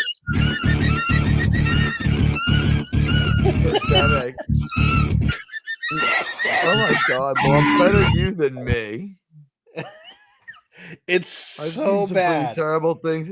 You know what, Sean? I've seen some pretty terrible things in my YouTube career. Been from one side of the internet to the other, but one all-powerful bird stuff that does birds birding. It's so bad. Better off trusting your luck to a good blaster.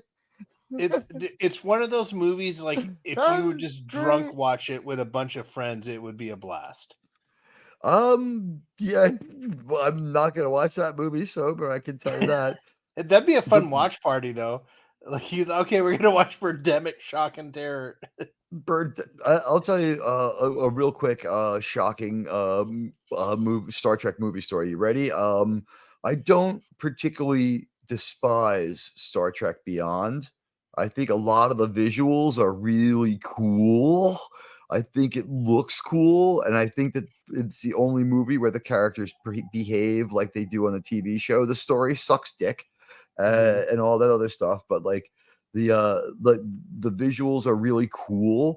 A few years ago, I met my biological father, right, as a grown man.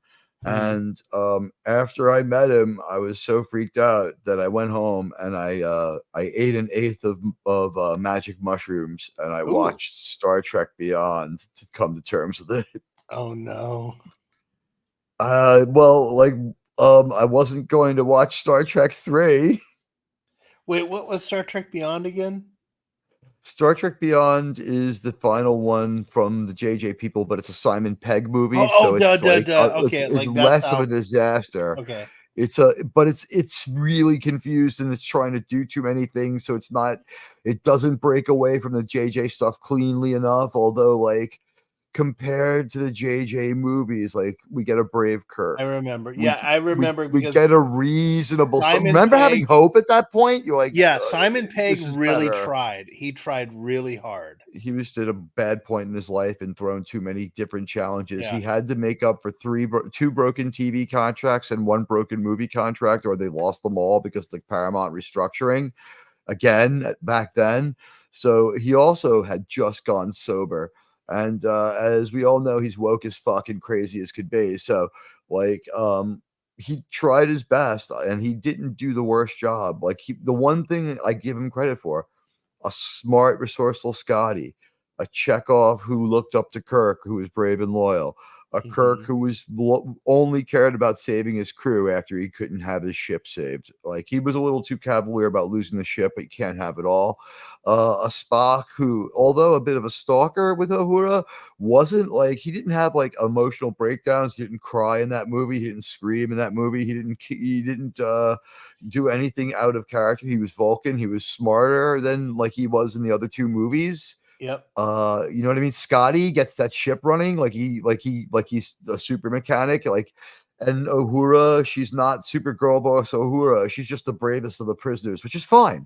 And I do recall there was an excellent McCoy and Spock scene where Yes. McCoy was hurt or Spock, one of them was hurt. Spock was hurt, and McCoy had to help him. So what he needed to do was take a phaser or one of the weapons they captured from the enemy, and use that to like cauterize a piece of metal, and then slap that against Spock's body to stop him from bleeding. The most basic medical thing known to man, cauterization. And he does it, and he saves him. And then they're stumbling away, and he's helping Spock. And then, like, they stop the rest for a moment. They're like, oh, we've been through a lot of journeys together, man, and like they're doing that, like, you're all right. And like Spock just, all of a sudden, all these drones come in and they have them surrounded and they're going to die. And you take it from there. I forget. I'd have to see. They're surrounded by these drones they like deploy their weapons. Like, we see that they're going to destroy them, and he's like, "Well, at least we'll die back to back." Like a Lord of the Rings kind of thing. Like, how about dying with how about fighting with a friend? Like one of those things. And so, like, as he says that, Spock beams away, and McCoy just goes, and he prepares himself to die while fighting, and then like a moment later he beams over to the other ship because they only have one pad working. Oh yeah. So they took the wounded guy first. At least made sense. In that movie, it's not a good movie, but at least it doesn't make sense. It doesn't assault your brain. It doesn't hate you for watching it. It's not overly woke, and we even have a pretty woman in a skimpy moment where she has that Alice, what's her name? She looks great. She looks so beautiful. Well, the it's in the one with Benedict, the girl who played that almost ended him. The The girl who played what's his name's daughter, Tara Prime's daughter. Yeah, Carol Marcus. Yeah, I forget her name. That Alice was something. the scene when she's changing. I was like, J.J. Yeah, that- Abrams had already jumped ship, and before the premiere of the movie, apologized for that scene. Therefore, he was trying to hurt the movie. It seemed like sabotage to me. And what I thought was great, ironically, he played the song "Sabotage." Well, it wasn't ironic at all. And by the way, the actress said, I really resent that he called that scene gratuitous and said he regretted it when a year before the movie he told me I'd better whip myself into shape. So he was a phony piece of shit. Go figure. Whoa, But, J.J. Abrams. Who knew? Yeah, no, Star Trek Beyond was. It took me a while. I That haven't could have seen been a it in so turning long. point because nothing came after it. It's garbage. But if those guys had not made shows and stayed with that. Here's the thing, if Star Trek Beyond, if Simon Pegg would have been allowed to pen the first movie, maybe they could have gone somewhere. They would have been somewhere. Yeah. Maybe they could have gone somewhere. But I mean, it had a lot of problems. Re-origing them was so stupid. Yeah, it had a lot of problems, but Beyond, there were some good moments. There were great character moments in the movie, and it made it. I didn't want to vomit. There was a few moments where it was even a little bit fun. There have been I enjoyed Chekhov and Kirk's relationship, where Chekhov clearly looked up to him, and you started to wonder if maybe Chekhov wasn't one of these B-list Starfleet guys who just whatever reason his dossier caught Kirk's eye. He's like, Russian, huh? I don't know. Never met a Russian before. It'd be fun to meet one. You know what I mean? And he's just then he finds out the guy's not quite as good as the other guys. He's developing him, or he sees that he does have potential and he's continuing. He's thinking one day he'll be Captain Chekhov. You know what I mean? And that Anton version Yeltsin, of Chekhov thinks that. And it's Anton Yeltsin, right? Was that the Yelkin? the I actor? think it is. I think it's Yelkin. He was great. What a terrible loss he was. He was very different. The way that happened, two fluke things. It was that he had a car that had been recalled that he wasn't aware of. And when you tried to open up the back gate where he was putting in his bag, it put the car into gear. Also, the same thing that was supposed to be the failsafe on the gate that would have opened and let him through failed, and he was crushed. So it was two flukes in a row. His family must have, a real great settlement, but they didn't want them. They were going to get rich anyway. They didn't want that to happen. I felt so bad for him, but I thought I don't know if that movie had been edited yet, but he had the most screen time. It was it seems like they were trying to develop that character. It was rare in a J.J. Abrams movie, but because it's not a J.J. Abrams movie, that movie has a little bit of character work. The only thing that movie's problem, its major flaw, Kirk is Wrath of Khan burned out, and he's so much younger in that timeline.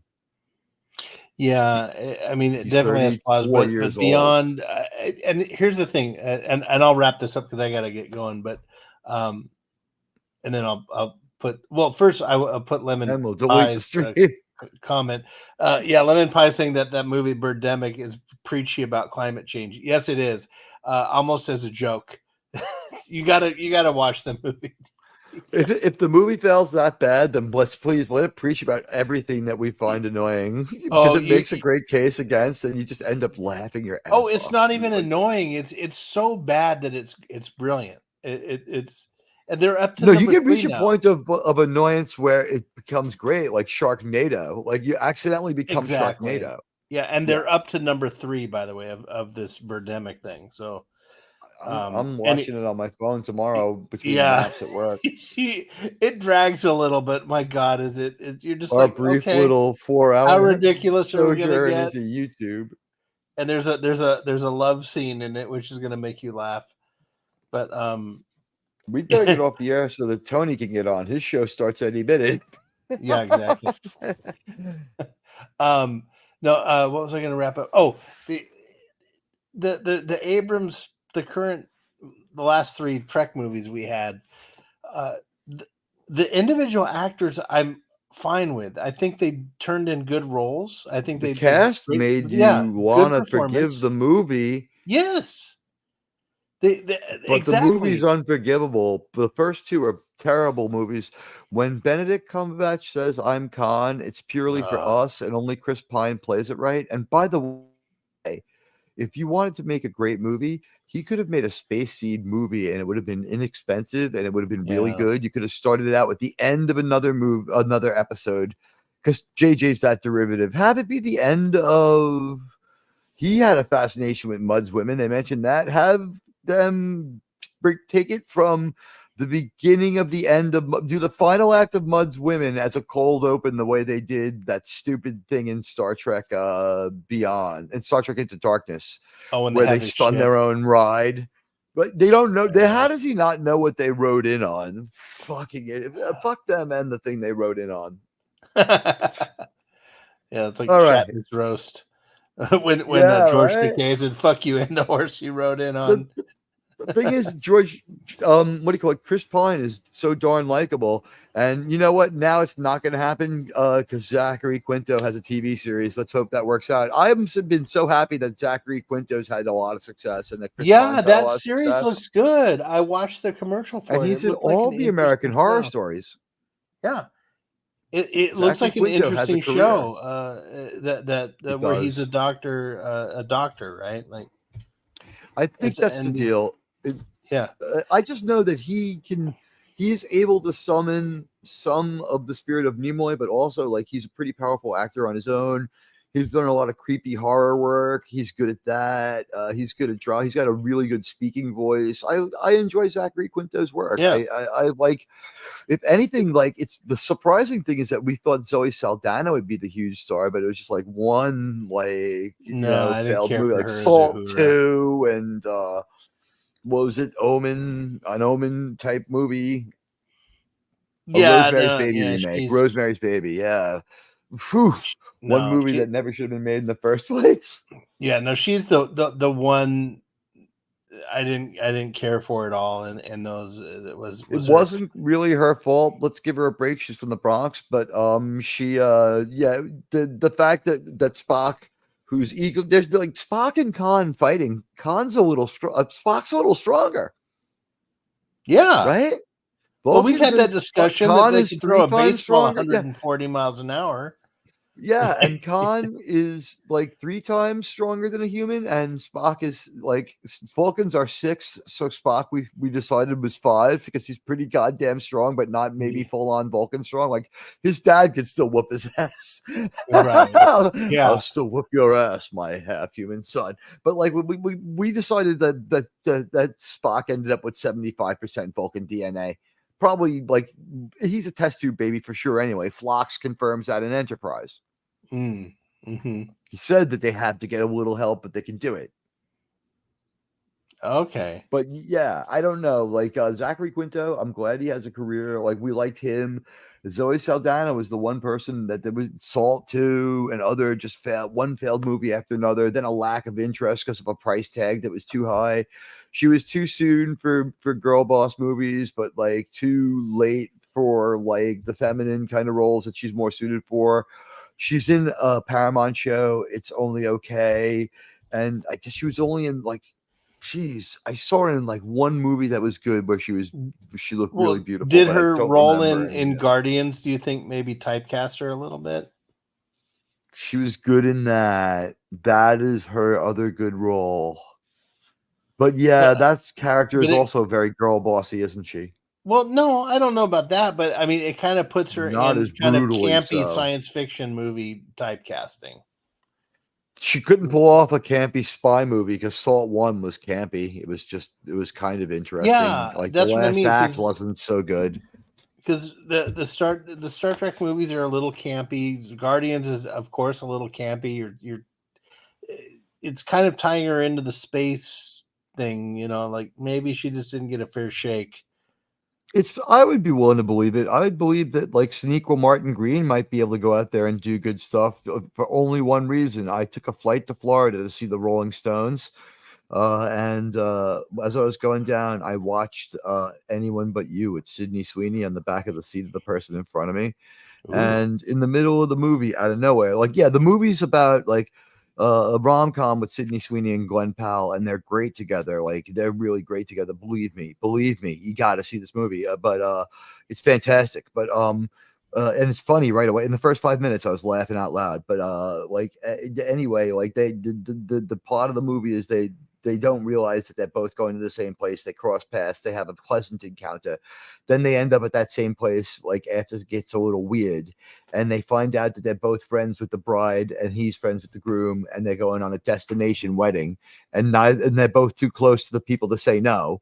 and it's all paid for by the billionaire parents. So it's like the fantasy where everyone's like the perfect rom-com. Everyone's got everything. They're super rich and all that stuff. What's it called again? It's called Anyone But You. And what okay. happened? And it's actually great. And what I found out was she only agreed to do the movie after they gave her executive producer rights. And the first thing she did was say she would only do it if she got the co-star she got. And it was absolutely the right choice. They like feed off each other. They're perfect. They're perfectly cast as people who have an antagonistic romantic relationship. And but the thing is, in the middle of the movie, the father of the bride comes out, his second wife, right? His trophy with second wife. He's like 60 years old and he's got a lot of money. He's doing this flex. His wife is Raffi. Oh, God. It was Raffi. I'm like, so I'm waiting for her to start smoking space crack or shoot space heroin in her eye. And all she does is go, I'm so glad all of you could be here. Wouldn't you please join us in the living room? And then they all walk together in the living room while other people make jokes and things go on. And we forget, I forget that Raffi's there, but she's in the scene and she's in the frame. Hey, hold on. It's like Look Rick at and Jill Jill. said, I just saw this, Jill. I'm so sorry. When did you put that in here? Oh, a minute ago. Oh, no, that's okay, Jill. We're going to do it again next week and play some Use Your Words. It's okay, Jill. We anticipated this by using some Vulcan magic, and this is actually an upload. We just knew you would send that and had a mock-up of it ready to go. Do you think she'll really do it, Sean? Because we spent a long time editing that piece together, right? Yeah, piercing the veil. Yeah. Jill gets it. Yeah, but yeah, I think I'll take but that. Michelle Hurd is able to go get through a movie without making me insane. She's actually an okay actress. It's just as Raffi, no one can do anything in New Trek. Trek, yeah. See, Anyone But You, starring Sydney Sweeney. But Jill, have you played the game before? The Use Your Words game? Words are hard. We found Actually, out Apple if TV you is want, kind of dumb. Here, Jill. I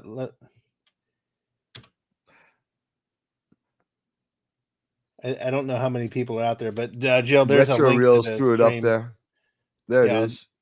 there's Your Retro Reels. That's right. Duh. That's me. Do you have do you have the soundboard version of YouTube? I downloaded the transporter sound, so when I bring people on my show, I play the transporter noise before. Yeah, I I bring do. them on I have stage. a voice I mod. love doing that. Did you know, like, Outlaw Bill today was like, I just realized today that "How dare you" is actually Harrison Ford and not you. I had to see the movie to believe it. It's like thank you for the compliment. My mimicking A skills. mechanical arm. How dare you? Yeah.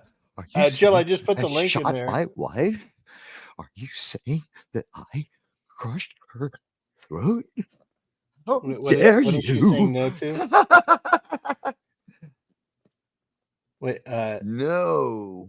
were you saying no about not coming in, or is she promising not to kill us, or begging us not to kill her? you need a minute? She said.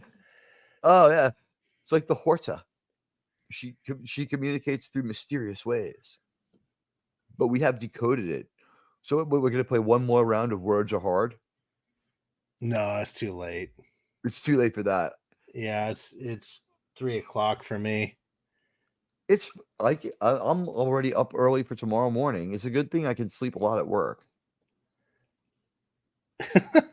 Here, let me see here. Let me see if I can change my. I have a lot of things that I have to do at my job, but the two most important things I have to do are eat and sleep. And I find ways to do that, sometimes for up to an hour.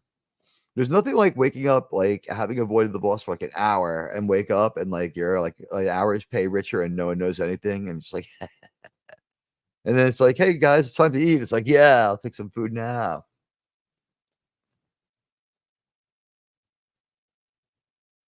So I'll do a bit. So Oh, I've been doing a God. bit with Tony where I do Pinhead, and I do it like this, like. How you doing? I'm Pinhead.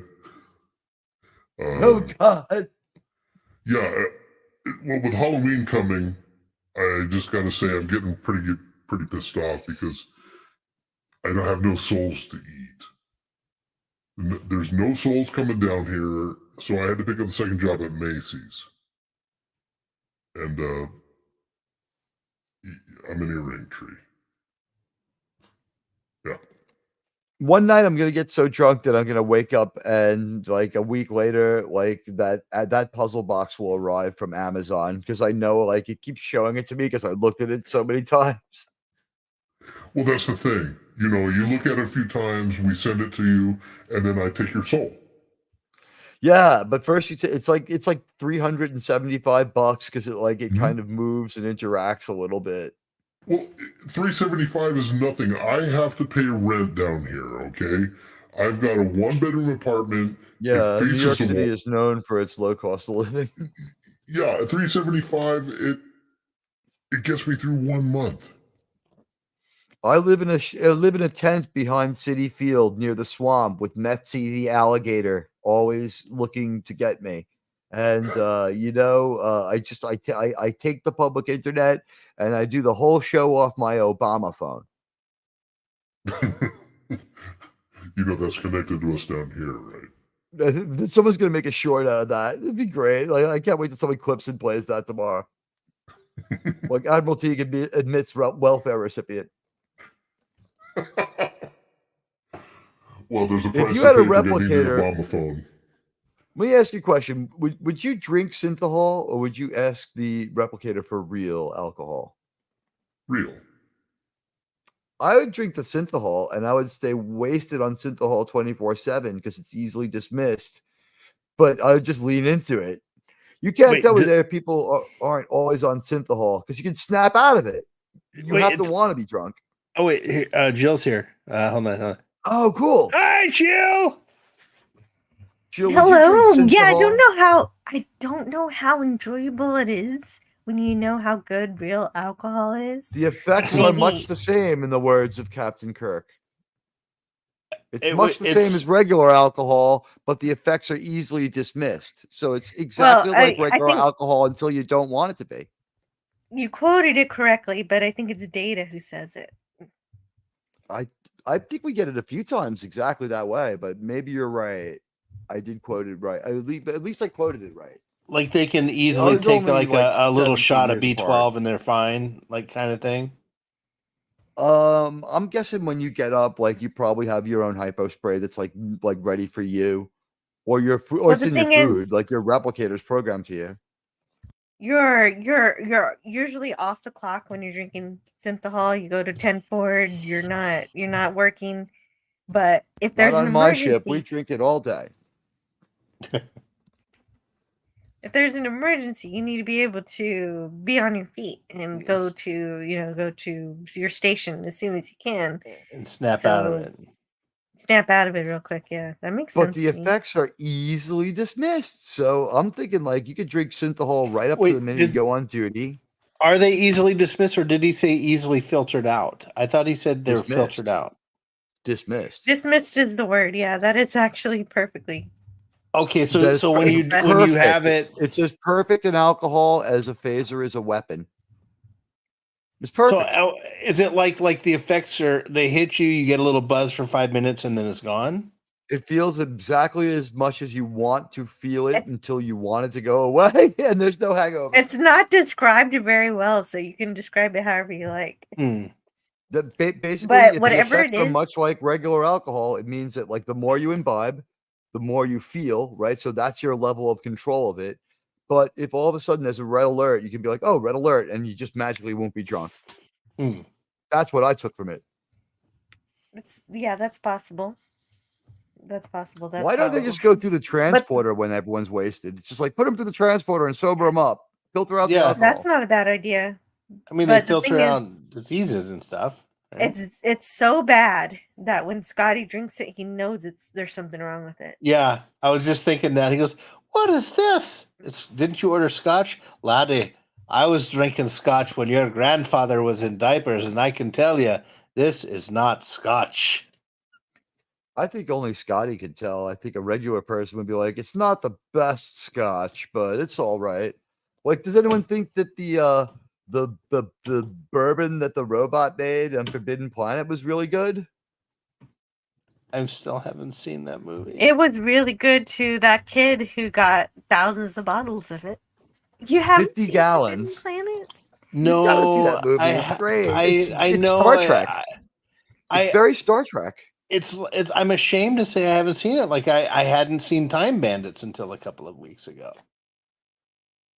Thank God you saw it before. I hope you saw it before you saw that fucking show. Oh, I didn't watch the show. No way. Not gonna do it. But yeah. So anyway, Jill, have you not played Use Your Words? I haven't, but I Cards Against Humanity, so I figure it's similar, and I'm pretty good at games. I think it's better than Cards Against Humanity because you make up your own answers. Like everything you do, you make it up. Okay, so it requires some creativity. Oh yeah. It takes a game to get into it, and then you relax. You realize, okay, I can do this. Like there's little scenes that come up, and it's like a foreign film, and it'll give you one line, and you have to create the subtitle for the next line. It's a lot of fun. But yeah, I'm hoping we'll be surprised because you can be pretty not safe for work if you want to on this game. But it's not necessary. I would think that's the point. Sometimes, yeah. It depends on what kind of humor you want to share. Makes sense. Yeah, I mean, there's room for both. Like there's sometimes some of the things come up. I'm like, oh, I know exactly what I want to say, but it's like too dark even for me to do. It's like so I'll say something a little less offensive. Have you ever seen Gartic Phone Sessions? They do it on EFAP. They play some game called Gartic Phone, right?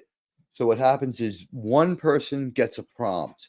They're told like a 1-sentence long description, like man in a doorway with a gun, right? So they're supposed to draw it as best they can on their computer. And that gets, they don't get the prompt. The next person gets only your picture. They have to write down what they think the picture is. That becomes the prompt for the next person who draws the next picture, and it goes around like that. Oh, so it's like a drawing version of telephone. Yeah, or you just get only the first person gets the prompt, and it's just picture. So it's like telephone devolving into Pictionary. That sounds pretty cool. awesome too. And do you play it on your phone? The pictures are always deeply disturbing. That's the name of the game. I don't know how you play it, but it's one prompt and then everyone draws. You need to have like the ability to have like a tablet you can draw on to play. Well, I've got. Is that just when they get so bored with the movie they want to play a game? No, they did it during their 24-hour show to celebrate like 1 year. They were on for a whole day, and so like yeah, they did a 24-hour stream. I think part of it might have been an upload.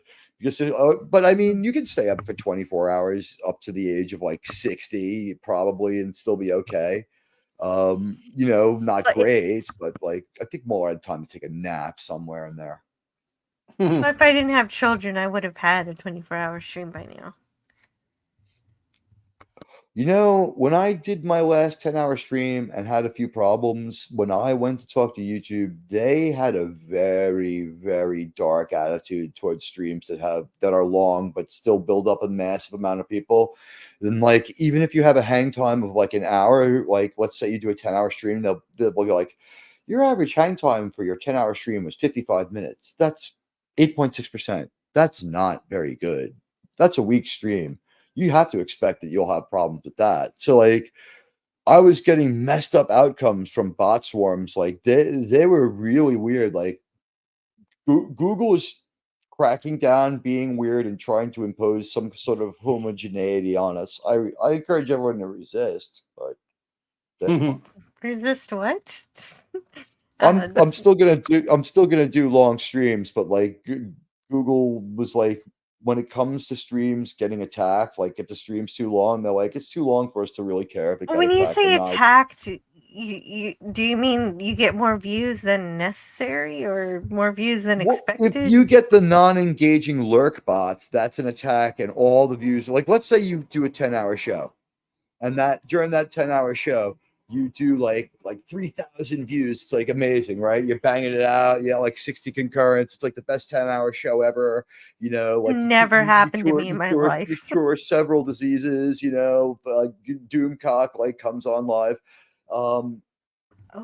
If that show has the unengaging lurk bots show up, all your watch hours are gone.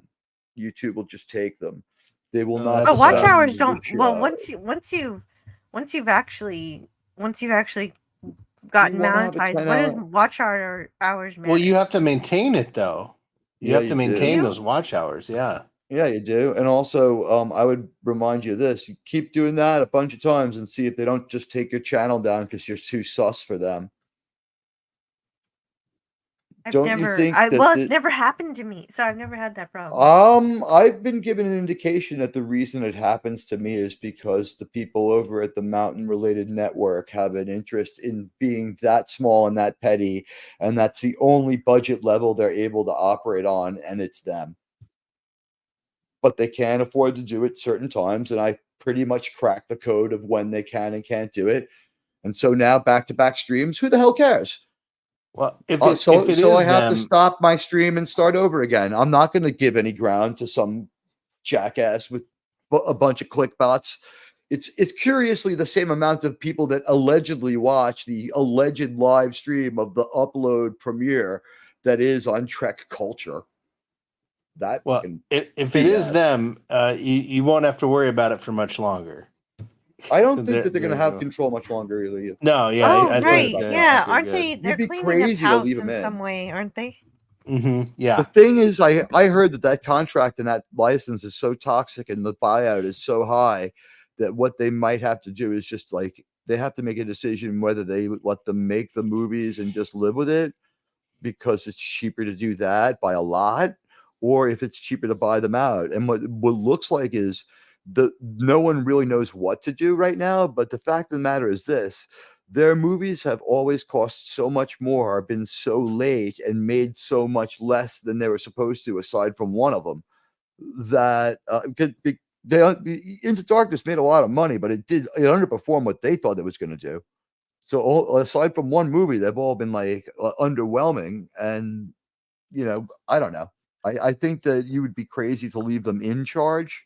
So I think that buying them out might be cheaper at this point than either waiting them out or releasing a terrible movie from them. Because where's Section 31? This company is owned for days and days and days and days, over a couple of weeks now. It's now called New Paramount Corporation. Everybody loves New Trek, they say. Where's this movie that's finished? Why not put it out and make money? Your corporation needs it. You just made an acquisition. Star Trek is huge. Yeah, Everyone and- loves New Trek. So obviously it was what I said it was. They're trying to wrap the licensing together to hijack all Star Trek, which is why the last thing old Paramount did was show a commercial with William Shatner and no New Trek. Oh yeah, and they were also during Star Trek Day. They were releasing all of the first episodes of all of real Star Trek for some reason. Yeah. And I did notice that. And the thing with the JJ movies is That was that sure they conspicuous. some money, but just in the theater. Nobody bought toys. Right. Nobody bought any kind of merchandising or anything like that. Jill, it's the Lost effect. Lost was the #1 show for 7 years, and where's it in reruns? The ending was so bad, no one wants to watch a story that's essentially about nothing, and that's all JJ can make. The mystery box is always empty, isn't it? Yeah, pretty much. Yeah. It is. Well- Section 31 is just a weird rave dance party based on the trailer. I don't know what's going to happen if You know what? The actually let trailer us see is that. from 3 different decades. That stuff's left over from when she first joined Star Trek, that weird rave dance, because then she's like a lot older looking the next time we see her, and she just gives us that weird nod. And then we see what happens. It's recast. It's not a Michelle Yeoh movie. It's not a Star Trek movie. Did you guys see they put Rachel Garrett into that thing? Yeah, they say it's Rachel Garrett. But that's not Star Yeah, Trek. they put Rachel How is that Garrett's possible? character. Fucking pink-haired asshole. I don't know. They're bringing Rachel Garrett as a younger She's got officer. fuchsia hair. She's got fuchsia fucking hair. And it's so insulting. Like, I know they're going to turn her into some girl bossy thing. When she was a perfect character in yesterday's Enterprise, she was tough. She was a great captain. She cared about her crew. She sacrificed herself, and now they're going to turn her into some unlikable asshole. Yeah, Hey, jerk. but I'm glad Benjamin from what I Sisko hasn't gone back. Go ahead, Joe. Benjamin Sisko. From what I understand, isn't Section 31 set in Discovery timeline? So is Rachel Garrett traveling through time and changing her hair color? What are you saying? No. Well, Rachel Garrett is a time traveler, but what's going to happen is this: they've seemed to have cloned off a bad Dune style movie, where it's going to be the mirror universe, Michelle Yeoh recast young, so that she can travel through time and contaminate all Star Trek shows. And we're going to do stuff like throw Zoe Saldana and a new Sulu in a room and have them be like, "Oh my God, you're like Mikey Spock," and she'll be like, "Yes," because she's going to be thrown in there and like all of them are in the mix for that movie. That movie's a shit show. It's finished. Why isn't it out? Tell Jill what my answer was. So Admiral Teague asked me, Jill, like, what's the worst thing that they can do? I'd like to know what Jill thinks. If it was if they Section 31 goes What's through the worst Nexus thing and they can do that anything. New Trek could do with the Nexus as a plot device. Yeah. So what's your answer? Like my answer. Mine's terrible. Okay. Well, let's get Jill's answer. Could you please repeat the question? I So didn't understand. so if New Trek used the Nexus from Generations, and they could, what would they do with it to screw something The worst up? possible. The worst thing What's they the could worst? do Because remember, they're always to destroy really stupid canon. and predictable. So, like, using your ability to predict how stupid they are and what they lead with and stuff, what would you think would be the most nightmare scenario they could do with this terrible space? But the plot thing about it device is, we have? though, that the Nexus isn't real. It's just a manifestation of whatever you want. Like, it's kind of like a desire. But it does machine. travel through the galaxy every 39.1 years. And Kirk Picard went in there and yeeted Kirk out of there and took him to Viridian 3. So yeah, it there is a MacGuffin aspect to it where What they if can I affect the real build- world. What if I build Okay, a but the student-type actual robot? person has to be trapped in it in order to take something Yeah. out of it. So I Otherwise, guess you the, just have the echoes of things in there. the game. I guess the game is like if New Trek were to like, hey, we're going to use the Nexus to mess up something. Like, what's No, the but worst thing they Guinan would was do? in there. What if Brady no? The messed rule up is City this: on the Edge if of you Forever. Oh, if wait. you Wait. Say more. What would No, they they do? already messed up City on the Edge of Forever because that was They the did? first right one I about thought. that. Yeah, Oh, they they did. made the Guardian is like a physical person who's like a God. Did they bumbling do old that? man. Really? He's kind of like a Porky Tolkien. Is Oh, the way they God. portray the Guardian of the Forever. He Carl. dresses His from, name like, is the Carl 30s. now. Yeah, it's horrible and So it's a horrible so it's show. it's a walking around thing. Even though when Kirk says, "What are you machine or being?" and he says, "I am both and neither," but he Yeah, can he doesn't walk even have a around. fast forward button, but now he's a person who walks around kind of like Oh, he's kind of like the goodness Q. gracious. He's like Doctor Q. It's like a mashup of other successful characters. What they were trying to bring in Harlan Ellison's ideas, but they didn't do a good job. They didn't want to pay. That's what they wanted to stay as far away from Harlan Ellison as they could while still using his ideas. That's what Bad Robot does. They poach on the edge of their creative license, and they try to take in things that aren't really theirs. They weren't supposed to touch those fucking Star Trek characters that they got their hands on through Discovery. No one wanted that ending that forced the hand of the production companies to have the new crew of the Enterprise or the Pike crew show up. That was just like a dirty trick. When they turned in their Star Trek, it's hard that was for me what they to think gave of them. nightmares. I think of things that I want to see from Star Trek rather than Okay. what I don't want to see from Star Trek. Because I want to see McCoy's right. daughter, and I want All right. and so Yeah. how would New Trek mess up McCoy's daughter? Well, okay. I'll tell you what my answer was He would to be Admiral Teague. definitely be a same-sex woman, same-sex Yeah. same-sex partner. So Go ahead. My answer was that they would use the Nexus and they would go back to when Kirk was in 6th grade, and they would convince him that he needed a transition, and he would be in a California public school, and they would have him like transition into Jamie Kirk. Or Jamie from Court Martial. Yeah, Like, that we're would walking be around the sailor suit. that would be something new Trek would do. That they would go back in time and suddenly And I Kirk would thought that was a transition. really frightening idea too. Yeah, By the way, but wanna I give you can see credit for them being a doing great that new stuff. Trek writer. I can see them doing that stuff. So, Jill, do you want to write some new Trek for us? The new Trek Well, challenge. How bad can you problem- get? How low can you go? Limbo lower now.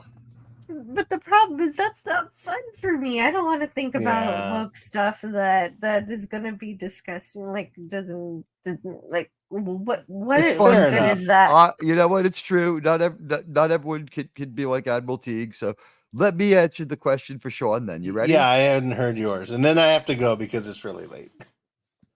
We're going to take an Amagosa star and blow it up and destroy an all-male civilization. We'll make sure to say that first. That'll pull the Nexus to where we need it to go, and we'll crash into it with a ship because that works, and we already know that, and we'll just do it because they're not supposed to anyway. So we'll do that because you can argue that you can. So I'll do that just to be a dick in my story. And what we do is we build 2 Soong type androids, and we bring out simulacrums of Kirk and Picard. And but unfortunately, because the simulacrums are male, they're too toxic. So what we do is we get the DNA, we go and we attack Daystrom Station, and we get Picard and Kirk's DNA, and we get a Spicard clone, but we can only make one, right?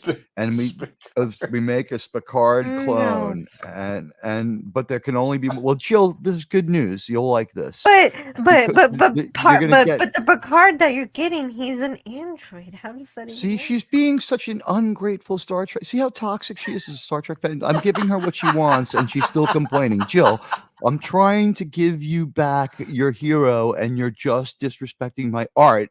Can't you understand that I went to Cornell and I learned in creative writing class and African American studies the right way to write Captain Kirk, and you're trying to tell me that he shouldn't be so listen. So we build a Soong-type android, but it doesn't work out so good, right? Because all the synthetics don't really work. So we build one. We take the DNA of Kirk and Picard, and we make one Spicard clone. And using the same method we used with Data, we put Kirk and Picard into one body. And because they're so toxic and male, we make it a female clone because the technology, that's the only way the clone will survive. If we make a male clone, it'll go crazy and start. In fact, what happens is we accidentally make 2 clones, and the male Spicard is a supervillain, and the female Spicard is like the bestest ever. That's what I think we could do. Let me throw in a chapter wow, that's 2. meant to. Well done.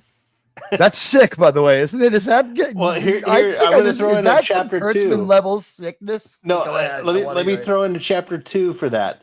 They splice in a third being in the form of Cisco to give him the proper amounts of melanin so that he can be a space victim.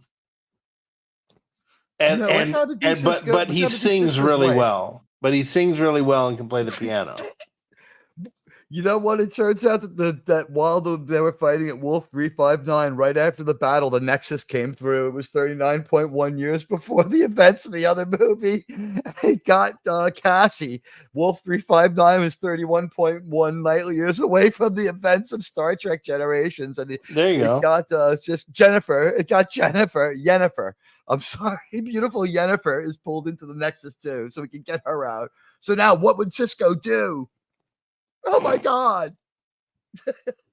We would Oh, write that's much better stupid new movie. Trek. Yeah. We wouldn't be called New Trek, but we would just simply call it Solar Journeys. I'm so glad until that we Avery earned Brooks the right. knew better than to be Yeah. part of any of this. Did they ask him Till to you join in on said this it. thing or? God, no, they have. He's been asked a couple of times. He can't be bothered. Avery Brooks in that captain's thing with William Shatner was one of the more like free-spirited weird guys. He was I pretty loved cool. him. I loved him in that. Yeah, he's fantastic. The only reason he doesn't go to creation conventions is because he sees how they treat the fans like cattle, and he specifically said that he doesn't like the way the fans are treated, so he doesn't go. Oh, nice. Yeah, he's one of the good Hollywood stars who is a good franchise player, and like he would rather just go play Othello like in some like small towns theater production of like traveling Shakespeare than anything else. He doesn't give a shit. He's got enough I money. get the feeling he is very unwoke because we haven't heard from him. And there was one line from the Captain show that stuck with me, and he was talking about Cisco, and he was like, "There's this guy, and there's this. He has a son, and he's a great captain, and he's brown too." He threw in the race of him at the end. Yeah. Like he was all those things and he was brown as well. Not that the brown defined him. The captain defined him. The dad defined him. The character defined him. Not the color. Yeah, well, I his disagree, leadership- but you his know, leadership. Yes, I won't sit. I won't sit here with two people who will say something. So no, absolutely. Yeah, I think I'm wondering if he still is. I would hope he's very unwoke because that was such an unwoke, very Martin Luther King type of a statement. The movie's pretty old now. Who knows what's going to happen? But he was very, very, very cool. Yeah, I love And that so when was, he so said was that. Janeway. I was stunned that Janeway was so cool. Oh, I've seen her at conventions. She's not as cool in real life. I know. She talks about her book. She talks about how she doesn't really appreciate how things went. Like she talks shit about Berman and all that. So I think she don't know. dated him. Well, didn't Jerry Ryan That's the rumor. get involved with him and all that stuff? And The rumor is he dated Janeway. but who did Jerry Or was it Ryan? date? Reimer Colby dated Janeway? Was that who it was? Somebody was Janeway. First of all, she hit it out of the park as Captain Janeway because she was at least able to have presence. And by the way, Chakotay always made more. Yeah. Well, she'll always be my fifth favorite captain. My favorite Captain Janeway. Wait, She's the best Janeway Roberto I've seen. Beltran made more money than she did? Yeah. Oh wow, that's pretty insulting. The star walked off and they got her for like she was on the in need of help pile in Hollywood, and the thing is she just came in and did a fucking masterful job at least. Oh yeah, it seeming was like she was in control of yeah. that crew. I was admit listening to that your character's to your terrible. show. Yeah, I was listening to your show when you told that story about how she got the role. That's very interesting. Voyager is a mixed bag. It's Star Trek. You can't deny it's Star Trek, but at the same time, there's something a little off about it. It's like the Delta Quadrant is. It gave them a nice sandbox experiences- to play in, for sure. it It was. experiences I was glad physics- about that. It experiences physics differently from the rest of the universe, at the very least. Jill, I'm so glad that you share that opinion with me. I'm going to clip this soundbite. But just note the time code here because I have had so many arguments with people about this. Yeah, So- Warp 10 is different there too. Everything's a little too weird. So, Jill, I will give you, and then I will end the stream because I'm tired. I'm sorry, I keep saying it, but I love Wait, I'm talking going to Trek. sleep So before we work now. Yeah. No, so I'll tell you what I was saying earlier to Admiral Teague was in regard to Voyager. I got the feeling like if Leonardo da Vinci had a classroom and he had 10 students and he's teaching them for a couple years and they're doing pretty good under his tutelage, and they can do all of the proper brush strokes and they know the techniques and all that stuff, but they don't quite have the thing. And he goes on hiatus and he goes away for 2 months, and he comes back and he sees his students have tried to make masterpieces.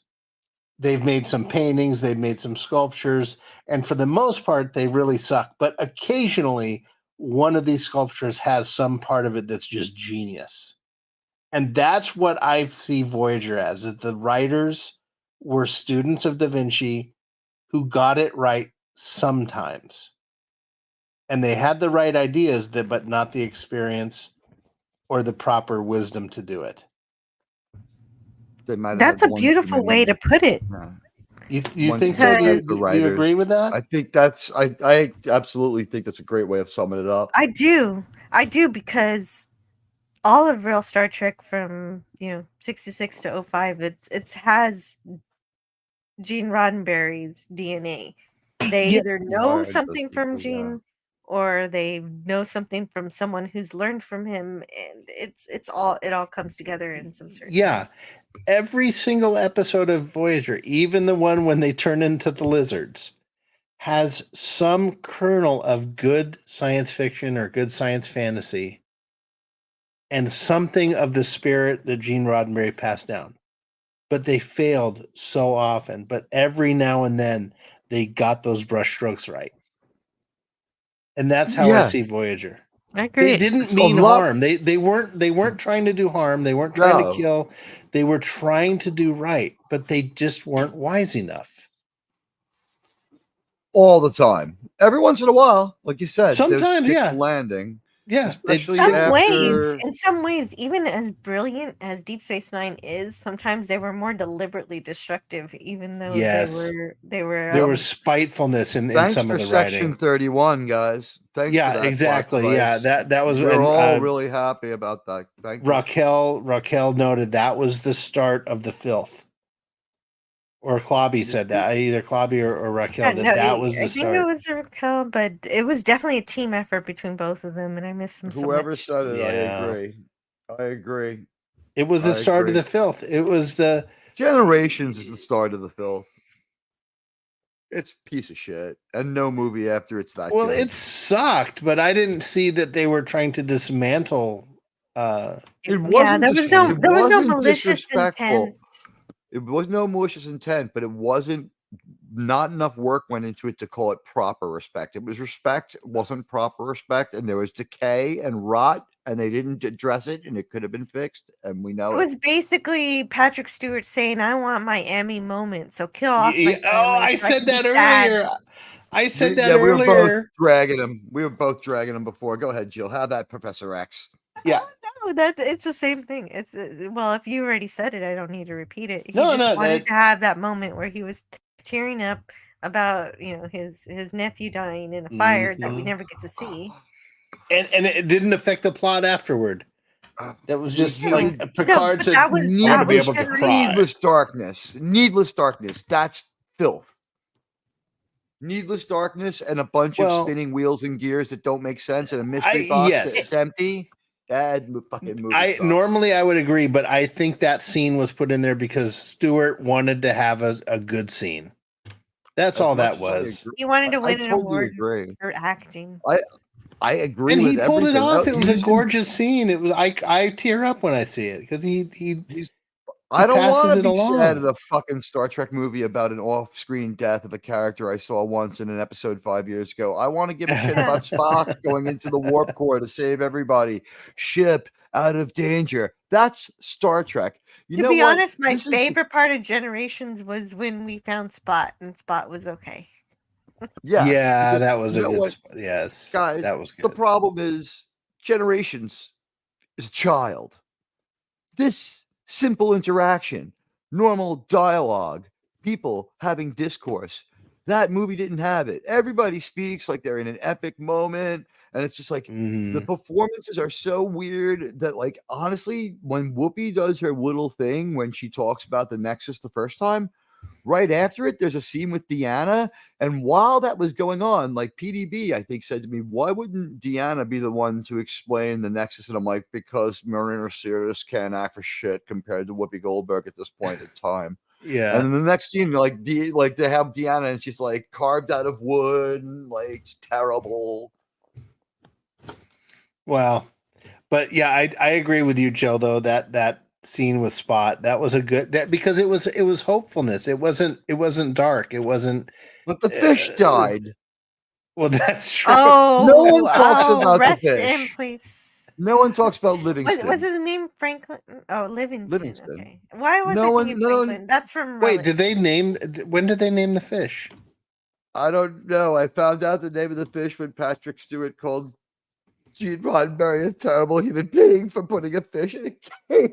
Like, Well, as if it do you was think weird or that's what? uncommon.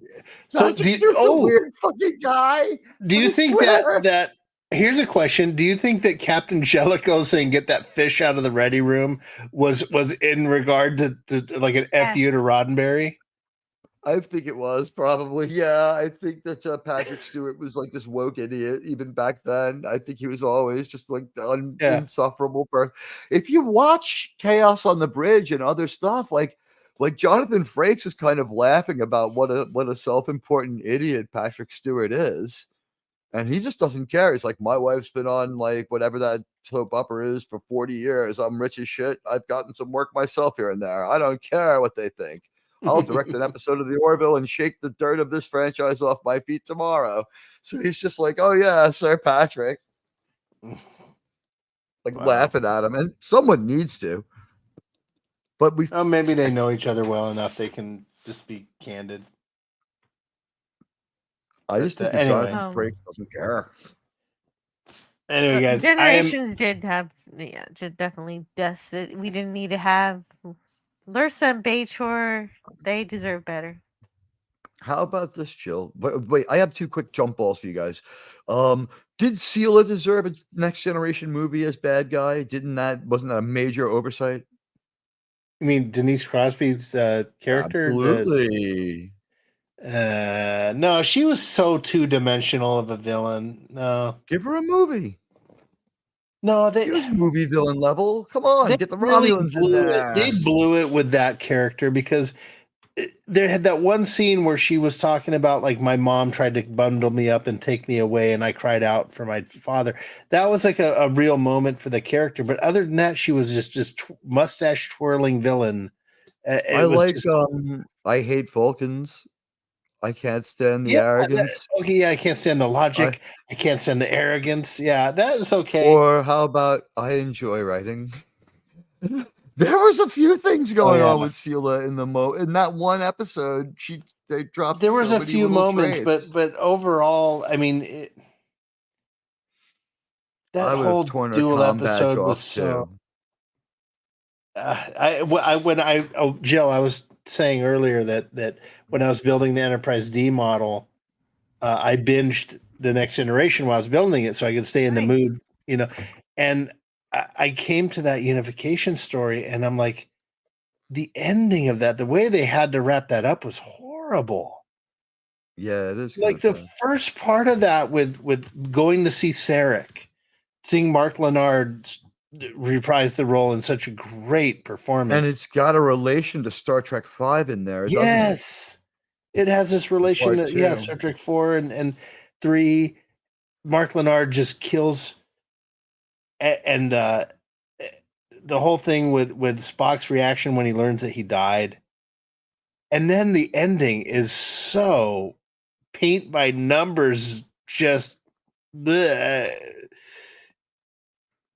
Like they suddenly Enterprise reprogram their saves it a hollow little. emitters and Spock comes out of a wall and like it was so badly done. But they painted themselves into a corner. and then you have Picard doing a Vulcan neck pinch. That's why. Yeah. I mean, yeah. Data maybe, but Picard. Yeah, and there was a great interaction scene between Data and Spock. I love that scene.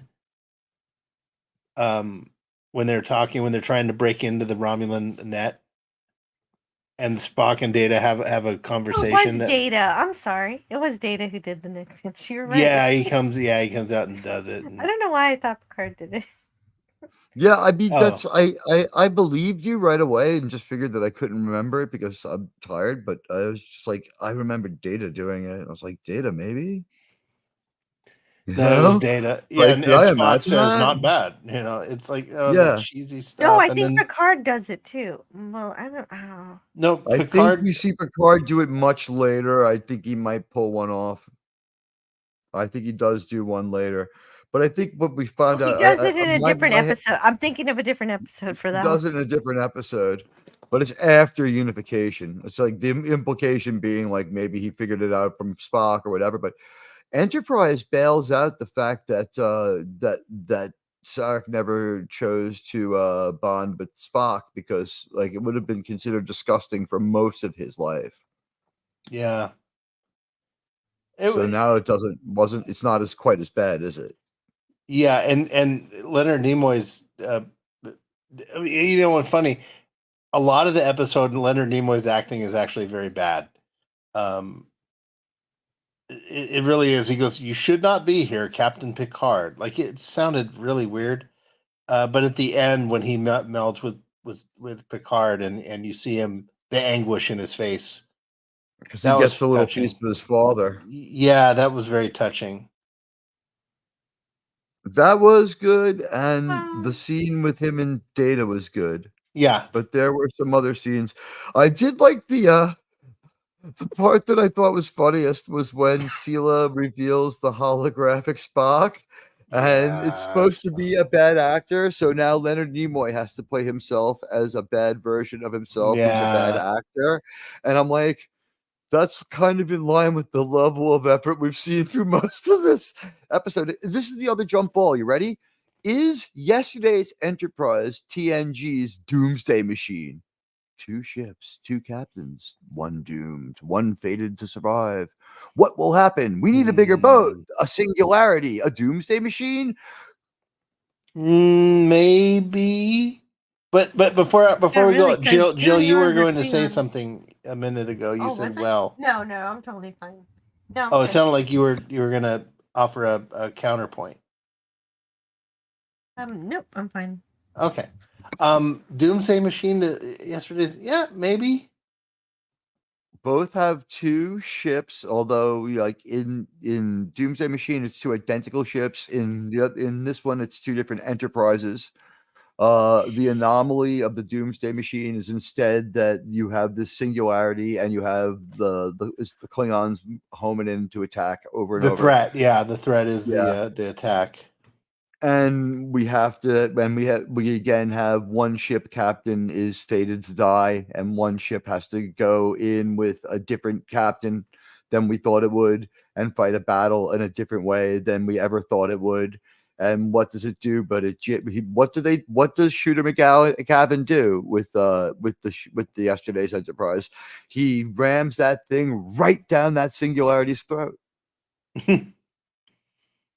Yeah. And probably appears in a different place from when they were firing, and takes out a couple of the Romulan ships, and like gets off a lot more information to Starfleet before they blow his ship apart and get a few prisoners. The beats of the story sure are very harmonious there. Absolutely. A lot of stuff. Yeah. Yeah. Well, all right. Well, I'm going to call it a night. It is almost 4:00, and I must be awake in 3.5 hours. Become an empty threat now, but yeah, I also have to wake up in like 3 hours. Yeah. 2 hours. Oh, me too. I have to drive children to school. Yeah, but then you get to go home and go back to sleep. Yeah, I could, but then Do you? I also, Do you come home and nap after? I do if I can, but I feel like I gotta get something done also sometimes. Yeah. Oh, is this the first year where they're both at school in the daytime? No, they've been at school. Well, she's in kindergarten finally instead of daycare. Oh, okay. So they're at the same school. So I only have to drive to one place now because it's a. isn't it nice? Like parenting gets a little easier. Like as you go on, it's you get little things become easier to do. Like Oh, then the kids become a little more independent. That helps. Yeah, like suddenly you don't have to bathe them every time. They can bathe themselves, and then they can dress themselves, and then you can It say, happened "Well, quicker go." with my daughter than my son. Oh, really? Yeah, and then suddenly you'll be able to say, "Go well. If you're hungry, go make yourself a PB and J," and you don't have to do that anymore. And I still got to do that. And then because I'm making a snack for the 5-year-old, the 10-year-olds, like, can I have one too? So I gotta yeah, but it goes Actually, away. Jill, it's because it tastes better when someone else makes it. That is absolutely true. I don't know why that is true, but it's true. Like if my wife makes me a basic turkey and provolone sandwich, just mayonnaise, mustard, turkey, provolone, it's the most delicious thing in the world. 100%. If I make it, it's bleh. I make I don't know why whatever that the is. Orion slave girl I have chained to the radiator will make me. We had seti eel last night. It's But- kind of like shrimp. Jill, do you agree with that? Like, are they better when someone else makes it for Well, you? absolutely. Absolutely. Yeah. Why is that? What's the psychology? Why does our taste bud say, "Oh, this is more tasty"? I don't know. I don't know why. Well, because someone cares about us to do something for us, I guess. It's Maybe emotional. and it's like we're just appreciative of it, and it makes it better. I don't know. Part of it's got to be appreciation. And also, it's just like you're being handed something that you then consume. No effort on your behalf is required. It's just like the most relieving thing. It's like you have something, it's instantly made to go away. In a pleasant way. Eating a PB and J isn't like a steak, but it's a pleasant. I had one the other day. It's good. I enjoyed it. And someone else made it for me. Yeah. Ooh, I made a Philly cheesesteak tonight. Ooh, I don't know if you guys saw. I posted it, and Oh, yeah, I asked saw a Andy. picture of that. That did look good.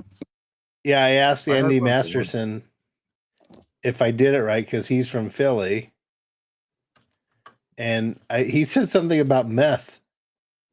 Yeah, it'd be better to put meth in it.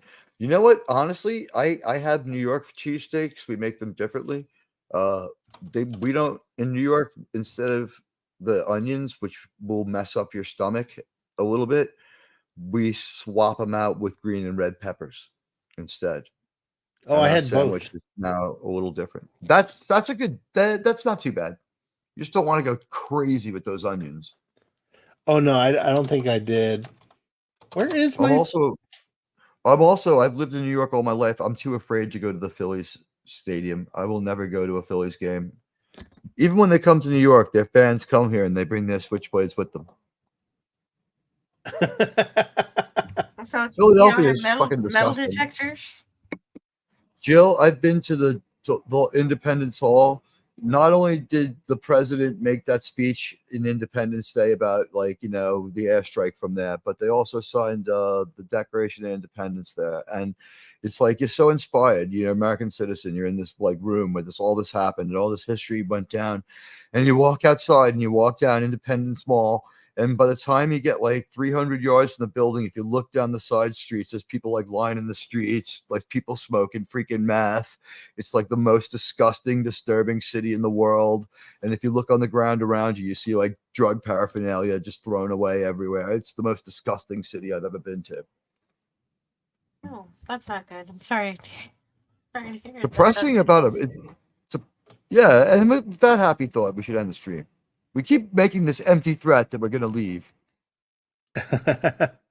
Yeah, I think we've been leaving for 40 minutes. Yeah, here we go. Here, I'll just add that real We're quick. not allowed to say we hate long goodbyes. Wow, that looks great. Yeah, The that Philly fries look cheesesteak better, was though. good. I'm kind of jonesing for those fries, to tell you the truth. Those are frozen. I did them in the air fryer. I love my air fryer. They look pretty They crispy. look pretty good. Yeah, do those you John guys have an McCain? air fryer? No. Are those John McCain's? No, they're no, but Orida. no, but I like your cobweb placemats. Oh yeah, we're starting to Halloween it up a little bit here. We're getting there slowly. It's But weird yeah, how this Halloween's getting like it's now like right around Labor Day. They start on Halloween. It's fine. Yeah, but this it was a good Philly cheesesteak. There's my peppers and provolone melted in there. A little steak with. Yeah, get an air fryer. Air fryers are wonderful. Did you use the sourdough bread there, or is that regular bread? They're just submarine rolls from the supermarket, from the bakery.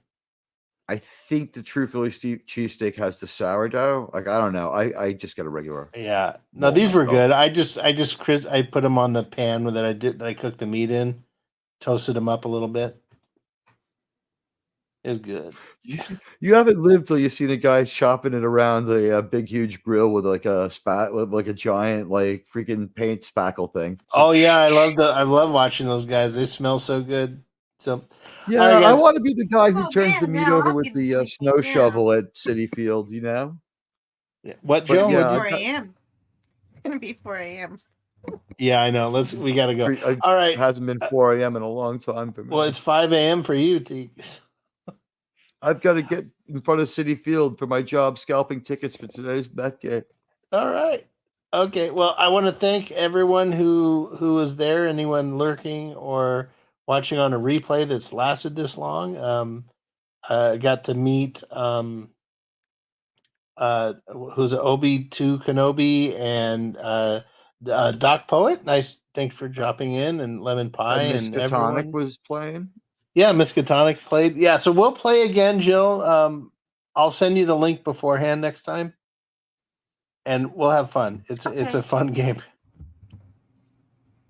It's a lot of fun. Okay, and everyone subscribe to Anti-Derivative Jill and Admiralty. Okay. Yeah, thank you. Yeah. And, All right, and hit all the right, like no and follow backstage, buttons I'm for going. our great friend Sean Carter. All right, thank you guys. Appreciate it. I'm not going to do a backstage, guys. I'm just going to end it. Play the outro music. Yeah, I don't. My outro music. I don't have any. It's a joke. Yeah, I know. Oh, okay. All right. All right. Oh, well. Signing off. Good night. Bye.